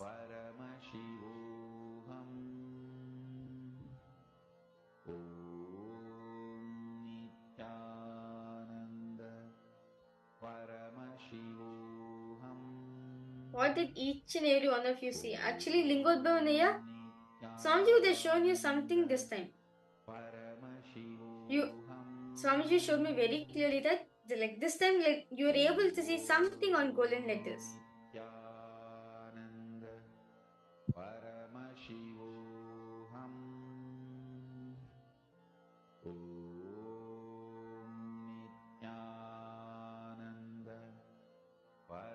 A lot of people were white. Okay. What else? See, actually, the best thing in Akashic readings is and any power manifestation in that way. Paramashiva, Swamiji will reveal to you in the language you understand. See, in the Akashic records, in where it is stored, it may be in Sanskrit, it may be in Prakriti, the oldest languages. But when it is revealed to you, as we are seeing Swamiji as the portal, Swamiji is the portal for us to see, that it will get translated for us in the language that we understand. If you understand English, you will see it in English. If you understand Tamil, it will be revealed in Tamil. If you understand Spanish, it will be revealed in Spanish. Whichever language you are comfortable in, it will be revealed to you in that language.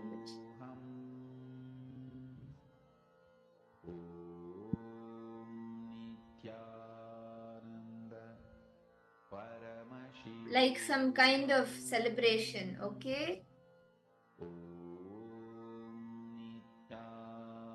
So, should we see the answer?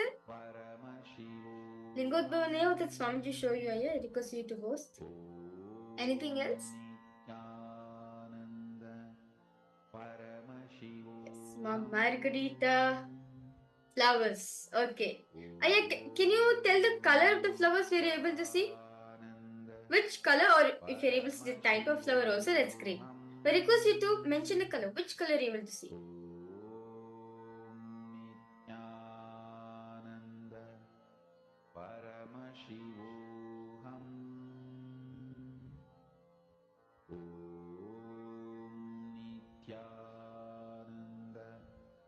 Purple or violet. Okay. Okay. That's nice.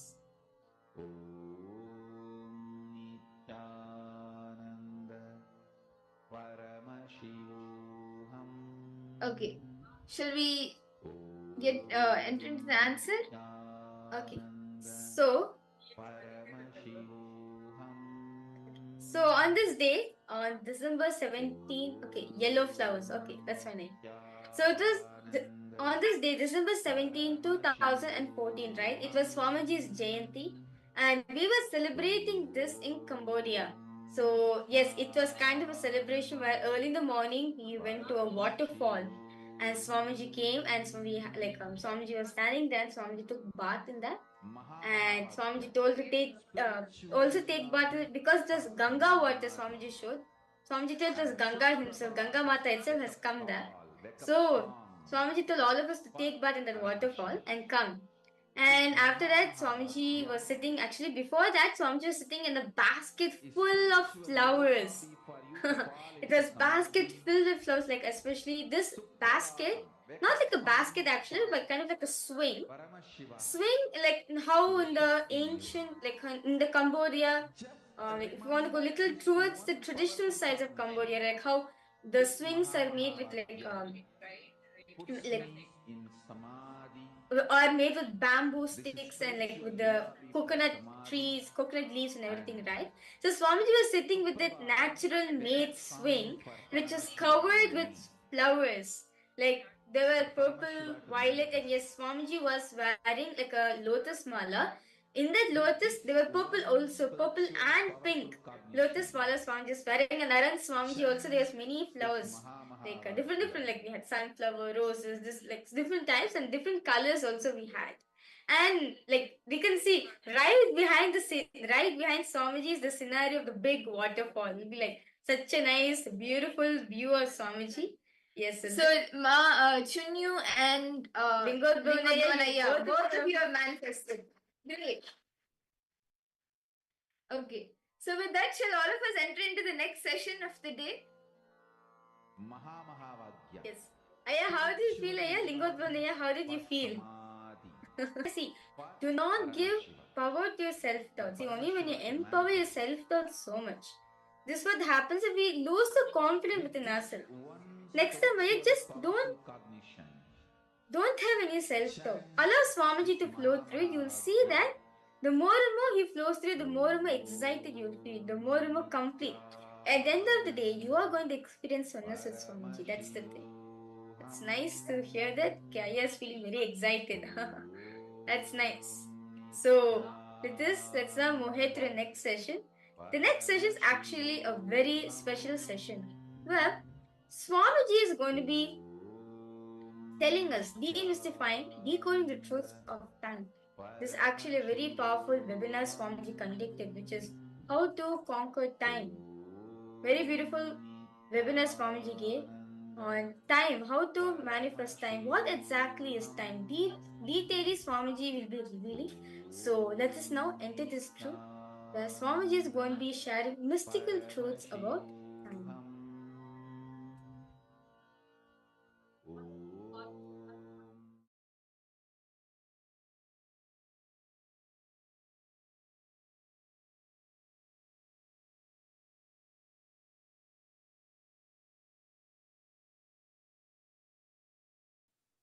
Paramashiva directly from KAILASA. Listen.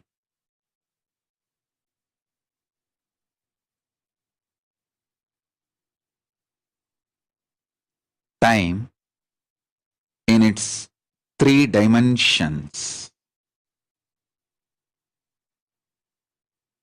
linear, circular, vertical. Time in its three dimensions: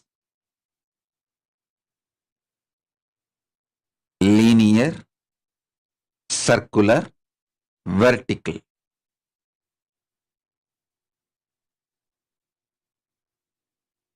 When it is understood, mere understanding and conscious decision to use it is enough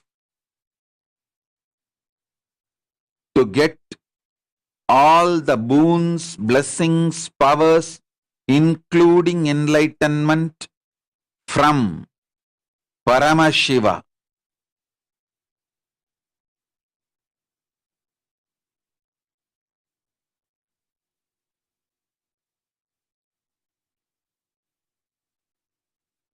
All the disciples,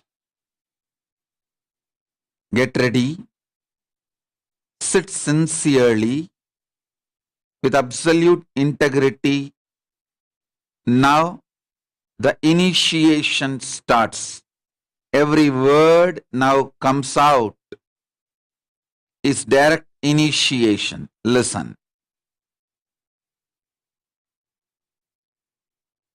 Time in the linear level. When you understand the time in linear motion level, with your ideas about length, it is a calendar. Morning, evening, next day, next week, next month, past week, past month. Just calendar, mere calendar.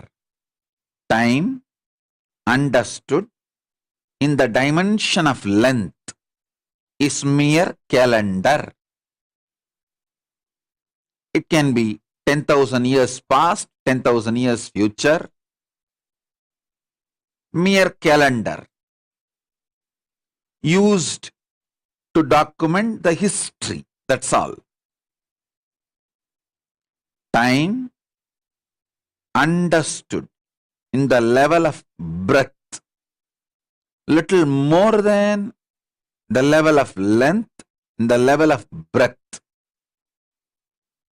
is Panchanga, where the idea of the linear movement of the time, the documentation of the calendar, is substantiated and supported with the knowledge of how the stars move in the Bhumandala, or how the stars are perceived in Bhumandala.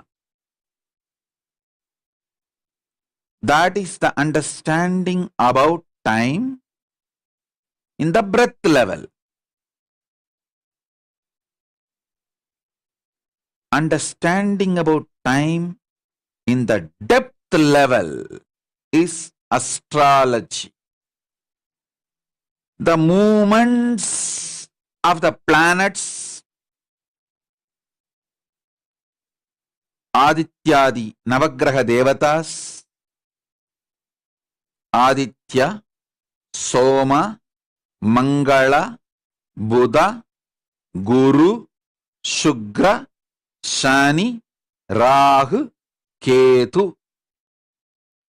These 9 grahas, their movements, 12 rashis, their impact,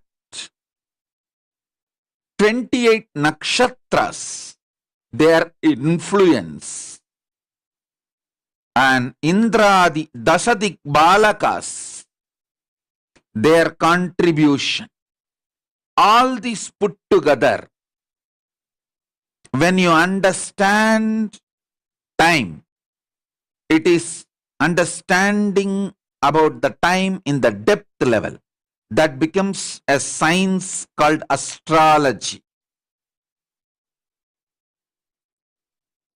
If you understand the time in the dimension of time itself, like inner image of the time, it's a pure consciousness and freedom. What Paramashiva reveals in Vedas and Vedantic truths. Please understand. Veda and Vedanta, Agama and Agamanta, all 4 is evolved by Paramashiva himself directly.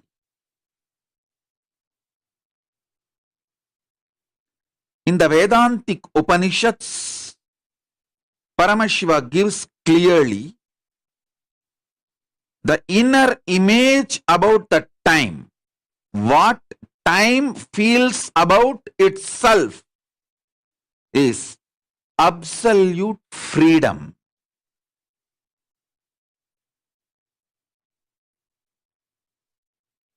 All human beings who take me seriously all my disciples who take me seriously. Note this point. If you spend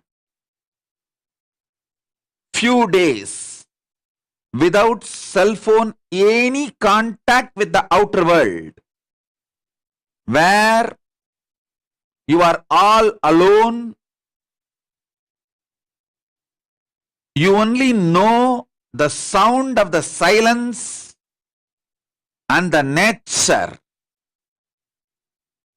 At least few days. It can be a week or a month, up to you. At least few days if you spend, time will introduce itself to you.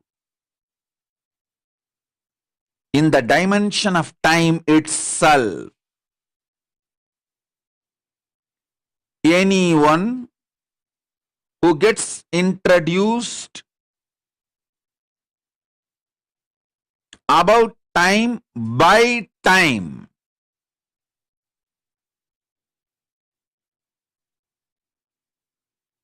you are blessed and initiated into the other dimension of life. Listen.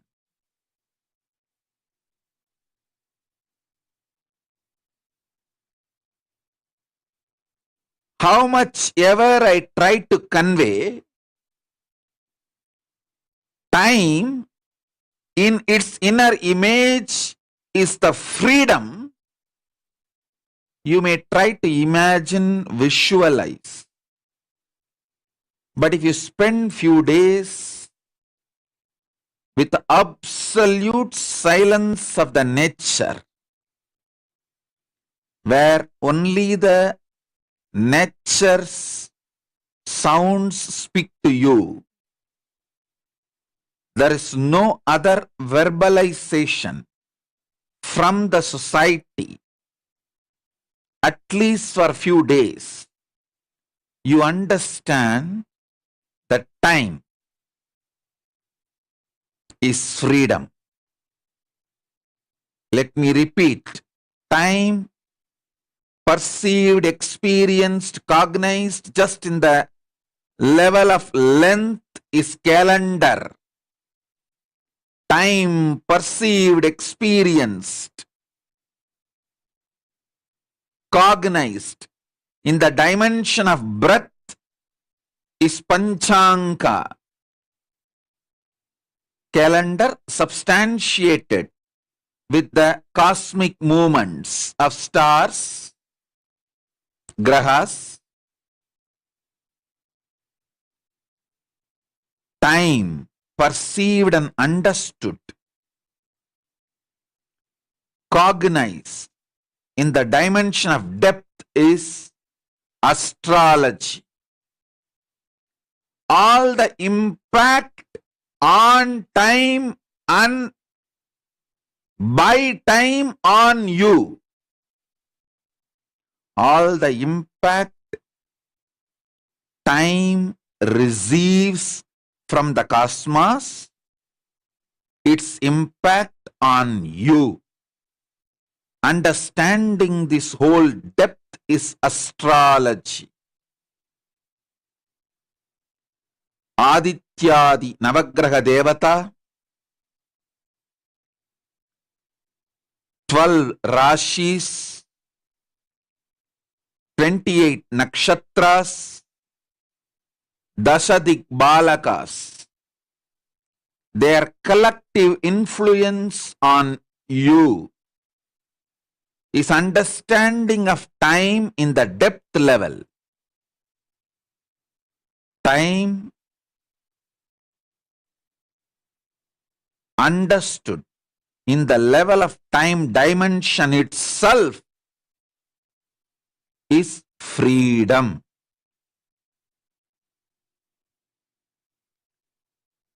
I will make this knowledge as a practical experience for you. Listen to me intensely.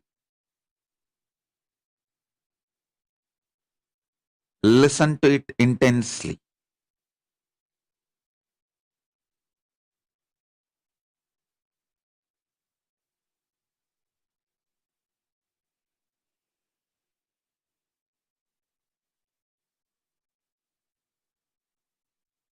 I can introduce time in its inner image inside you through unclutching.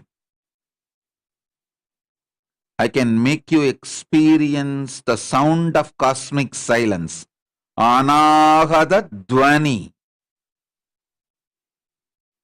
inside you by unclutching you. Especially my disciples who have given the spiritual GPA to me. I have the moral and conscious right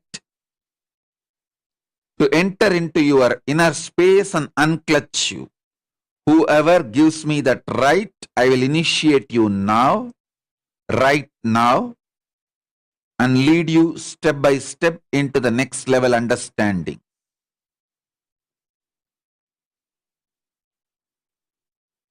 Next, circular experience of time. This is the arch Prabhavali of Mahakala Bhairava.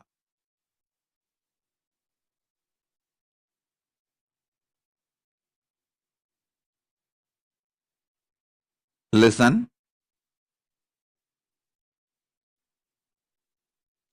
In this motion, in this movement, memories, patterns, ideas, experiences, perceptions, cognitions, incidents go on repeating, including life and death. Just a repetition, repetition, repetition, repetition. This repetitive pattern, circular motion of the time should be pushed behind you. Push it behind you. Do not entertain, entangle, engage with it. Do not try to correct the incidents. The more you try to correct, the more you will get sucked into it. How Mahakala Bhairava puts the circular motion of the time behind him. Push it behind you.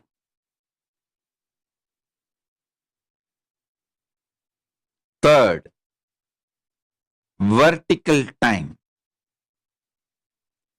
The vertical time is experienced in your life only when you are in intense samadhi state.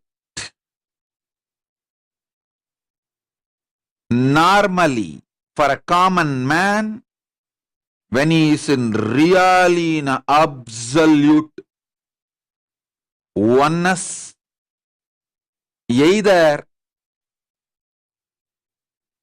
during the initiation with Paramashiva or during the puja with the deity, or rarely during the sensual pleasures.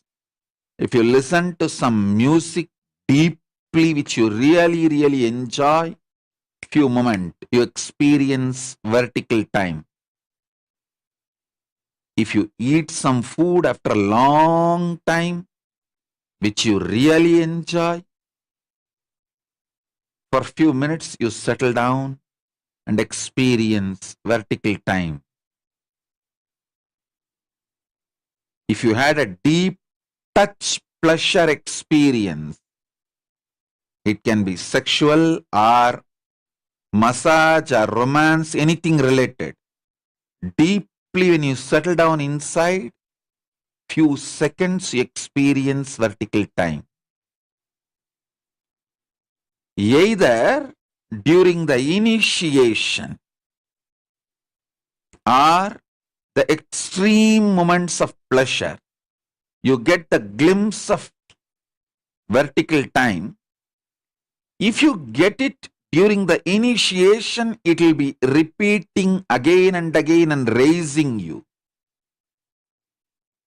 to the higher zones without tiring your body and mind. You will raise your consciousness more and more, stronger and stronger, powerful. With sensory pleasures, because the senses and its abilities are limited, the travel in the vertical time zone is restricted by the capacity of your body.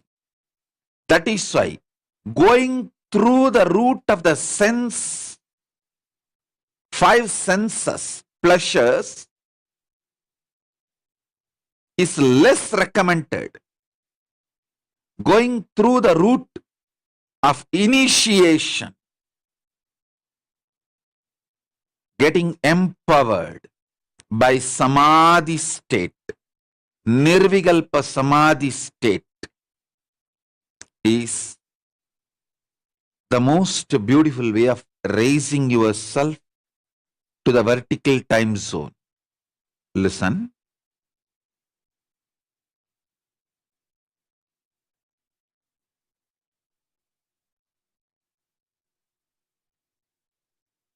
Time perceived in the length dimension level is calendar, chronological time. Few million years in the past and few million years in the future. Just chronological calendar. Time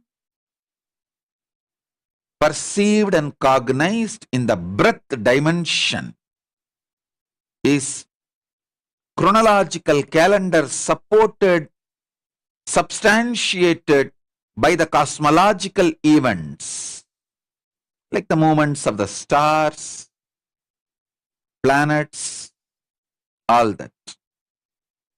Time perceived, the dimension of depth is astrology. How? The cosmological events and movements of grahas, rashis, nakshatras, and digbalakas directly impact time, and how that time impacted by the cosmological beings impact you. This science is astrology.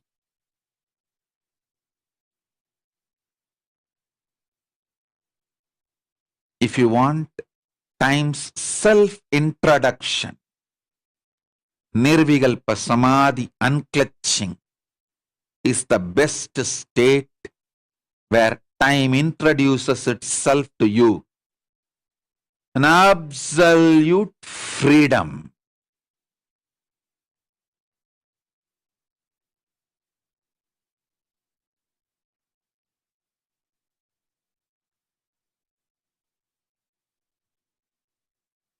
Then comes circular time, circular motion, circular dimension of time. Repetitive. Births and deaths. Trillions of times goes on and on and on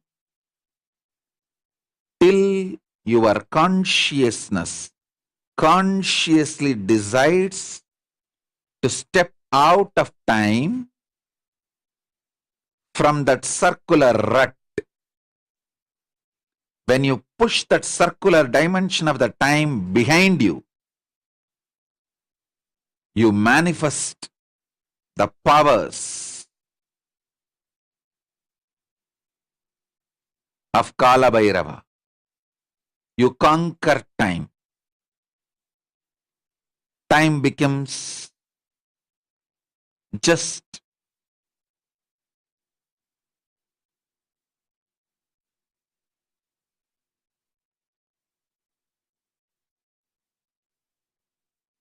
maybe I should say, your servant.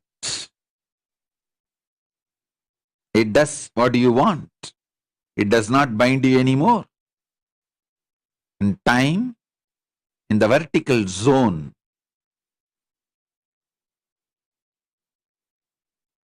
can get anything your consciousness wants, including enlightenment. That is the ultimate.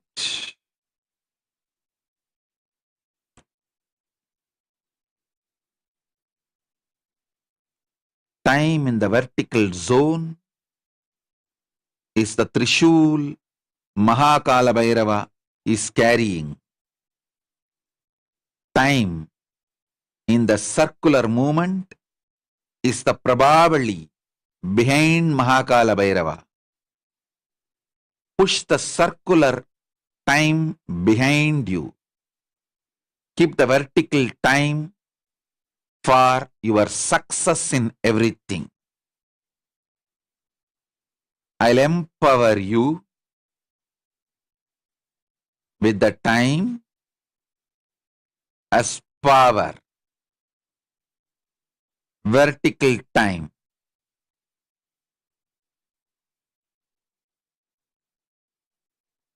As far as the experience of time, cognition of time,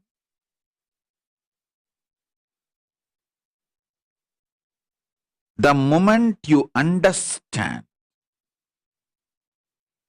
its various existence, its various dimensions of existence, its various levels of existence,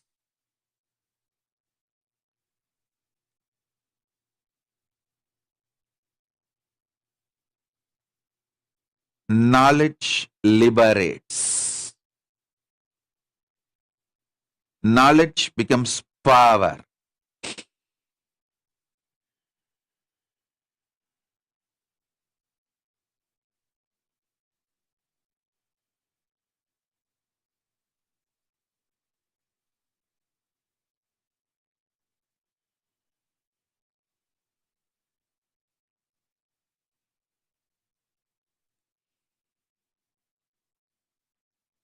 Krishna knows the impact of planets on the Mahabharata war. That knowledge, simple knowledge, he played with it and changed even the impact of the planets and made Pandavas one. On Amavasya, if the war starts, only Kauravas will win. But already both sides agreed on Amavasya they will start the war. So what to do? One day ahead of Amavasya, Krishna gives Darpana.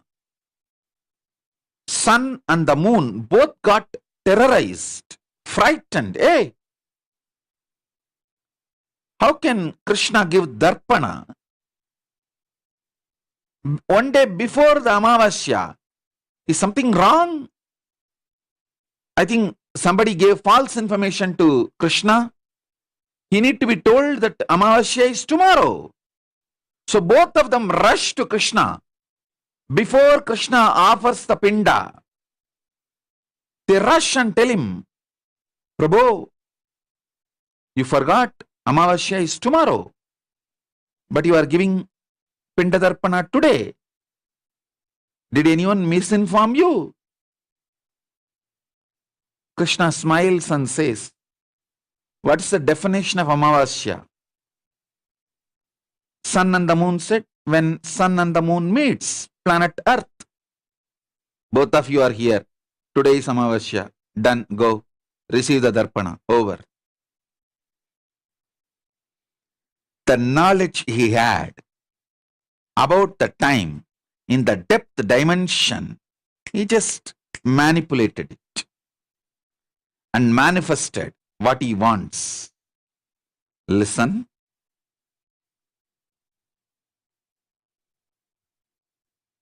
I'll give you the knowledge about the time in the dimension of time.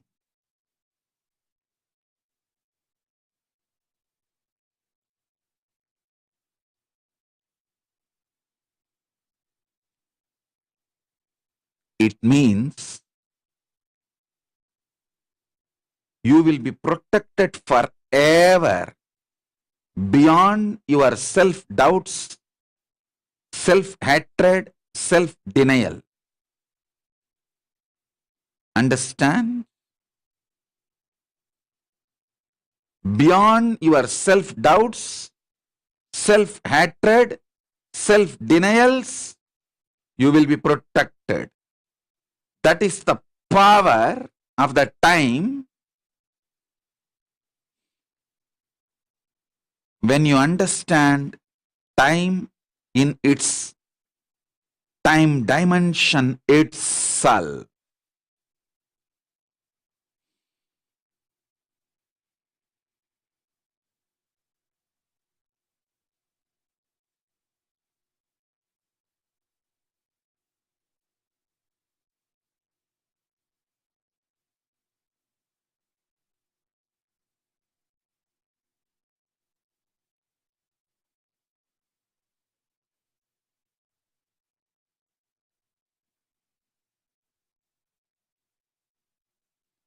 Trishul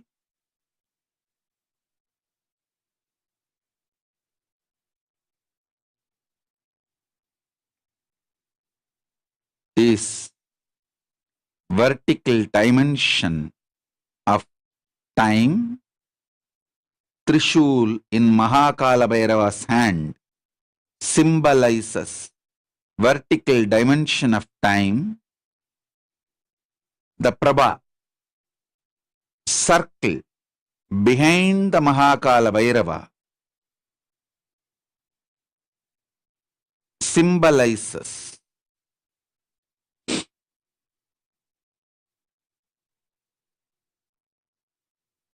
circular dimension of time. Circular dimension has no direct use for any seeker of enlightenment. If you are interested in enjoying the same pleasure, if you want the same husband again and again, same wife again and again, same birth and same type of death again and again, then go and enjoy the circular dimension of time. If you want a breakthrough, step beyond the circular dimension of time.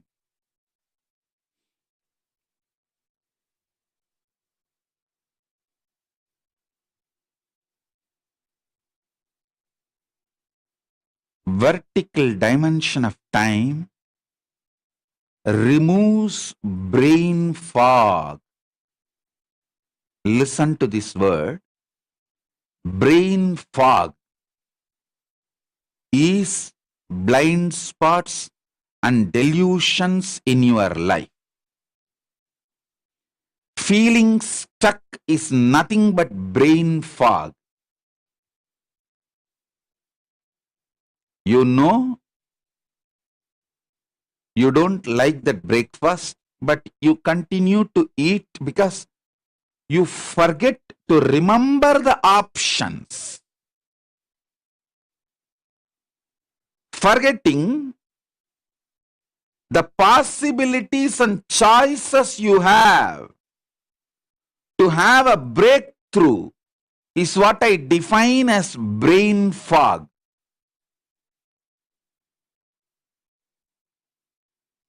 You have an option in every level,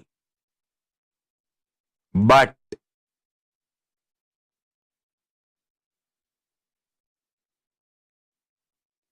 forgetting the choices, forgetting the possibilities, forgetting the options not having the guts to use all the tools with which you are empowered.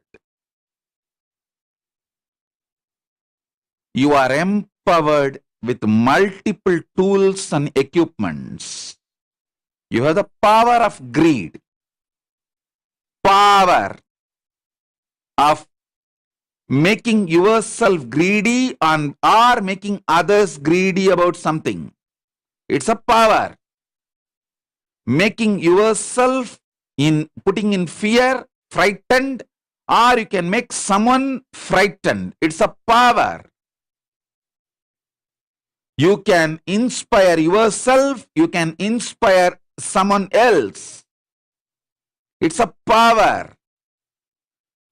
Not using all these abilities to have a breakthrough, not even remembering you have all these choices, is brain fog. Vertical time liberates you from the brain fog. Listen, the circular time keeps the brain fog alive.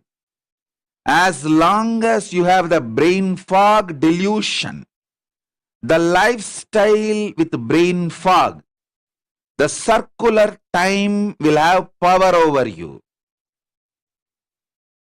The moment you decide, you will use the choices you have in your life and break yourself from this repetitive, boring, tiring, circular motion of life, getting stuck, rut. Your life, if it is CCTV'd, video recorded 24 hours for 1 year, only less than 10% of your movements will be new.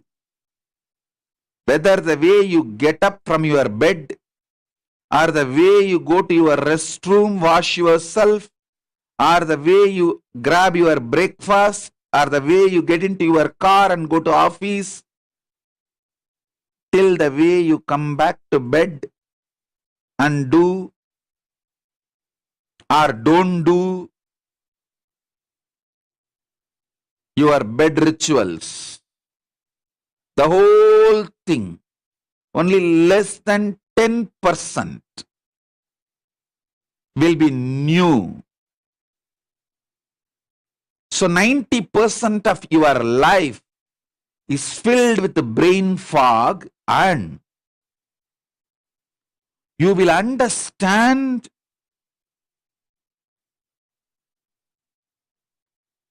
very seriously why you are having that deep feeling stuck, because you forget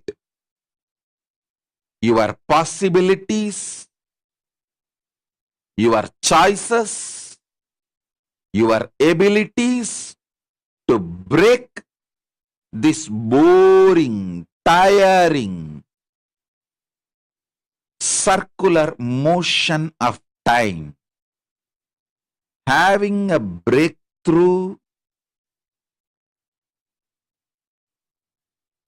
going for different choices, different possibilities, using different tools. I tell you, the more you use your body, the more it will become healthy. The more you use your ability to inspire yourself and others, more you will be living excited life. Inspiring yourself and inspiring others opens up so many possibilities, choices in your life. It removes boredom. I tell you, again and again, anyone who does the work of Kailasa, especially enriching and causing, will be 10 times more productive. Just the other day, I received a message from one of our Sarvanyapeta Yajaman. Anyone who does enriching, enriching, either you inspire yourself or you inspire others, you break from the circular motion of life, the circular time, the excitement and inspiration and possibilities and choices opens unimaginable doors.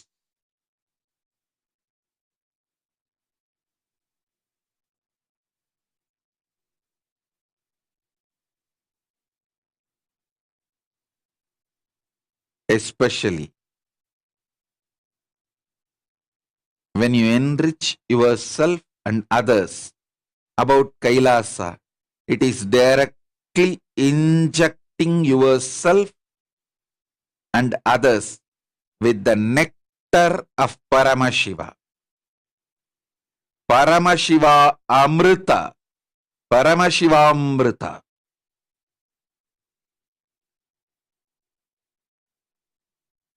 Which comes from vertical time zone.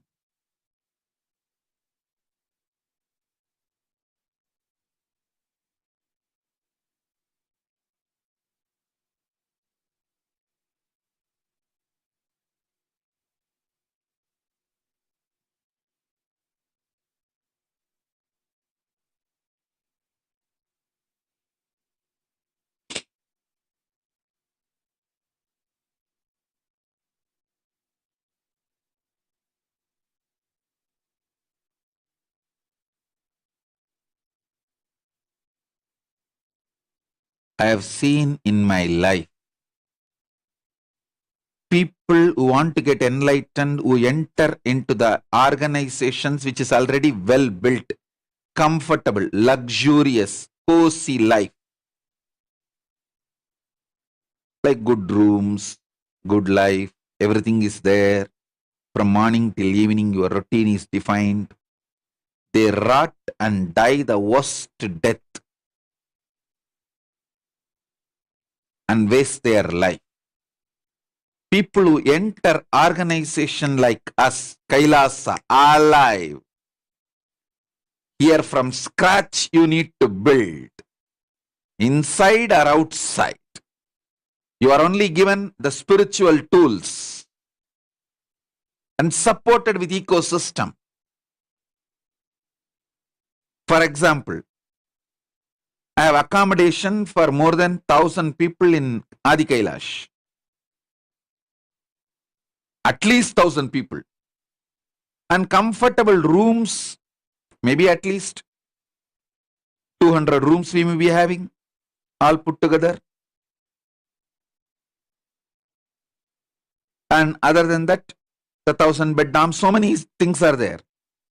But I always make sure when newly people come for enlightenment, either for sannyas or brahmacharya, I make sure they stay in the temple, start building from scratch.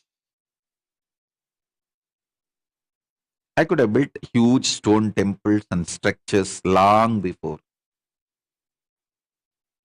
But I am building enlightenment ecosystem, not organization.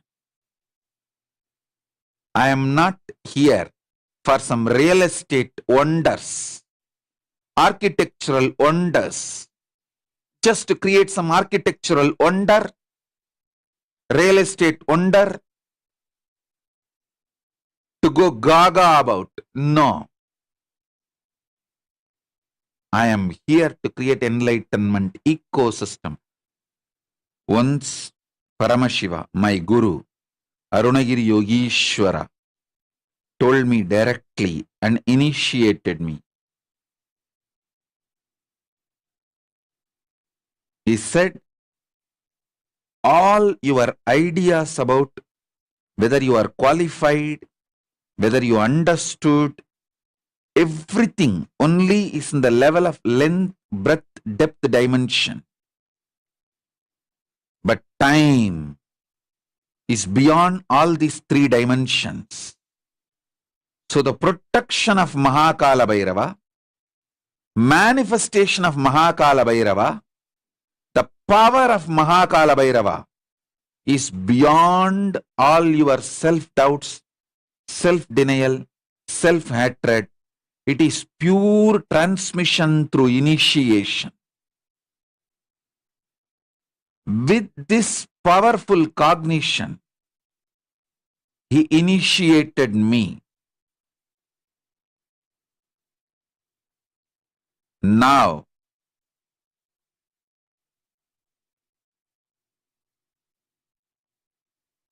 empowered by Paramashiva as the living manifestation, Paramavatara of Paramashiva, I give you the same initiation.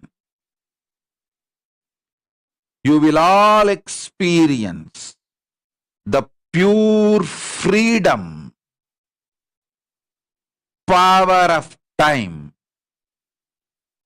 Time in the dimension of time itself, which is beyond length, breadth, depth, all self-doubts, self-hatred, self-denial.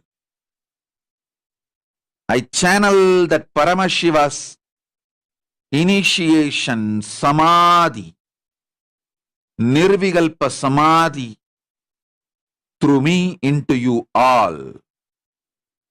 Through this initiation,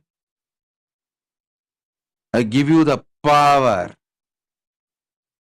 to break free from the brain fog.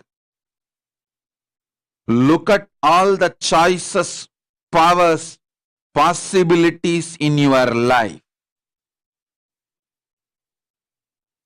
Expand, expand, expand beyond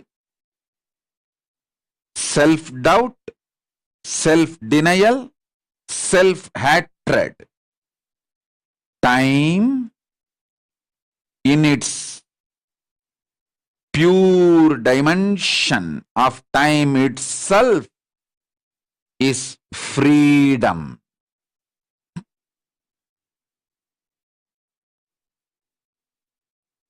Listen. Multiple times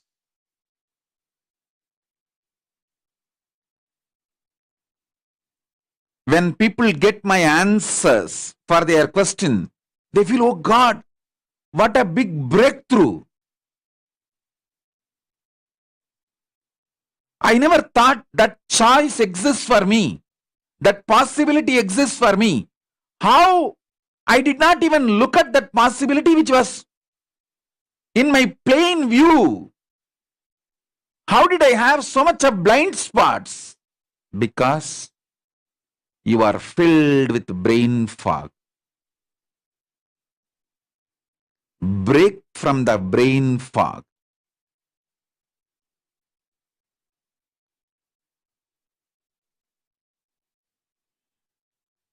Listen, I'll give you some of the incidents.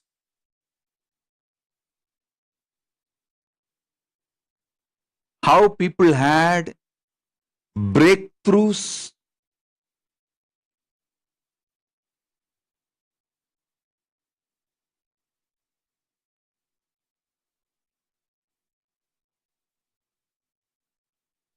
with the possibilities. Actually, when you see your possibilities and powers and start analyzing, start stepping beyond your brain fog, that circular time rut, and start looking at the possibilities, the strength and the courage and excitement, inspiration you manifest in all dimensions. One person came and told me, Swamiji, you instructed me so many times to make my family connected to you, but I am not able to inspire my daughter to be connected to you, to connect it through devotion, feeling connection. She is making her own decisions and choices. I said, don't worry. Nothing to worry. I only want one child from you. Plan for one more child. That's all. If your daughter makes her own decisions, she carries on with her life, don't worry. Plan for the next child and bring that child up. Grow that child with intense, powerful cognitions and initiations. Send the child to the Gurukul. The moment he started looking into this possibility, the power, excitement, intensity, everything he started manifesting, gave breakthrough for him in all dimensions of life. Whether in his relationship, in his wealth, health, enlightenment, power manifestation, because when you break this circular time, that rut of circular time, repetitive, frustrating, boring, tiring, unable to solve and handle the issues, that kind of a pattern and mental setup, and step beyond the new possibilities and excitement and inspiration. I said,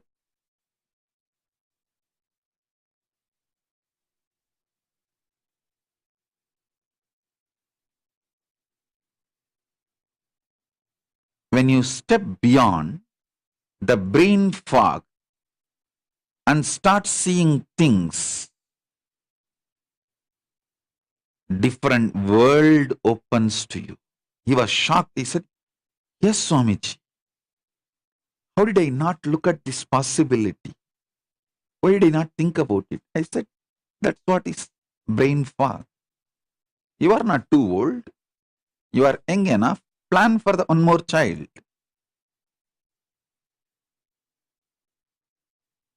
Let your daughter know. Swamiji does not want to disturb her decisions and freedom. Let her live her life. No problem. Plan for one more child. Bring that baby consciously and evolve, raise for the life of Hinduism and enlightenment. Send the child to the Gurukul. Over.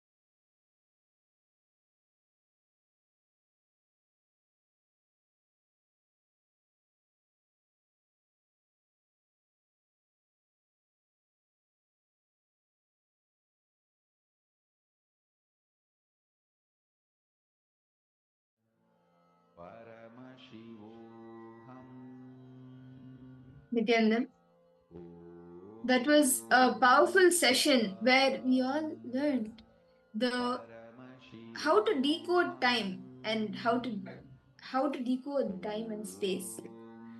Can I request each of you to share your understandings? What was one click that you got? How you can go beyond? How you can decode time and space, boundaries of time and space, whether it is through psychological time, physiological time. What did you understand from this session? Lingodvavanaya, Maluhya Mauna, Margarita. I request each of you to pause.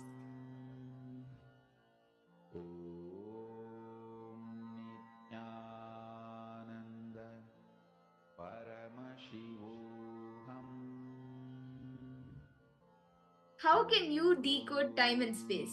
See, it is like brain fog. Swamiji revealed brain fog, right? That is like a blind spot and a delusion that you have in your life. If anything, we see like with brain fog. Now, for example, you're not wearing any glasses or any colored thing. You see things as it is. But brain fog is like putting like maybe a blue sheet or a purple, green, some like a colored sheet in front of you that makes you see the world around you green or blue. If you're wearing blue lens, then you'll see the world around you blue, and that is exactly how brain fog is. It makes you see everything like whatever delusion you are going through, it makes you see that. And feeling stuck is nothing but brain fog. You know you don't like that breakfast, you know you may not like something, but you continue to eat because you forget to remember the different options you have. If you don't like one meal, you have another option to make another like variety dish. But what happens when you have brain fog? You forget the different options that are open to you, the different possibilities that are open to you. So, very beautifully in this session, Swamiji spoke about, right, the how to conquer time. The space and time layers Swamiji very beautifully expanded. Yes, Ma Mahulia, Ma Lissy Wong. Because all participants suppose you are understanding. What do each and every one of you understand by this? Yes, matching you, Nithyananda Ma. What do each and every participants, I request all of you to post, what do all of you understand by this?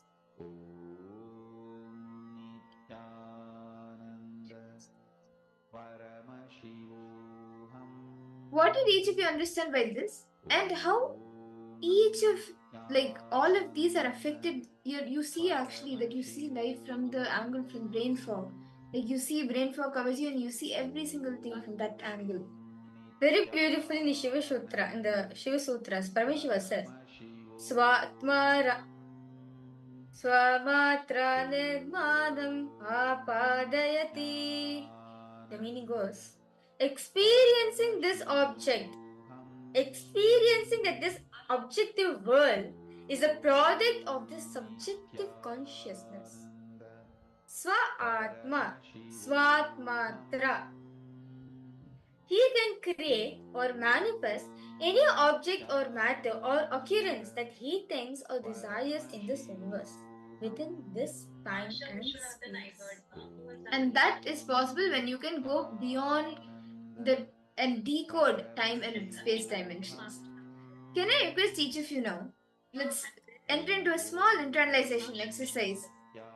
Can I request all of you to pen down your new transformative moments that you had in the last 24 hours? In just the last 24 hours, you've seen your own life transform, the transformative moments. Please start penning down.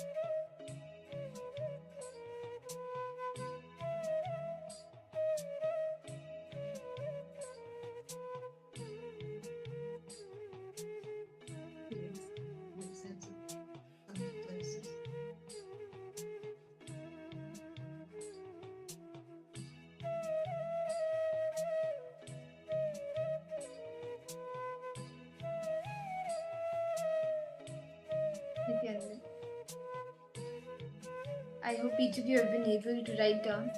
In the last 24 hours, the few moments where you felt transformative. Next, can I request each of you to pen down the problems that you are repeating in your life again and again and again? The different patterns, the problems that keep repeating in your life.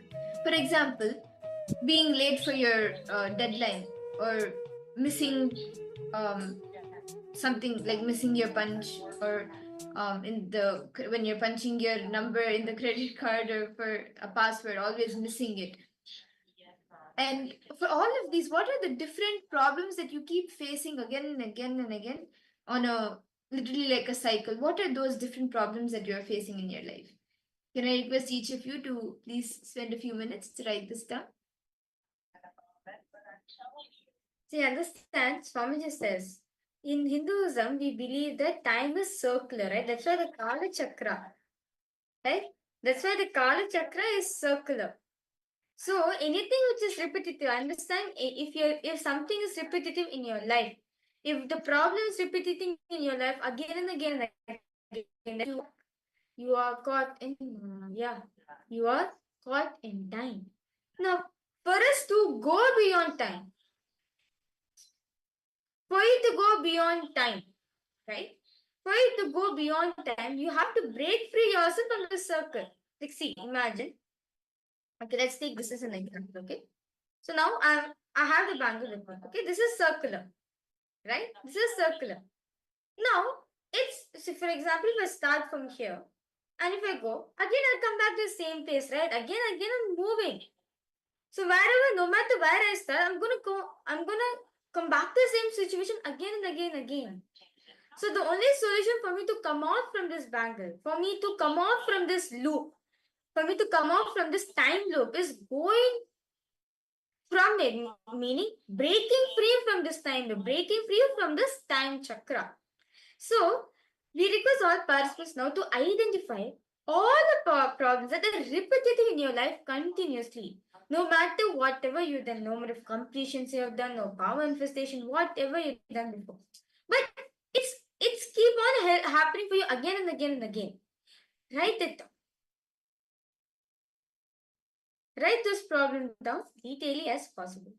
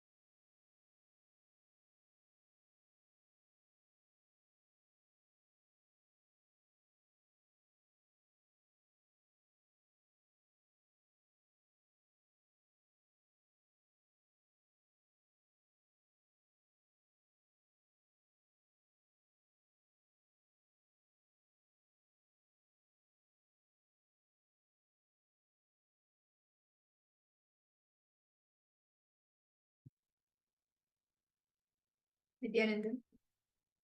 I hope each of you have been able to pen down the different problems that you face, that you are repeating on a loop in your life. Just like how in a circle, the same problem keeps going and going and going in the time loop. I hope each of you have been able to write these few problems down. Can each of you post in the chat if you have been able here before we move to the next step?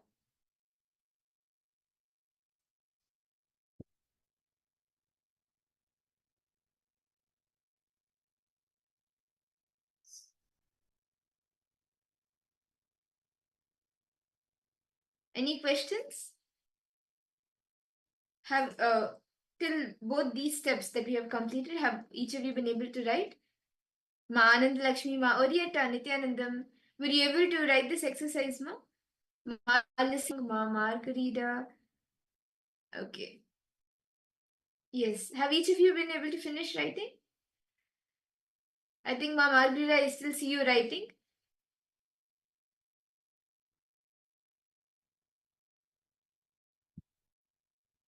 Shall we move to the next step?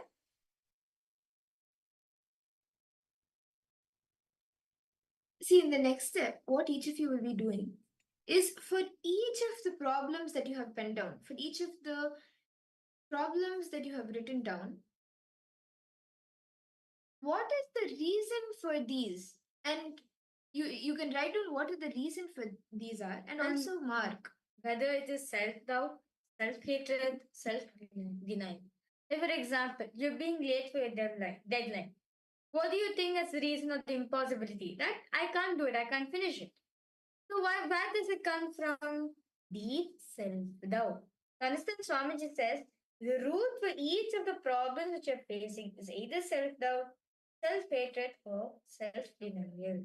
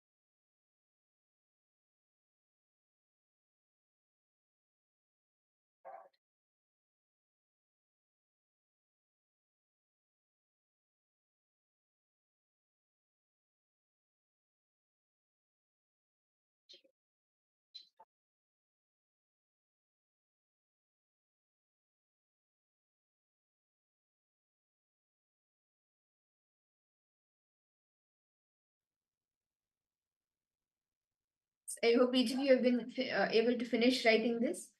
Now, can I request each of you to look at all the choices, the powers, and the possibilities that you actually have in your life that is actually open for you? Expand it. All of these possibilities are open for you to expand, and also go beyond time, beyond your self-doubt, beyond your self-denial, beyond your self-hatred. And you have the possibility to bring completion for each and every areas where you have bent down. All the areas that you have bent down, you can bring completion to those areas, going beyond all your STHD. So can I request each of you to just internalize that this completion is possible and declare that you have the different choices and possibilities open.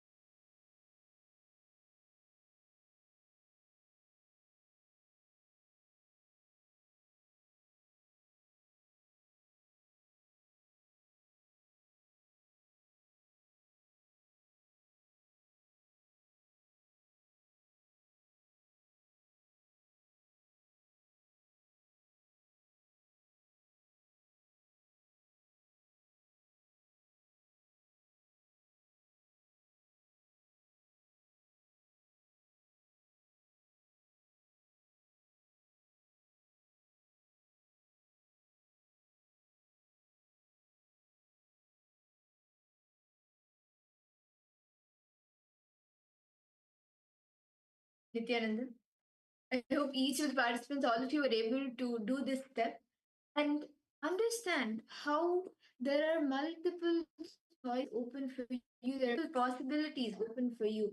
All you need to do is go beyond your STHT and conquer the time layer that is there and remove the brain fog that is stopping us different possibilities, the different choices that are open for us. And now, with that understanding that you have multiple possibilities open, shall we all enter into the power manifestation? Knowing that you have multiple possibilities, even for power manifestation, just because you may not be able to do one, that does not mean you cannot do the other. Swamiji manifests in multiple ways in different dimensions, and he will manifest for you whatever is best for you. So from that space, can we enter into the power manifestation? We will be doing another exciting round of Akashic readings. Can I request each of you to please bring your Atmamurti, your Aushada or Jnananjana, and you can settle down. And all the participants not on camera, I request all of you to please come on camera. Nithyananda, Ma Fatima the Hestani.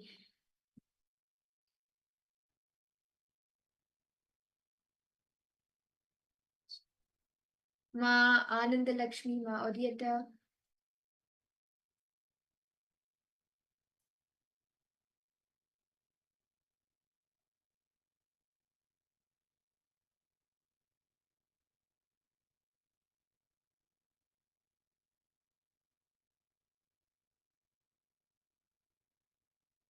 Okay. So in this round, all of us will be manifesting. Yet again, we will be giving you a specific date. And all of you will, or actually, let's do one thing. I'll be telling you an incident, and all of you will be scanning which date it was on. So this is what we will be doing in this round. Are all of you excited? Ma Anand Lakshmi, Ma Orieta, Ma Fatima Dehastani, Ma Sharma Muse. I will be, myself from Ma Virja, we will be giving you an incident. And you will be seeing through the Akashic readings what date that incident happened.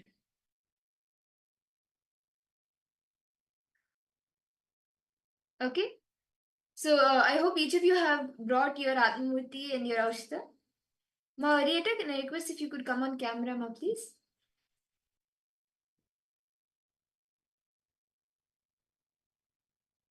Understand, Swamiji is the portal for you to connect to the Akashic readings, to access the cosmic archives, which holds the past, present, and future. Any information from the past, from the present, and into the future is in the Akashic records. And these Akashic records, actually, it is not something that can be accessed easily. Only avatars can access it. And why? Is because they are beyond time, beyond space, dimensions. It is not that they can see the future, or like it is not that they are in a different dimension or like that, but they are already seeing it happening. They are beyond the space dimension, the time and space dimension, that they are already seeing the things happening. For example, you are in the first, you can imagine a building. You are in the first floor of the building. A person standing on the first floor, only from a little bit distance away, can see a car coming. Someone on the 10th floor of the building, a little bit more farther from the person standing down, they can see, okay, from this distance, there's a car approaching. The person in maybe a helicopter, they can see, okay, the car is coming from a more farther distance.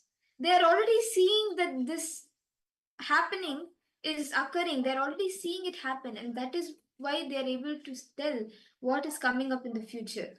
Same way, an avatar already sees everything happening because he has access to the cosmic archives, because he's beyond time and space. And with that authority, Swamiji is giving us the blessings, being a portal for us to access those records. So shall we all begin? I'll be giving an incident for all of you now. And all of you can start scanning what date was the incident. Are all of you ready? Yes. So the incident which I would like all of you to scan the date for to see in the cosmic archives, in the Akashic records, the incident is the day that I was initiated into the Krama Brahmacharya, the Kavi. So all of you can start scanning and seeing in the Akashic records what date was this on. Please sit straight. Connect with Swamiji. Intensely look into Swamiji's form, into his Atmamurti with your three eyes. Look into his three eyes. And whatever appears to you in golden letters, whatever appears to you on Swamiji's form in golden letters, start penning that down.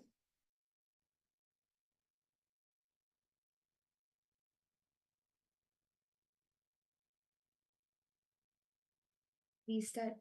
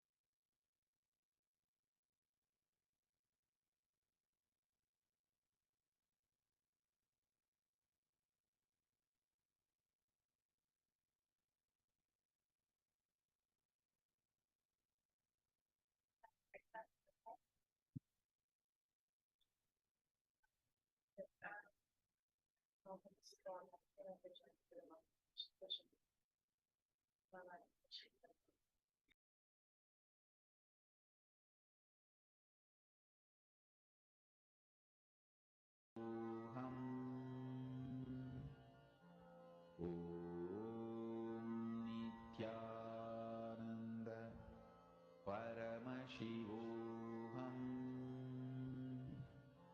Om Nithyananda Paramashivoham Om Nithyananda Paramashivoham Om Nithyananda Paramashivoham Om Nithyananda Paramashivoham Om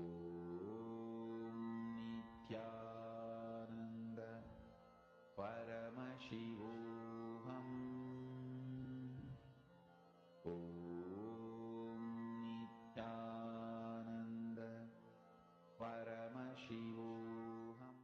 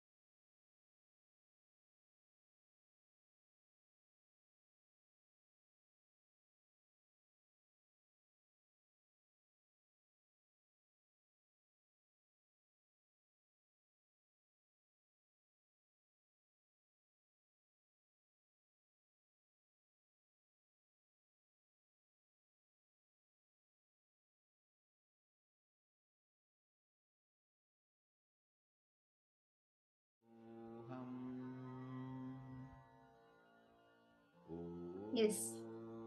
Please relax.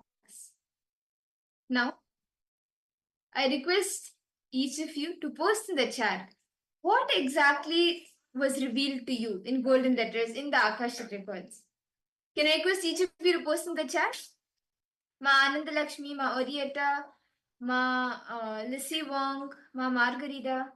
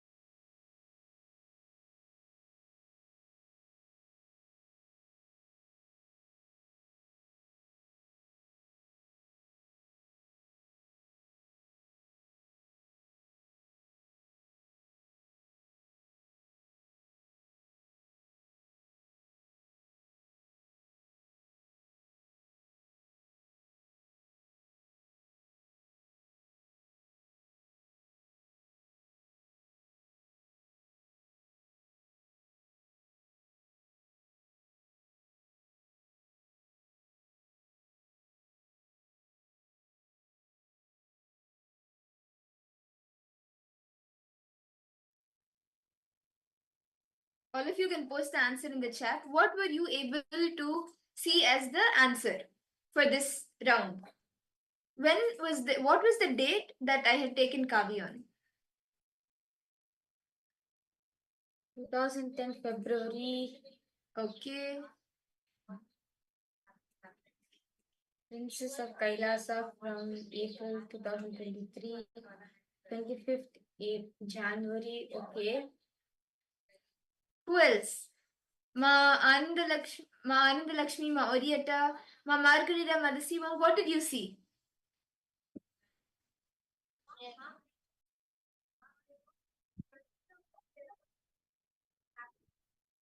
Okay. So shall I tell the answer? The answer was March 2018. Okay. Yes. Madasiva, March 2018. Okay. Anyone else? Before I reveal the answer? Okay. So the answer I 27, 2018. So the date and okay. Ma Fatima, you were closer to the date, yes. Ma. Okay. Yes. So now in this second round, Ma Virija is going to be giving all of you an incident. And all of you will be scanning the date of the incident. Okay? So shall we get started? Okay, yes. So for all the participants, so the date which I'm going to give for all of you is actually there's so many. Okay.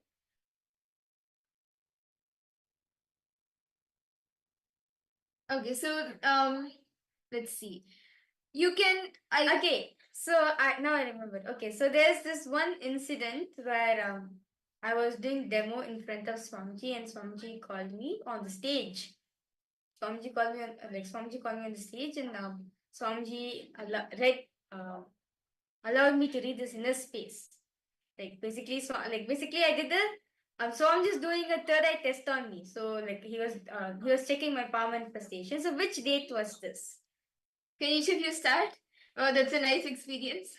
So yes, each of you can start scanning. Start seeing in the Akashic records. What was this date? The date when Swamiji asked Mahavirija to scan his inner space and Mahavirija scanned the inner space. Each of you can start.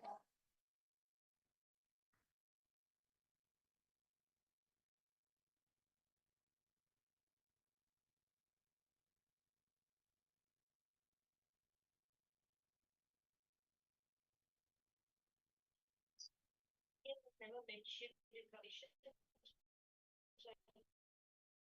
When you're doing something application, when you tell them to do something else, to say, what part of application I want to propose to be doing it, either asking or doing anything else. Each of you can start seeing whatever appears to you in golden letters. Start seeing that, start writing that down. Intensely with your three eyes, stare at Swamiji's three eyes.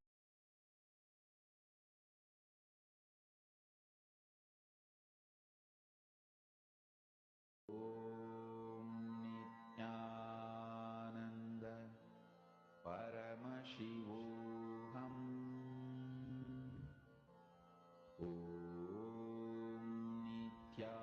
Nithyananda Paramashivoham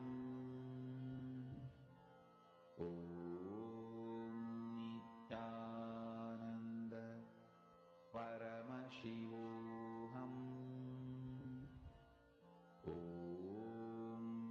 Nithyananda Paramashivoham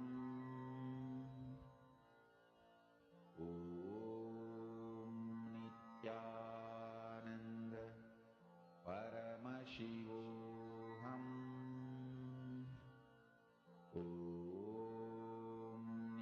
Nithyananda Paramashivoham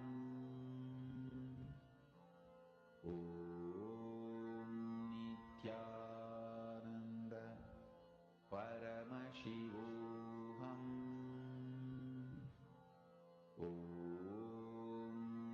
Nithyananda Paramashivoham Nithyananda Paramashivoham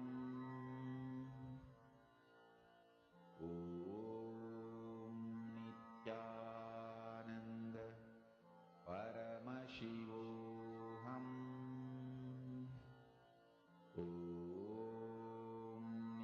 Nithyananda Paramashivoham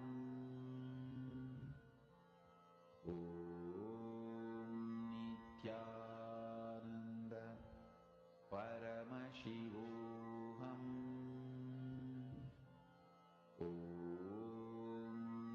Nithyananda Paramashivoham Nithyananda. Okay. So now request all participants now to start posting whatever Swamiji has shown to you. Kima Fatima, you have posted April 8, 2019, 18. Okay. How about for rest of the participants? Malisi Wong, what did Swamiji show you, Ma? Ma Orietta, Ma Margarita.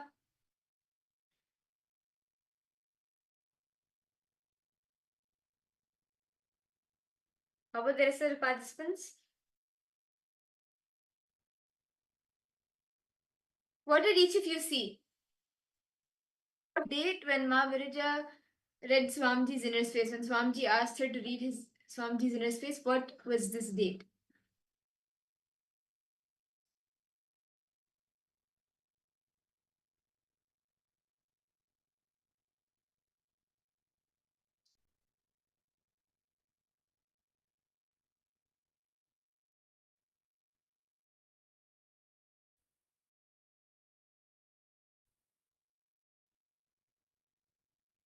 Malisi, what did Swamiji show you, Ma? Malisi Wong?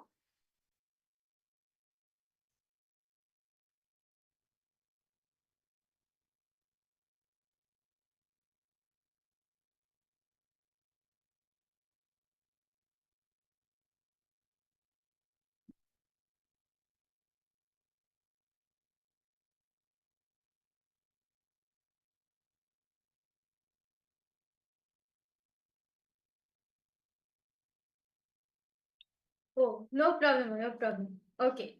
So let me reveal the answers for all the participants. So it was February 27th, 2015. So 2014. So yes, 2014, February 27th was the date when Ma Viraja read Swamiji's his own inner space during the Shivaratri time. Swamiji called her on stage and asked her to scan his inner space, the word that he's holding in the inner space, and Ma Viraja scanned that. So that's a very nice experience. And yes, so now with that, shall we all enter into the next session of the day where we will be understanding more about conquering time. How can we conquer time, the time dimension?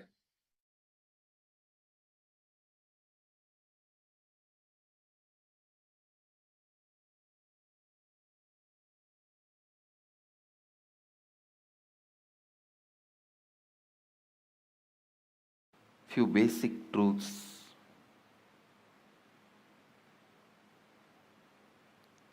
Please understand, every sacred secret, every sacred truth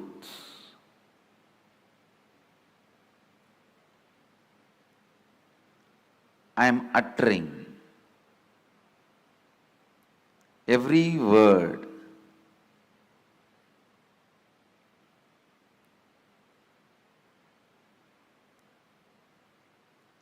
need to be internalized and internalized.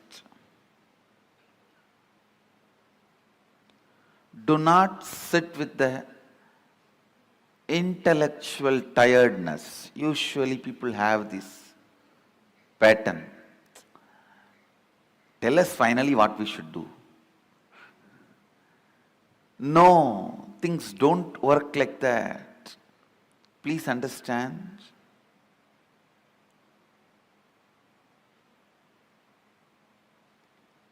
Every word I am uttering matters.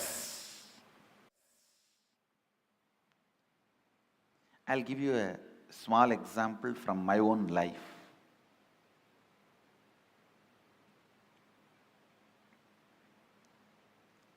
One of my guru, Annamalai Swamigal, in course of conversation he told me that we are not the body, we are beyond pain and suffering. When I was sitting alone and contemplating about it, we are not the body, we are beyond pain and suffering. What does he mean by it? I actually experimented. I took a knife and cut my thigh to see whether we have pain or not. Of course, I had pain and I was taken to hospital and stitches were done and all that has happened. But I could not think what my guru uttered is lie. I was continuously contemplating. I had a yoga guru. He was also a Paramahamsa. One day he explained, he usually comes to the house where I was born and brought up. He will come home early morning, 4 o'clock, and drag me out of the bed and take me to the temple and teach yoga. I was a kid. Sometimes the moment I am out of bed, he will make me drink coffee so that I will not go back to bed. One day he was telling, see, before coffee, how you feel that you want to lie down and nothing other than sleep matters. Just a cup of coffee, you are ready to listen to me, and suddenly I became more important. Yoga becomes more important. All the ideas that you should do yoga makes more sense. Without a cup of coffee, all the ideas you should sleep makes more sense. Just with a cup of coffee, all the ideas you should do yoga and take care of your health, build your body so you can get enlightened. All these ideas make sense.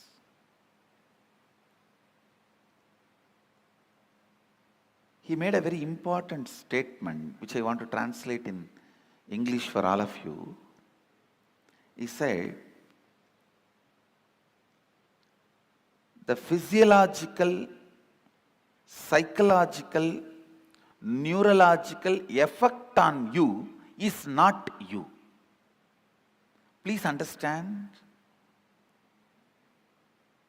One guru made a statement, you are not the body. The other guru made a statement, the physiological, psychological, neurological effects happening on you is not you. How many of you click with that second statement? Actually, both statements finally mean the same, but the second statement suddenly made so much sense to me. Yes. Please understand. Because I could see my seeking is not just equivalent to a cup of coffee, but a cup of coffee can make such big impact. It can just drive away the sleep, make the whole yoga happen in me with enthusiasm, excitement. So when I was analyzing, cup of coffee cannot be equivalent to my seeking.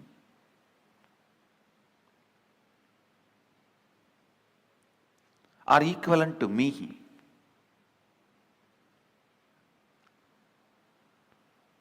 Understand? The idea he conveyed to me, my yoga guru, is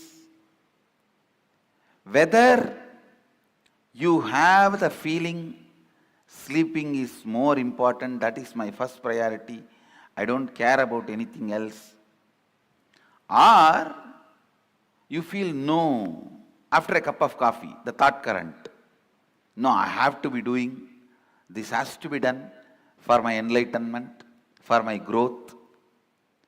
Whether you have this thought current before cup of coffee or thought current after cup of coffee, both thought currents does not matter. Both thought currents are not you. Both thought currents are empowered by you, not you. That is what the master, the first guru means, Annamalai Swamigal means, you are not the body, you are not the mind. When Annamalai Swamigal told me, you are not the body, you are not the mind, you are beyond pain and suffering,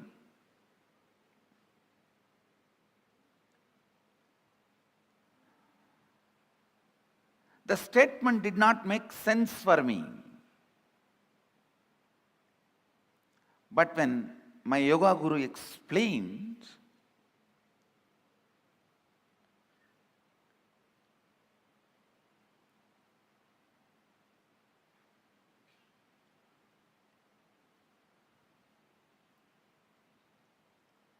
physiological, psychological happenings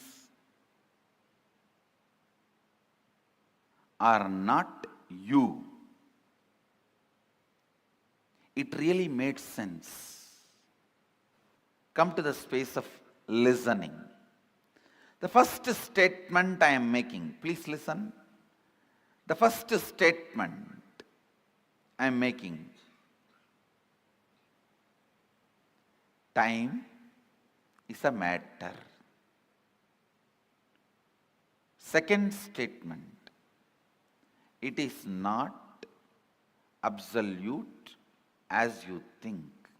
Please understand.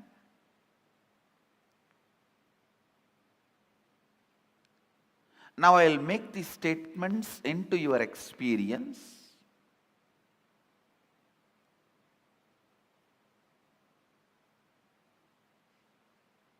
These two are the Mahavagyas now.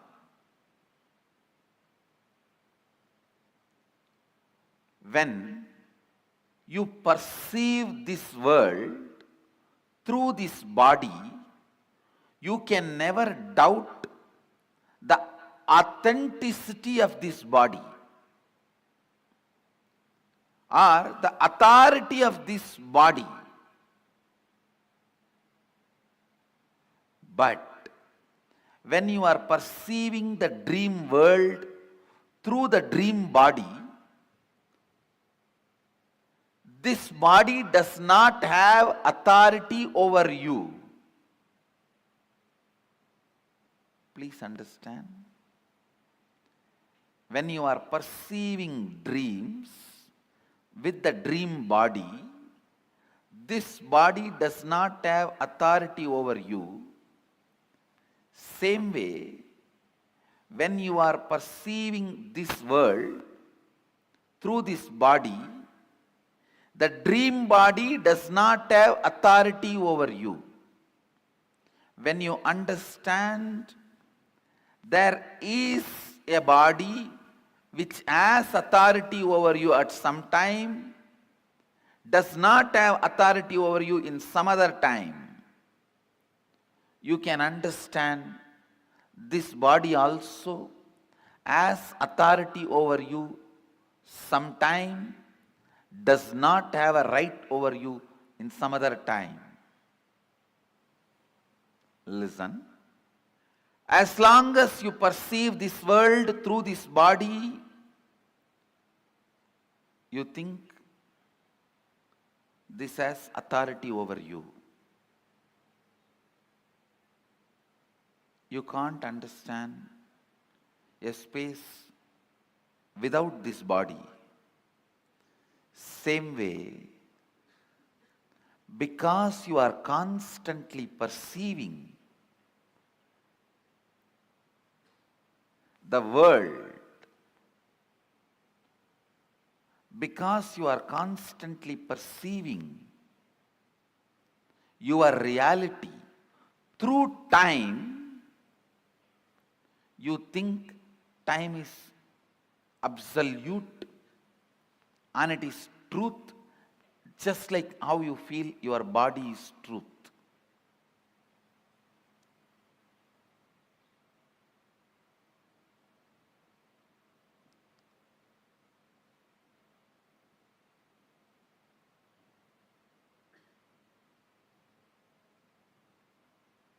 Listen. I'll repeat the essence.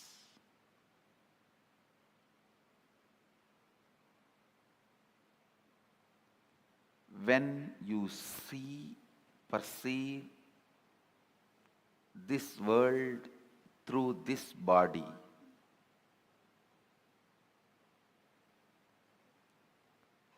you take this body as authority. Sometimes you question this reality, but not this body. When you are so busy in doing business with currency, you forget to question the authority of the currency. That itself is a myth. When you are doing business using diamonds, you forget to question the authority of the diamond. You are so busy in giving 100, taking 50, giving 200, taking 400. You forget the diamond itself is not something precious, or it does not have an authority other than created demand. Please understand.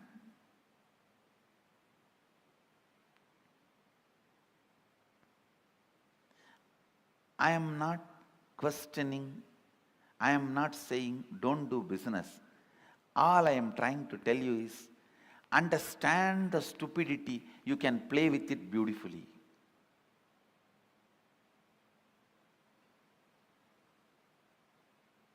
The moment I understood, it clicked with my system that physiological, psychological effects on me is not me. So much liberation. Such liberation.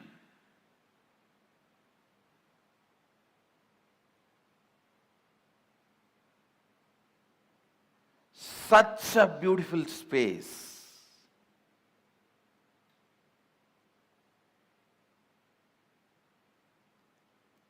It was such an absolute ecstasy. Knowing even that ecstasy is not me.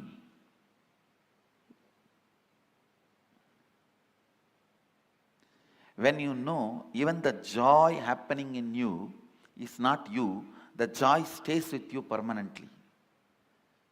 All joys disappear the moment you try to grab them. The first truth, time is a matter.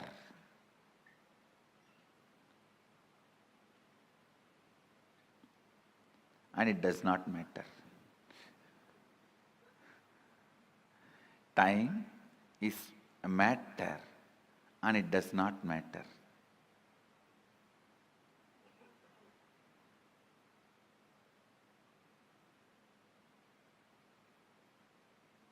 You can manipulate it as you can manipulate your body.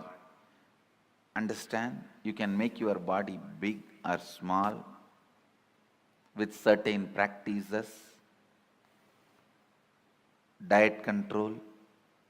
You can manipulate it. You can play with it. Same way, you can play with time. You can play with time. How? We will see next. But some of the basic truths, you can play with it.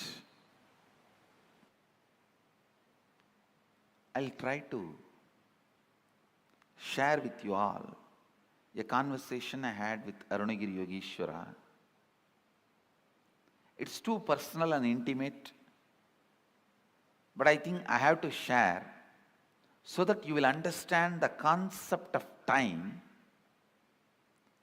as Mahadeva explains in Agamas.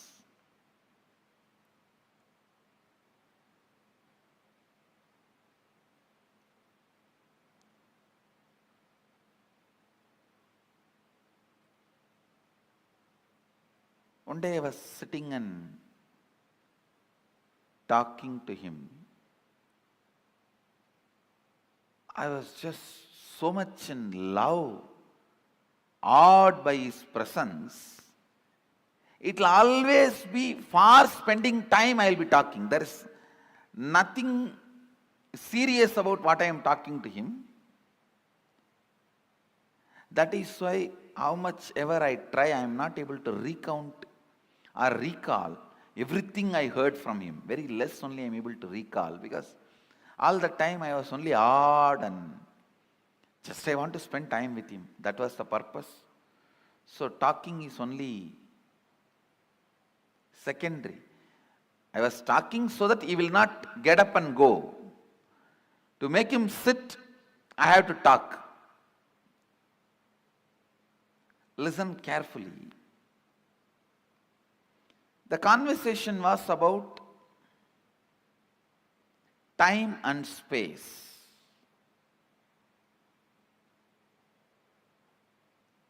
He was trying to explain time and space to me. It is time you understand every statement, so that it becomes just part of you. You also need to know the value of one single truth hitting you properly. Please understand, It was just one single truth. My understanding about, hey, just a cup of coffee, only that much is the gap between me and my seeking.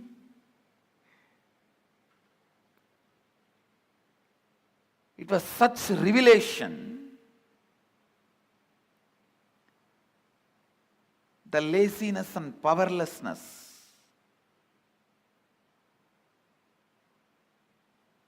and the powerfulness I felt after a cup of coffee, I understood very clearly, both are not me. I am something beyond this too. Just that one understanding liberated me forever from all the physiological and psychological ups and downs. Never ever I had any respect for the physiological, psychological ups and downs in my system. And you don't know what great liberation it can be. The discussion was about time and space. I was asking him,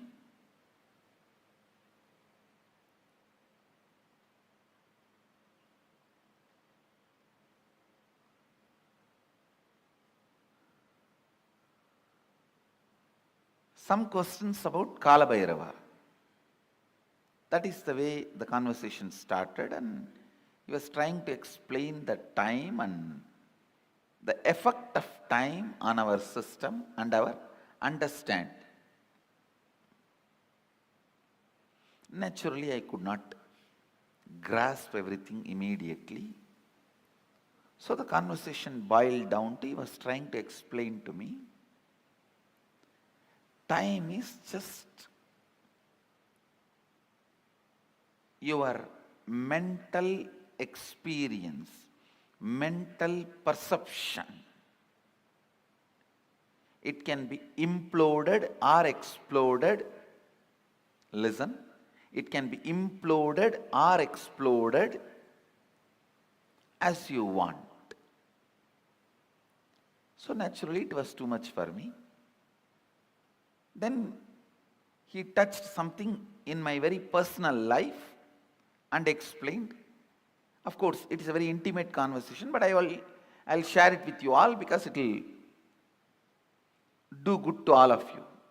I had the problem of bedwetting as a child. So,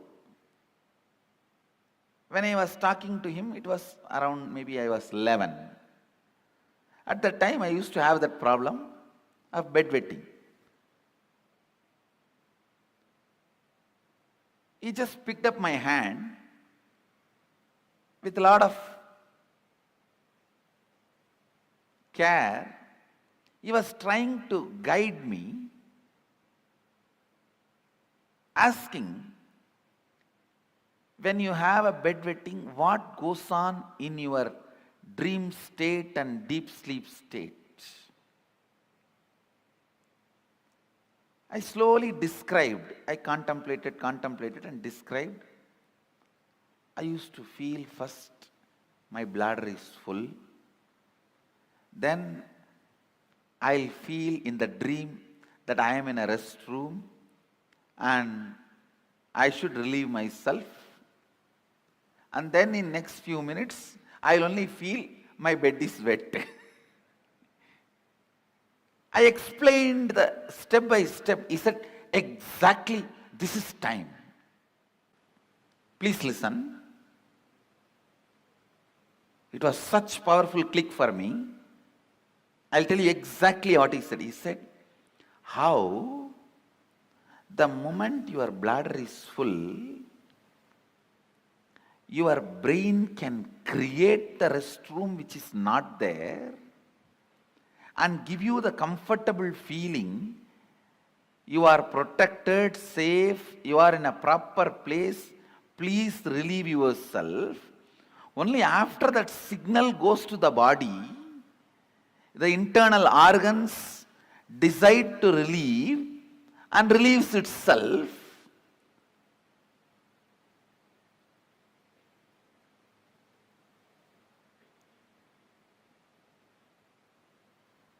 The pressure inside you to perceive something, to have some experience, creates the concept of time and gives you various experiences. Pressure inside you, that bladder is full, creates the restroom ambience in your brain, which is actually not there, but gives you a comfortable feeling, you can relieve yourself. Same way, desire to have certain experiences, that pressure inside you creates time which is not there and gives you various experiences. I'll try to convey much deeper the same truth further. Now you understand this much. The whole idea of time is your will and decision. I can give you 100 examples. When you are sitting with somebody whom you like or doing something which you like, your passion, you don't know how the time passes. Time gives you a different experience about you, about life, about world. But when you are sitting with somebody whom you don't like, or when you are doing something about which you are forced, time gives you different experience about yourself, world and life. This one small example I have seen in my own life. Morning 5 o'clock, early morning 5 o'clock to night 11 o'clock, I'll be sitting with Arunagiri Yogeshwara. I don't know how the sun rises and sun sets, but at night, few hours when I need to be in the house, away from him, I'll move the clock 10 times, thinking that it is not moving, it has stopped.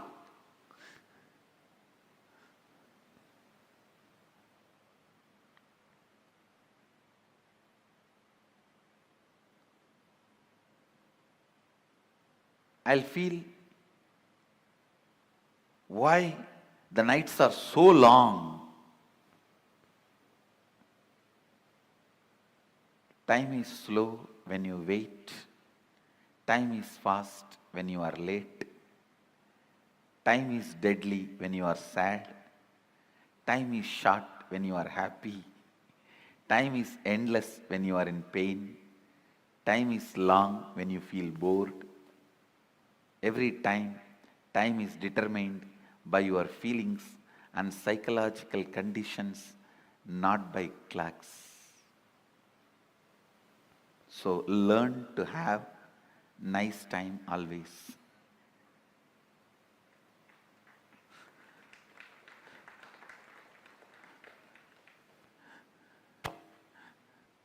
Whatever now I am sharing, most of you may know that ideas, nothing new. But I am trying to set the context so that I can lead you into the deeper understanding especially the experience to make these understandings permanent.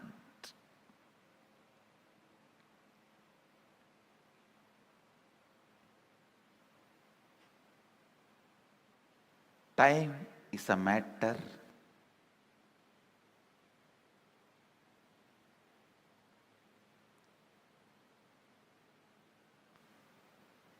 it does not matter.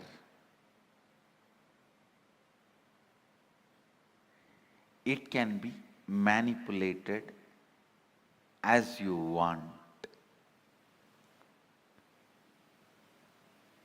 You can play with it as you want.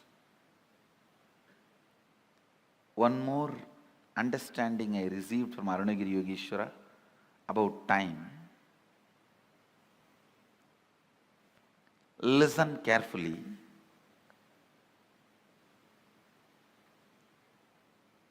The whole life is just a vast canvas. Space is the canvas.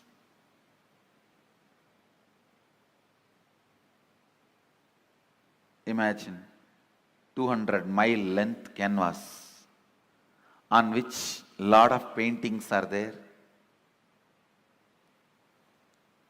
The paintings which you already perceived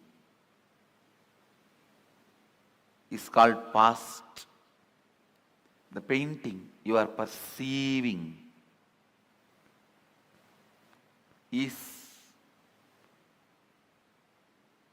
present. The painting you are going to perceive is future.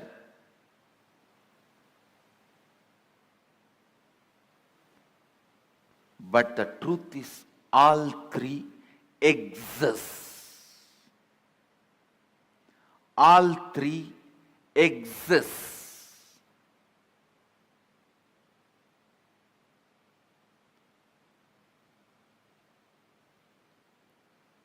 Next statement I am making. Please listen. First statement I am making. Past, present, future, all three exist. And the next statement I am making, you can alter all the three. We always think, if all three already exist, how can I alter my future? If it is already existing, how can I alter? Understand? The painting exists does not mean you can't add something to it. Your powerlessness, I can't add something to it, only makes you stop adding. And very important statement I am making now. Not only you can alter the future, you can alter your past. How? We will make. You can alter your past. One, time is a matter, it does not matter. Second, your psychological ups and downs, physiological ups and downs are not you. Next, your past, present, future exists now. Next, it exists now does not mean you are bound by it. You can alter not only your future, even your past. The absolute freedom from time. Listen.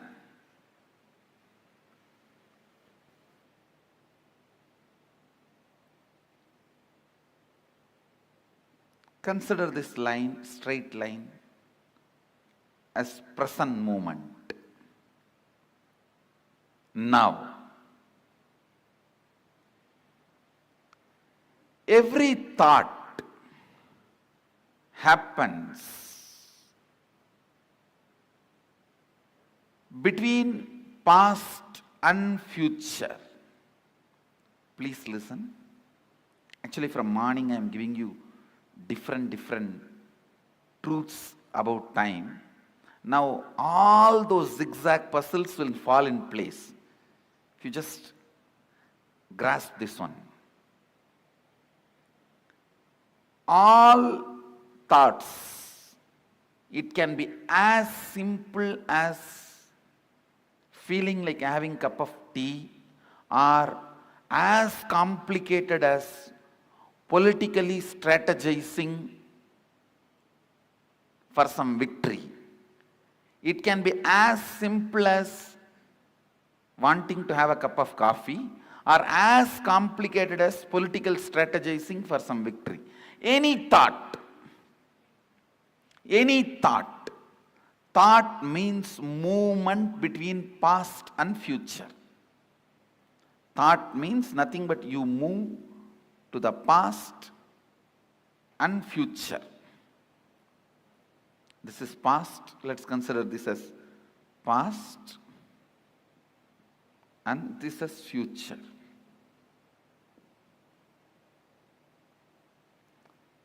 This center moment, present. Where the present meets the past and future, that moment is now. This is that now. Present.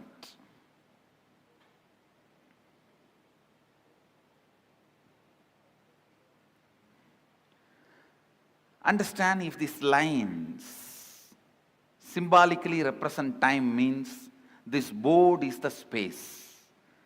Symbolically, this board represents space. On space only the whole time happens. Space is the most subtlest matter on which the play of time happens.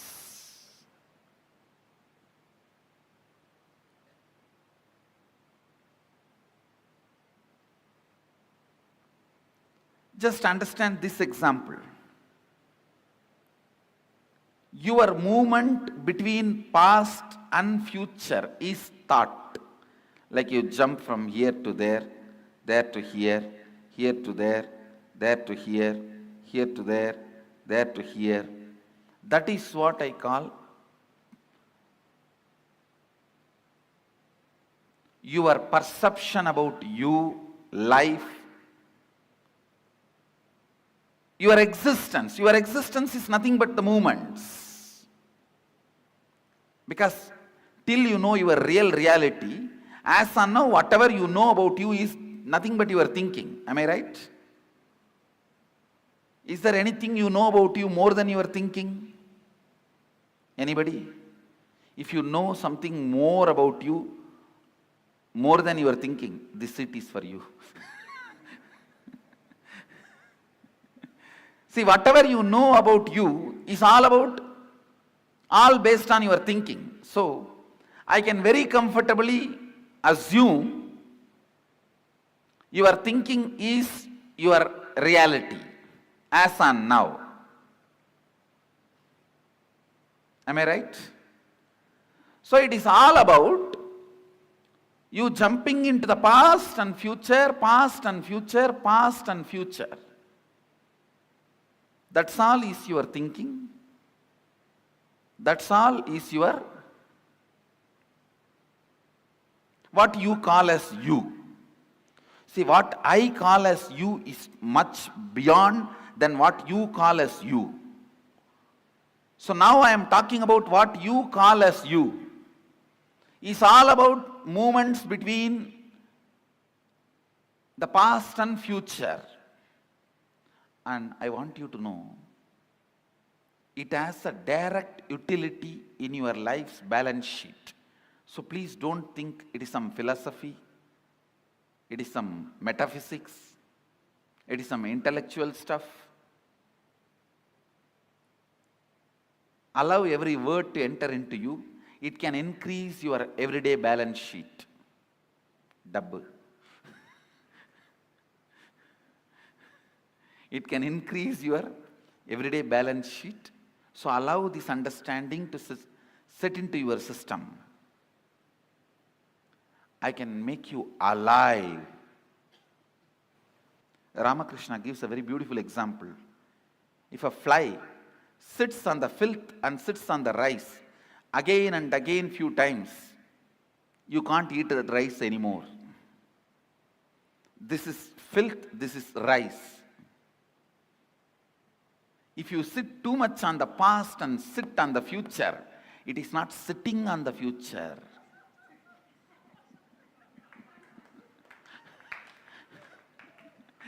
Understand? Now, I have not said anything, everyone understood. It is not sitting on the future. There is something called chronological time, how the clock moves. There is something called psychological time. The psychological time is the unit of the psychological time. Listen, the unit of the chronological time is 1 second. Understand? 60 seconds is 1 minute, 60 minutes is 1 hour, like that. The unit of the psychological time is the gap between one thought and the other thought. If it is more, means you have a lot of inner space. You take life sweetly. A rich man. Understand? Even the word rich is too small. I'll say, a man who has enough of inner space to take his life is a royal being. Means the gap between the one thought and the other thought is more. If the gap between one thought and the other thought is too less, you are a worker, Shudra. And if there is no gap and you are not even able to handle what is going on inside you, you are a Panchama, Chandala. If the gap is more, you are a king.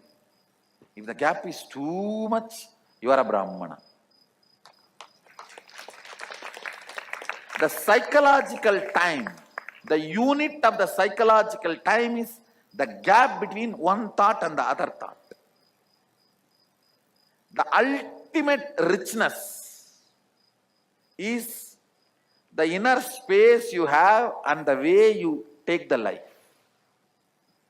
The way you take the life decides whether you are a royal being or not the zeros in your bank balance.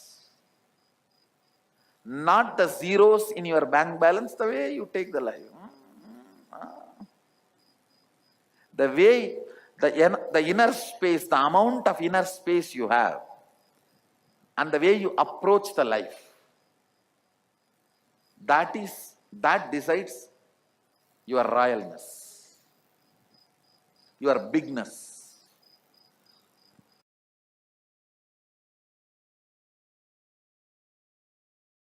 Listen carefully. Your inner space. What do you call as you? Tahara Akasha. Taharakasha. It's a Sanskrit word. What do you feel as you?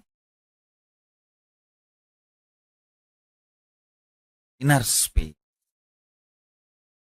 Pratyagatma or Takarakasha. Takarakasha is a more precise word. Your inner space. If you hit your inner space with a powerful cognition,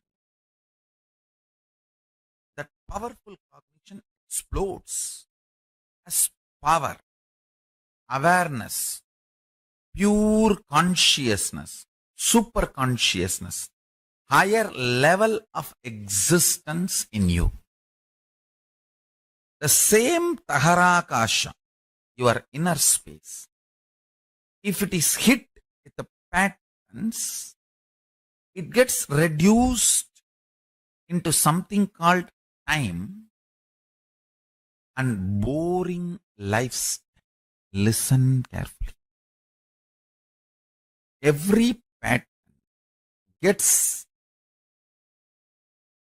settled in your inner space, makes you time bound, means You will feel days and months are passing, but you are not doing anything. You don't know how the time is passing. It is just going. Suddenly you remember next year is here. Suddenly you remember next year. Suddenly you remember, oh God, one more birthday. And you don't know what is going on, what you are doing. Understand? More patterns, more unconscious, more delusion, more you become time bound. That is why Kala Bhairava is described as ferociousness. This is exactly I learned from Arunagiri Yogeshwara. He says, whenever you are ferocious and break one pattern, you gain 1 hour extra in your life. Understand? I'm giving you a rough example. Sometimes when you break one pattern, you may get even 3-4 hours extra. Means that 24 hours chronological time is different. Consciously, how many hours you are living, that psychological time is different. Phenomenology of the time. Listen. In reality, chronological time does not matter for your existence because you are a conscious being. A being just takes birth, eats, reproduces, ages and dies. For that being, chronological time is enough. But you are not that kind of a being. You are a conscious being. You have a purpose to exist. You feel desire, fear, greed, wanting, not wanting. You have choices. And you feel your freedom to choose. Understand? The moment you feel you have a will, you are a conscious being. So how many hours that are available for your consciousness, your awareness, that psychological time matters. Every time you are ferocious and break a pattern, you gain time. You gain conscious extra. Conscious longevity. Understand?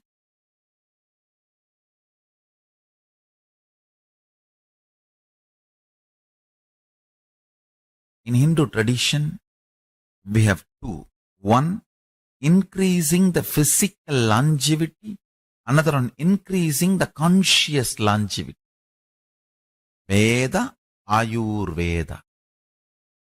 Ayurveda is all about increasing the physical longevity. Body functioning with health for long period. Veda is all about consciousness functioning more. Understand? Every time you break a pattern, you have more psychological time available to you.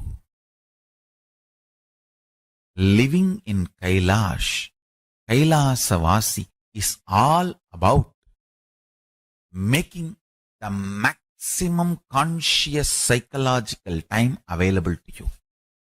Of course, I do work on your body, detoxification, giving you the best organic food and make your body also live long.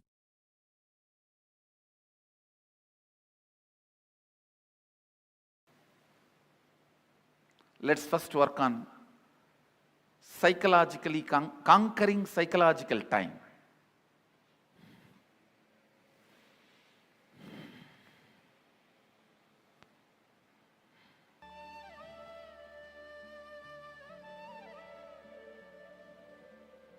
I'll repeat what you have to write.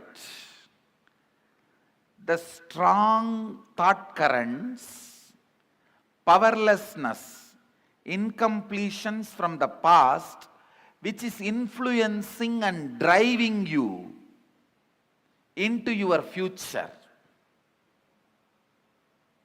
Those powerlessness moments, why you decided to become wealthy, why you decided to become powerful. If it is out of passion, great, no problem. If there is some powerlessness, some incident, incompletion is influencing you, pen down that. Let's catch the influence of the past on your thinking system. 94th verse, 22nd technique from Shivanyana Upanishad, which is part of Shivagama. Chittat yantaha kritir nasti mamantar bhavayet iti vigalpanam abhavena vigalpair uchito bhavet. I'll translate and give you the precise method. The essence of this verse is reliving is relieving. Means the past powerlessness which is influencing your thinking, relive those incidents, not remembering. Please understand, there is a big difference between remembering and reliving. For example, something happened in your life at the age of 8, 9, which is still influencing your thinking. I have seen people getting influenced by something happened when they were 3, 4 and all. They are 57. Something happened at 7 influences them. One man came to me and said, I never go to beach, Swamiji. Even if I drive through the beach roads, I shiver, sweat. I have a panic attack. I asked why. No, at the age of 7, I went for a walk with my father. I saw murder happening in a beach and we ran away from that spot. From that spot till I can't, now I am 57, I can't go to beach. 40 years, the pattern with which he is suffering. Sometimes the past influences you so much. See, carefully listen. You are now 57, something happened at the age of 7. If you remain as 57 and visualize what happened at that age of 7, that is called remembering. Reliving means forget your present identity. Just dump it, throw it. Become that person. At the age of 7, what intelligence you had, how you were, visualize and become that person. Enter into that person's physiological, psychological frame. Take few minutes and meditate on that person. Become that person. Then relive. When you relive, all the powerlessness accumulated in your nervous system during that incident, it may be emotional suppression or the identity crisis, various guilt, pain, suffering, it will all just break, collapse and leave your system. Your system will be clean. System will be cleansed. When the effect of your past is reduced on your existence, you will not reproduce it as it is or in an altered way on your future. Neither reproducing as it is nor reproducing in altered way is liberation.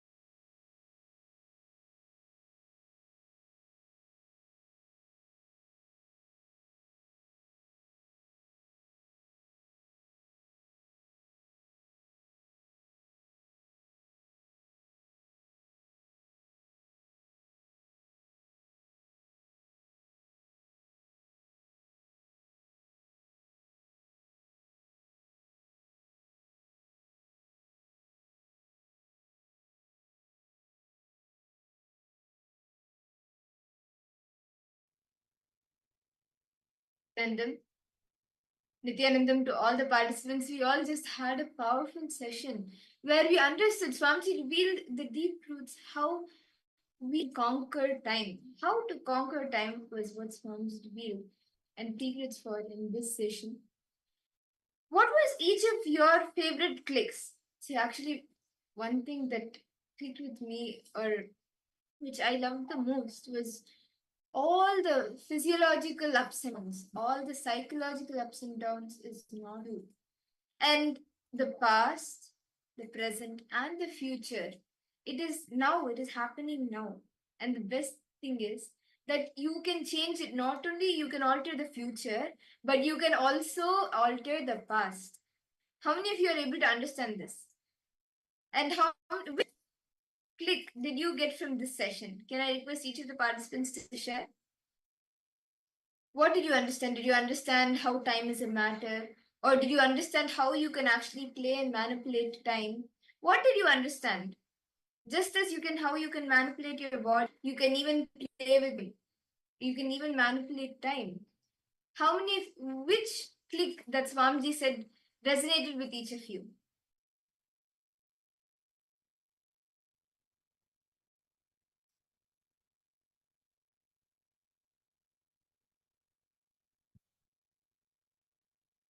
Nithyananda Ma, Irene Lemos. Yes, are we audible, Ma?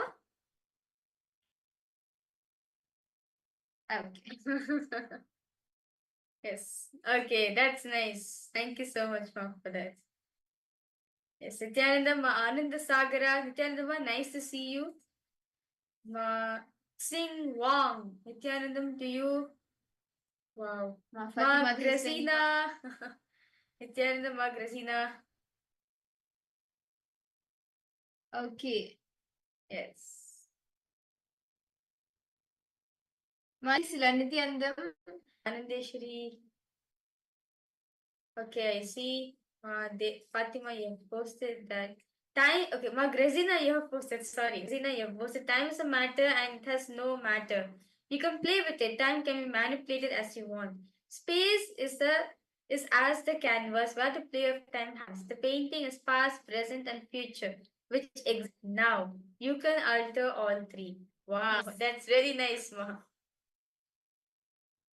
Okay, Ma Fatima, you have posted time is create thoughts from the past to the future. Okay. That's wonderful. Yes. So shall we understand Swamiji revealed so many truths? Let us understand these a little more deeper, or let's mature our understanding about these. See, just as you can manipulate body. Now, if you want to bend your body, you can bend your body. You want to bend your hand, you want to move your hand, you can move it. The same way, time is matter.